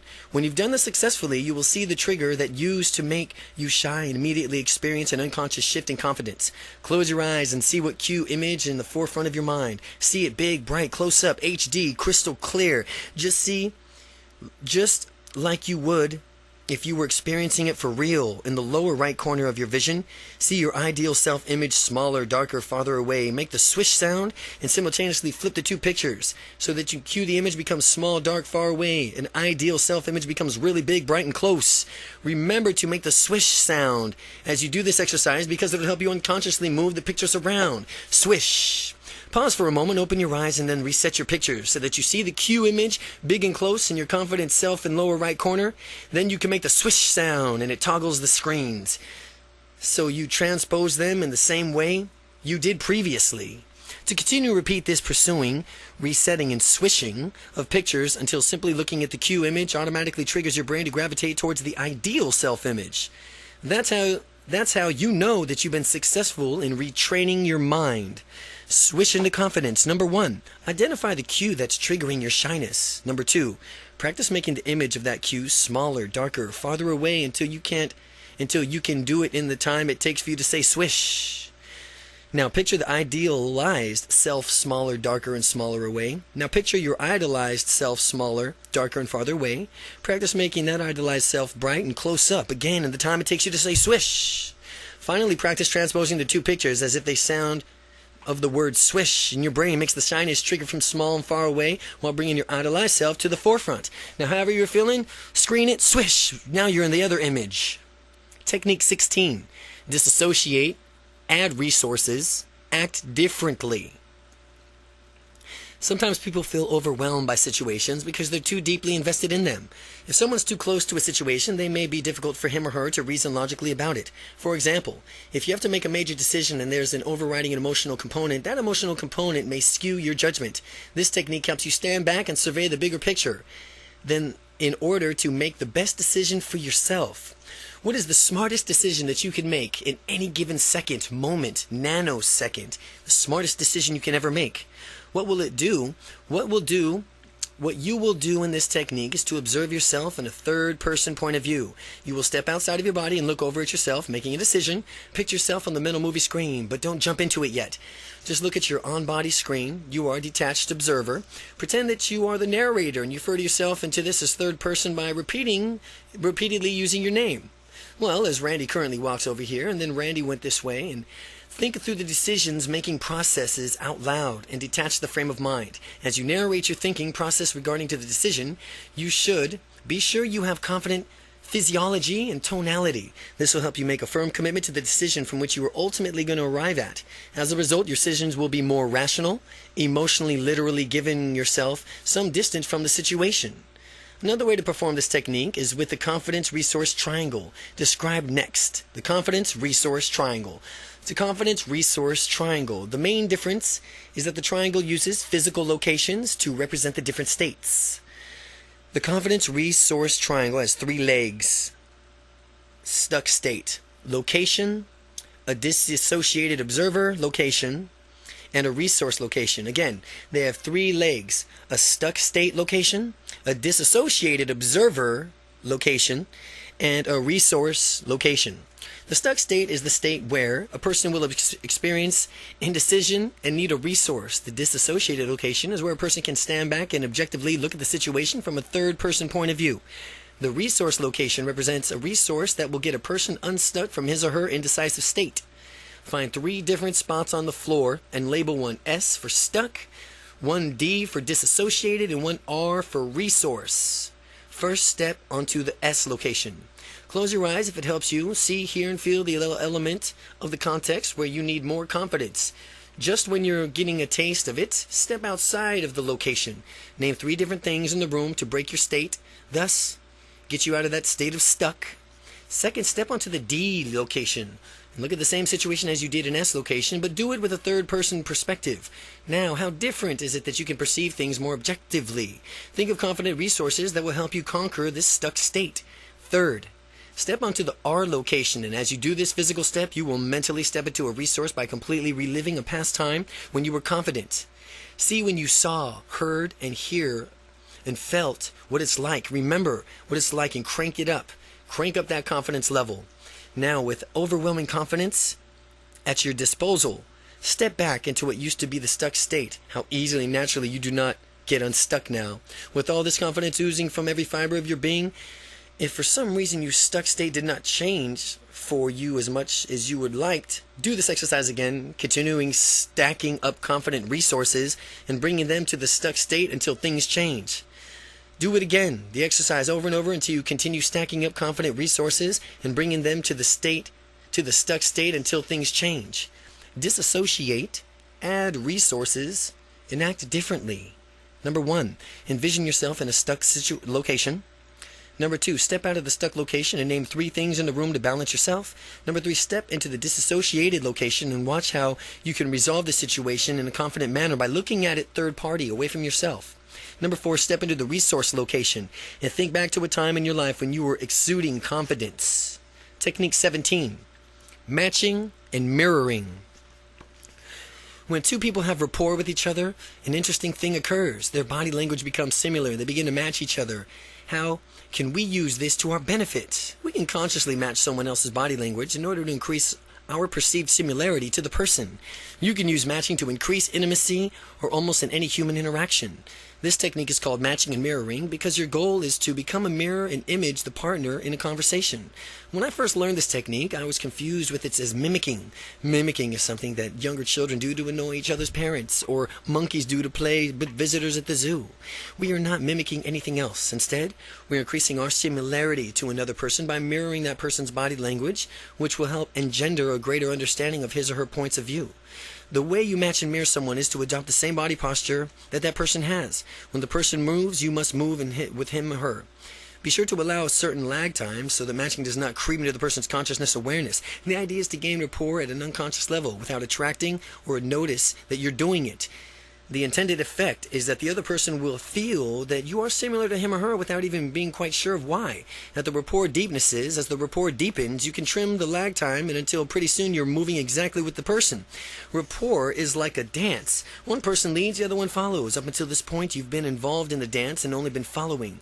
After sufficient rapport has been established, you have the opportunity to lead the dance of rapport. Begin by moving your body into a new position and seeing if the other person follows you. Now, when the person does follow you, you will know that you are now the one in charge. And if you move and the person does not allow you to go back to the matching, mirroring and build up the rapport further. When you lead non-verbally, you can match and mirror people in other ways. In addition to matching body language, you can match a person's breathing too. This person will serve the unconscious synchronize. This practice will serve to unconsciously synchronize. You and another person can facilitate rapport. To match someone's breathing, watch his or her shoulders. Most people's shoulders rise when inhaling a breath and fall when exhaling. People exhale as they are talking. So remember to match someone's breathing as the person speaks to more similarly to you and how another person, even in barely perceptible behavior, such as breathing. The deeper the rapport you will create. As we're matching someone's breathing, you can match hand gestures as well. When another person's talking, notice how he or she gestures. No matter whether one is wild, demonstrates gestures, or slight, precise hands using some gestures. I don't care if you feel awkward or it's outside of your comfort zone. You are matching the other person in order to better understand and communicate with him or her. Facial expressions are another great way to match and mirror someone by developing greater rapport. Someone frowning is raising of an eyebrow or another facial expressions can be matched. You can even match someone's muscle tone. If a person's uptight and stressed out, you can tighten yourself up too. If the person's loose and relaxed, you can do the same way to be with him or her in the moment. Suppose that you match someone who is tense. You could develop a great rapport with a person and begin to lead the dance rapport gradually by relaxing. If the rapport is sufficient, the person will follow you and relax as well. The level of perceived similarity between you and another person is directly proportional to the rapport that you will experience. Again, the level of perceived similarity between you and another person is directly proportional to the rapport that you will experience. The greater level of rapport you experience, the more freedom you will have to relax and be your own confident self around that person. A good rule of communication is to remember that nobody is going to get a message across for you. So do whatever it takes to make sure that you are heard. Nonverbal matching somehow can help facilitate this and increase the chances that your message is received the way you intended it. It's not up to the other person to make sure that he or she gets it. As an excellent communicator, it's solely up to you to share your message loud and clear.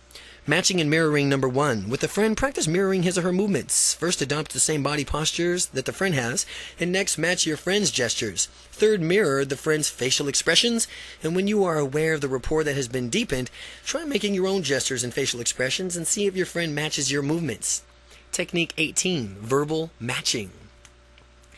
You now understand how to create rapport by non-verbally matching someone, and of course, you can further deepen rapport by matching someone verbally as well. Typically, verbal behaviors can match our tone, voice, volume, voice, rate of speech, inflection, for example, questioning and manding. The word usage, if someone speaks rapidly, for example, you shouldn't speak much more slowly. You should keep up with that person's speech rate. If someone speaks slowly, you don't want to be a motor mouth when talking with that person. You want to just speak near to the same rate that person is speaking. Listen to people's key words, the words they say over and over again, like they call them a trigger or hot buttons, words from which you hear these words. Use them right back and notice how the rapport skyrockets.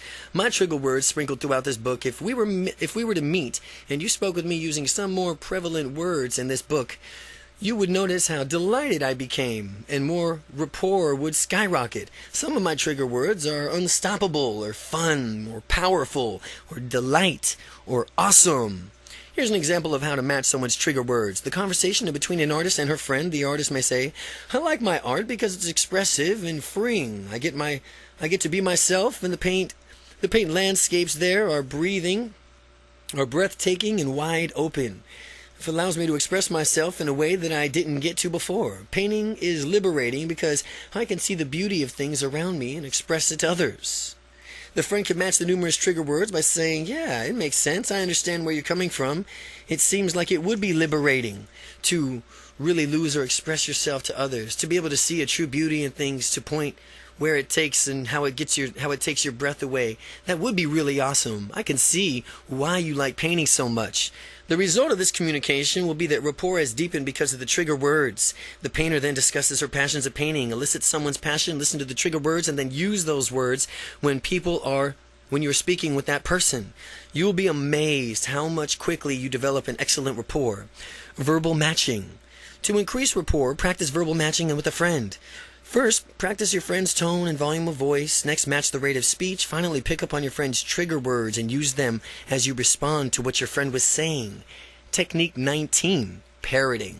Parrots are interesting birds because they repeat certain words or sentences that are used frequently enough. To act like a parrot, you can increase rapport. With someone speaking in pauses, repeat the last few words of the sentence. Right back to that person. The person's word has special significance for him or her, or they wouldn't have even chose to say it that way. Be like a parrot and repeat the exact words back. You'll discover how easily this causes a greater sense of rapport. Parroting validates the person's point of view, and the point of view validated, and they enjoy being listened to, which is why parroting works so well. It proves you were listening. As a friend, Fred, for example, Fred and Carolyn. Fred, how are you doing today? Carolyn, excellent. I have a flat tire on the way to work, but I made it here all right. Well, you made it here all right. How has your workday been since that? Well, it's been pretty hectic around my office. I've got a team meeting this afternoon at 4. You got a team meeting at 4? Uh-huh. Yeah, I'm really looking forward to it. The product should be unveiled here really soon. Oh, really soon?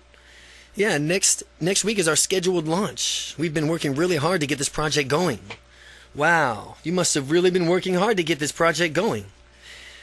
The parroting is delivered as a mere echo of what the person previously said, with the key points echoed back to the person. The speaker, upon hearing his or her own words parroted back, will either say yes or agree non-verbally, perhaps with a nod.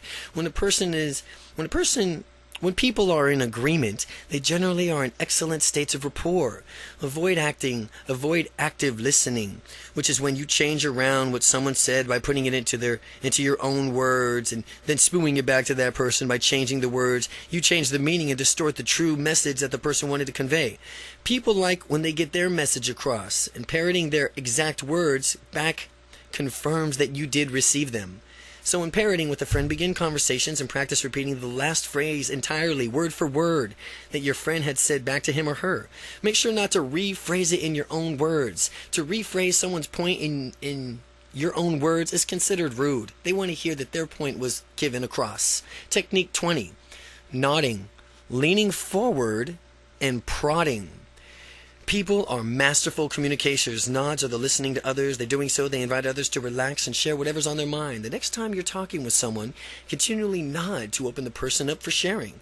To practice this, get a partner and have a conversation. Say as little as possible. Nod as often as you can, and this will effectively this is what effective communicators do. And by nodding effectively, your communication and your confidence and interpersonal skills will dramatically increase. By nodding often, disinterested communicators lean back and slouch. Excellent communicators lean forward and show that they are hanging on to every word that you said. In this exercise, lean forward, and as you nod along, as you're talking with your partner, prod him or her on by throwing in following phrases at the appropriate pauses. Again, when talking with your partner, prod him or her by throwing in the following phrases at an appropriate pause. Go on. Oh, go on. I understand. Oh, I understand. I understand. What makes sense? Oh, that makes sense. Oh, that makes sense. Tell me more. Oh, well, tell me more. I see what you're saying. Oh, I see what you're saying. Oh, I hear you. Yeah, I hear you. Well, that feels right to me. Well, that feels right to me. You'll soon discover how effectively this keeps people talking. I've kept people talking for 30 minutes at a time without me saying anything, just by nodding, leaning forward, and interjecting these phrases at the appropriate times. Nodding, leaning forward, and prodding. Ask a friend to begin telling you a story. Practice nodding and prodding at appropriate points in the story and see how long you can keep your friend talking. Technique 21. Ask open-ended questions. When you realize that you can talk to anyone, anywhere, anytime, you will have more confidence in yourself than ever before. The secret to being a great conversationalist is knowing what to ask questions that show genuine interest in the other person. Quite simply, ask open-ended questions whenever possible. Open-ended questions require more than a simple yes or no response. The person answering has to elaborate and describe what he or she is thinking. Closed questions do not further develop conversations since they are usually followed by short answers. If someone repeatedly responds to you with one-word answers, there's not much work with developing the conversation. An example of closed questions and responses: Brad, how you doing today? Fine.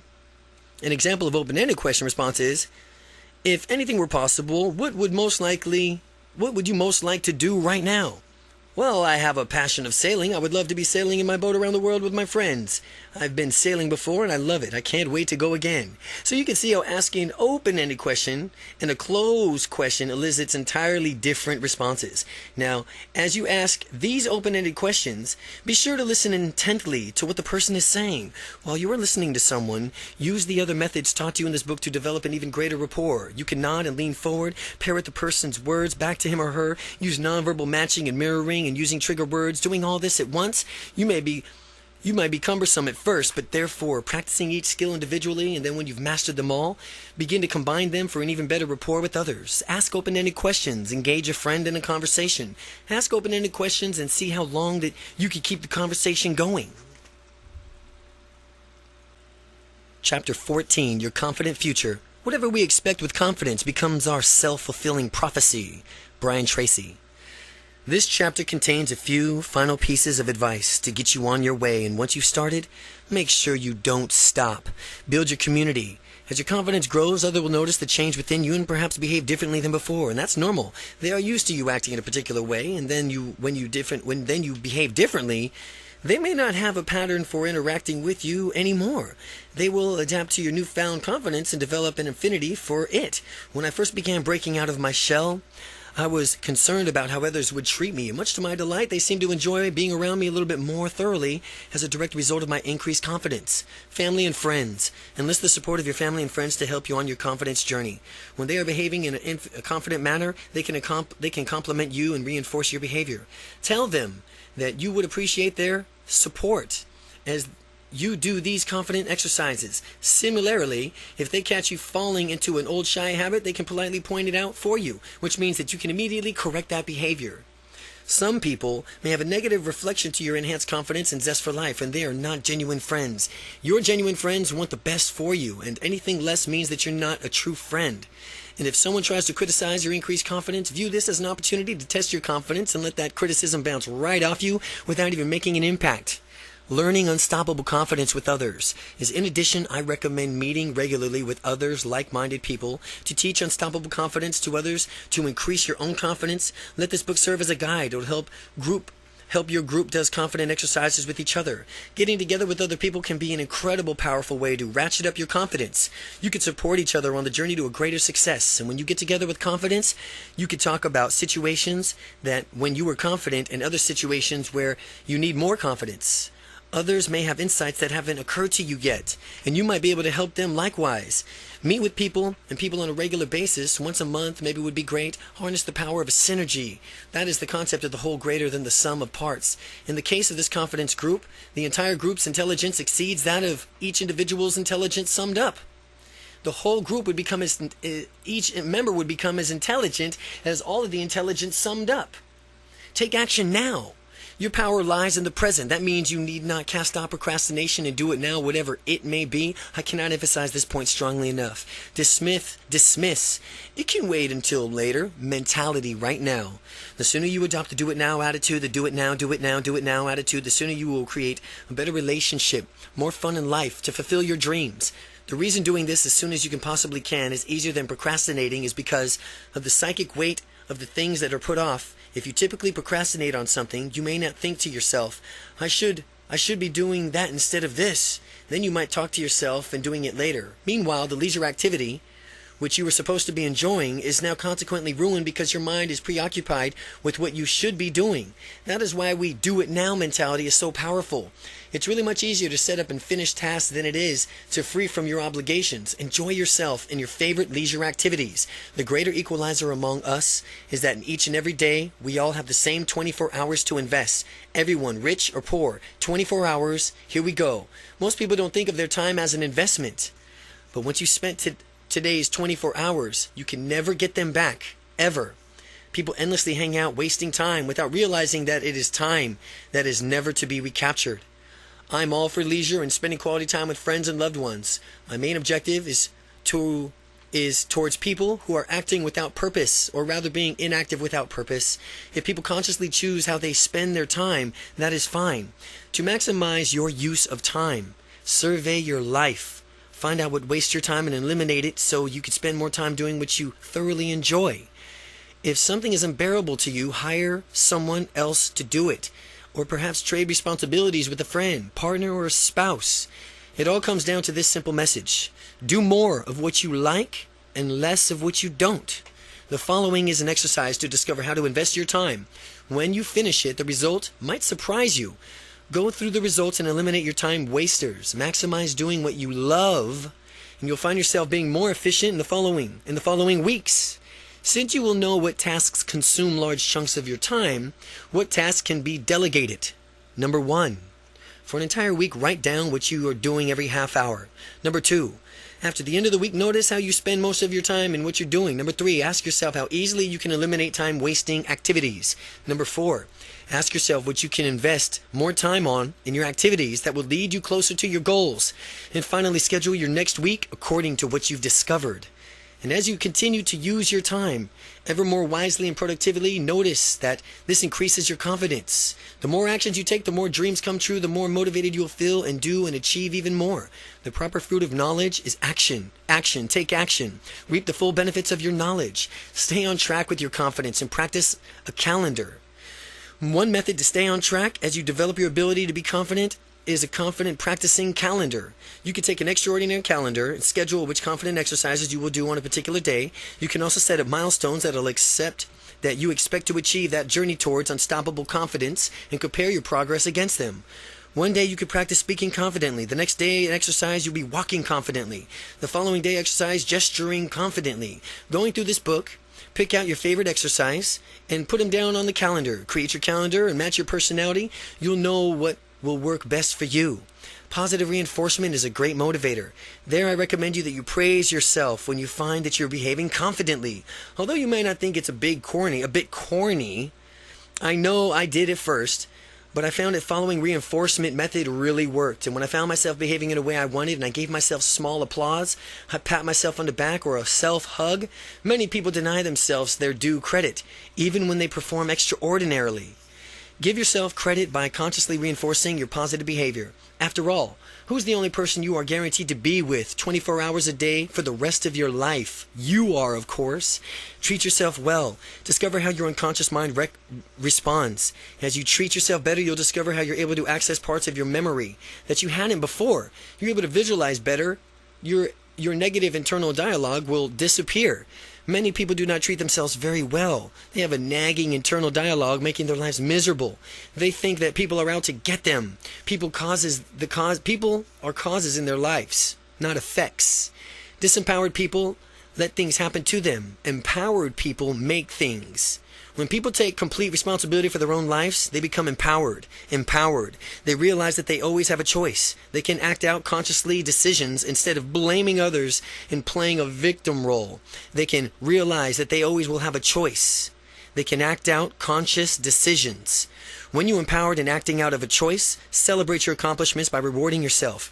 Reward yourself in the same way you'd reward your best friend. His or her accomplishments. Remind yourself that you are wonderful.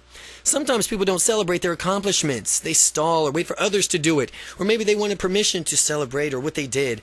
I'm not giving my permission for you to celebrate all of your successes. I'm now giving you permission for you to celebrate all of your successes. Live a healthy life. Because in order To be unstoppably confident, you must lead a healthy, fulfilling life. There's 3 components that essentially to leading such a flexibility is a sense of humor and an orientation towards the future. Leading such as a life of flexibility and a sense of humor. Flexibility, if you have flexibility in life, you'll have enough choices to be able to do whatever it takes to achieve your outcome. If something does not work, you'll have a wherewithal to realize that it's not working and admit your behavior. In other words, use flexibility until you eventually get your results. The more flexible people are, the more likely they will get what they want. There is a law of cybernetics, which is the science of effective organization, that states the person or component with the most choices in the system wins. Take a negotiation, for example. If someone has many options and the opposition has few, the first party has an upper hand. The fewer options you have, the less empowered you are. Maximize your empowerment by being flexible and having many options and choices as you can imagine. A sense of humor. Having a sense of humor is essential in life. It means that you won't take things too seriously or blow them out of proportion. I'm sure we all know people who take everything too seriously and end up having health problems or smoking or drinking or as an escape from their problems. The more useful way of experiencing life is maybe laughing your way through it. When times are the toughest and you are completely stressed out, the ability to laugh out loud is truly priceless. Laughing out loud will help you center you, which will lead you into a more resourceful, problem-solving state of mind. People are excessively serious and overly formal. And they tend to get ulcers and heart attacks, strokes, and other medical maladies because they choose to allow themselves to get stressed out. People who laugh a lot, they're a lot healthier and live a lot longer. Be sure to keep your sense of humor as you continue on through your life's journey. Future orientation. There are 3 different ways that we can orient ourselves with respect to time. The past, the present, the future. Each can be a useful outlook, having strong orientation for the best path of living our life's dream. The past could be useful for summoning positive resources from earlier periods in your life, for gathering and tapping into experience, for example. Some people who are heavily oriented towards the past virtually live into the bygone glory days, however, continually rehashing them through the storytelling of other reminiscence. Focusing solely on the past makes it easier for you not to take any action towards building the future. People who get overly caught up in the present orientation live entirely in the moment and fail to plan for the future, and flawed outlooks can be in a direct consequence. These people want immediate gratification without having to think about the negative effects of their decisions. A certain amount of present time orientation is to cherishing each moment of your life and allowing the spontaneity to provide that you still plan for the future. The ideal orientation is to balance the future and the present together. The ideal mental orientation from now on is to balance the future and the present together. Knowing what you want for the future, planning for it, and taking action while enjoying yourself along the way is the ultimate ideal and ideal to strive for. You're constantly living and thinking about the future while still living and enjoying yourself on the way. And by delaying instant gratification and having patience and diligence working towards your goals as you thrive in the present moment, you will still have the ideal time orientation combination. When you find the balance that works best for you, you'll know it. Life is short, and we don't know what tomorrow holds. But we can plan for a wonderful future while we make the most of today. Plan for the future while making the most of today. You can achieve your dreams when you take action and work your plan. And life goes by so quickly that we must remind ourselves to cherish each and every moment. Getting going and don't stop. With your unstoppable confidence, you're going to want to tackle the world at once. When you consider all of what you want and you can achieve in your lifetime, you might want to go out and do it all right now. You can tackle the world, of course, but you should do it in a progressive stages. You will have so many dreams and passions awakened that it might seem overwhelming. Sometimes, when people feel overwhelmed, they do nothing because they don't know where to begin. We'll avoid letting this happen to you. Consider your most important immediate goals and pursue those first. Remember to take action each and every day, and no matter how much or how little things brings you closer to fulfilling your goals. A journey of 1,000 miles begins with a single step. Focus on taking the next step every day. Beware, though, that if you focus on the next action as part of a larger goal, you may lose sight of what you're going after in the goal in the first place. The ideal here is to have a balance. Keep the big picture in mind, remembering what's important for you and to you about the goal and why you're even doing it, as you focus on small steps that actually get you there, taking action each and every day. Being unstoppably confident means being proactive, being proactive, being proactive. Decide what you want, go after it, and get it. Some people say, someday it'll happen for me. No, no, no. Or, I'm waiting for my lucky break. The problem is that those reactive people are waiting forever. Resourceful people make it happen. Luck is where preparation meets opportunity. Be prepared for relentlessly pursuing the opportunities that you'll surprise yourself at how lucky you become. Go out there and make it happen because you are unstoppable.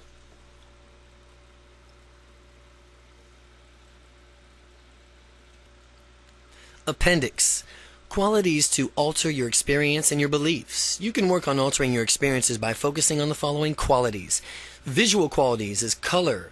Is the image in color or black and white? Size. How big or small is the image? Detail. How detailed is the image? Focus. Is it clear? How clear is the image? Contrast. Do the elements of the image contrast? Brightness. How bright or dull is the image? Border. Is there a border around the image? Distance. How near or far away is the image to you? Shape. Which shape is the image? Location. Where is the image located? Perspective. From which vantage point do you view the image? Dimension. Is the image flat or three-dimensional? Movement. Is the image fixed or is it a movie playing? Auditory qualities. Location. Where's the sound coming from? Tonality. What's the tonality like? Depth. Does the sound surround you? Volume. How loud or quiet is the sound? Melody. Is the sound melodic or monotonous? Duration. Is the sound continuous or intermittent? Sensory qualities. Intensity. How intense is the feeling? Location. Where do you feel the feeling? Speed. How fast does the feeling occur? Duration. Is the feeling continuous or intermittent? Quality. How would you describe the feeling? Unstoppable confidence. How to use the power of N.L.P. N.L.P. to be more dynamic and successful by Kent Sayer. If you're serious about gaining more confidence, you must get this book, Robert G. Allen, The 1 Minute Millionaire. This book will give you a boost towards success that can make all the difference. Brian Tracy, best-selling author of Maximum Achievement. Imagine having the confidence and courage to go after goals, successful careers, rewarding relationships, richer, fuller life. If you could dream it, you could do it. Using the scientific methods of Neuro-Linguistic programming, N.L.P.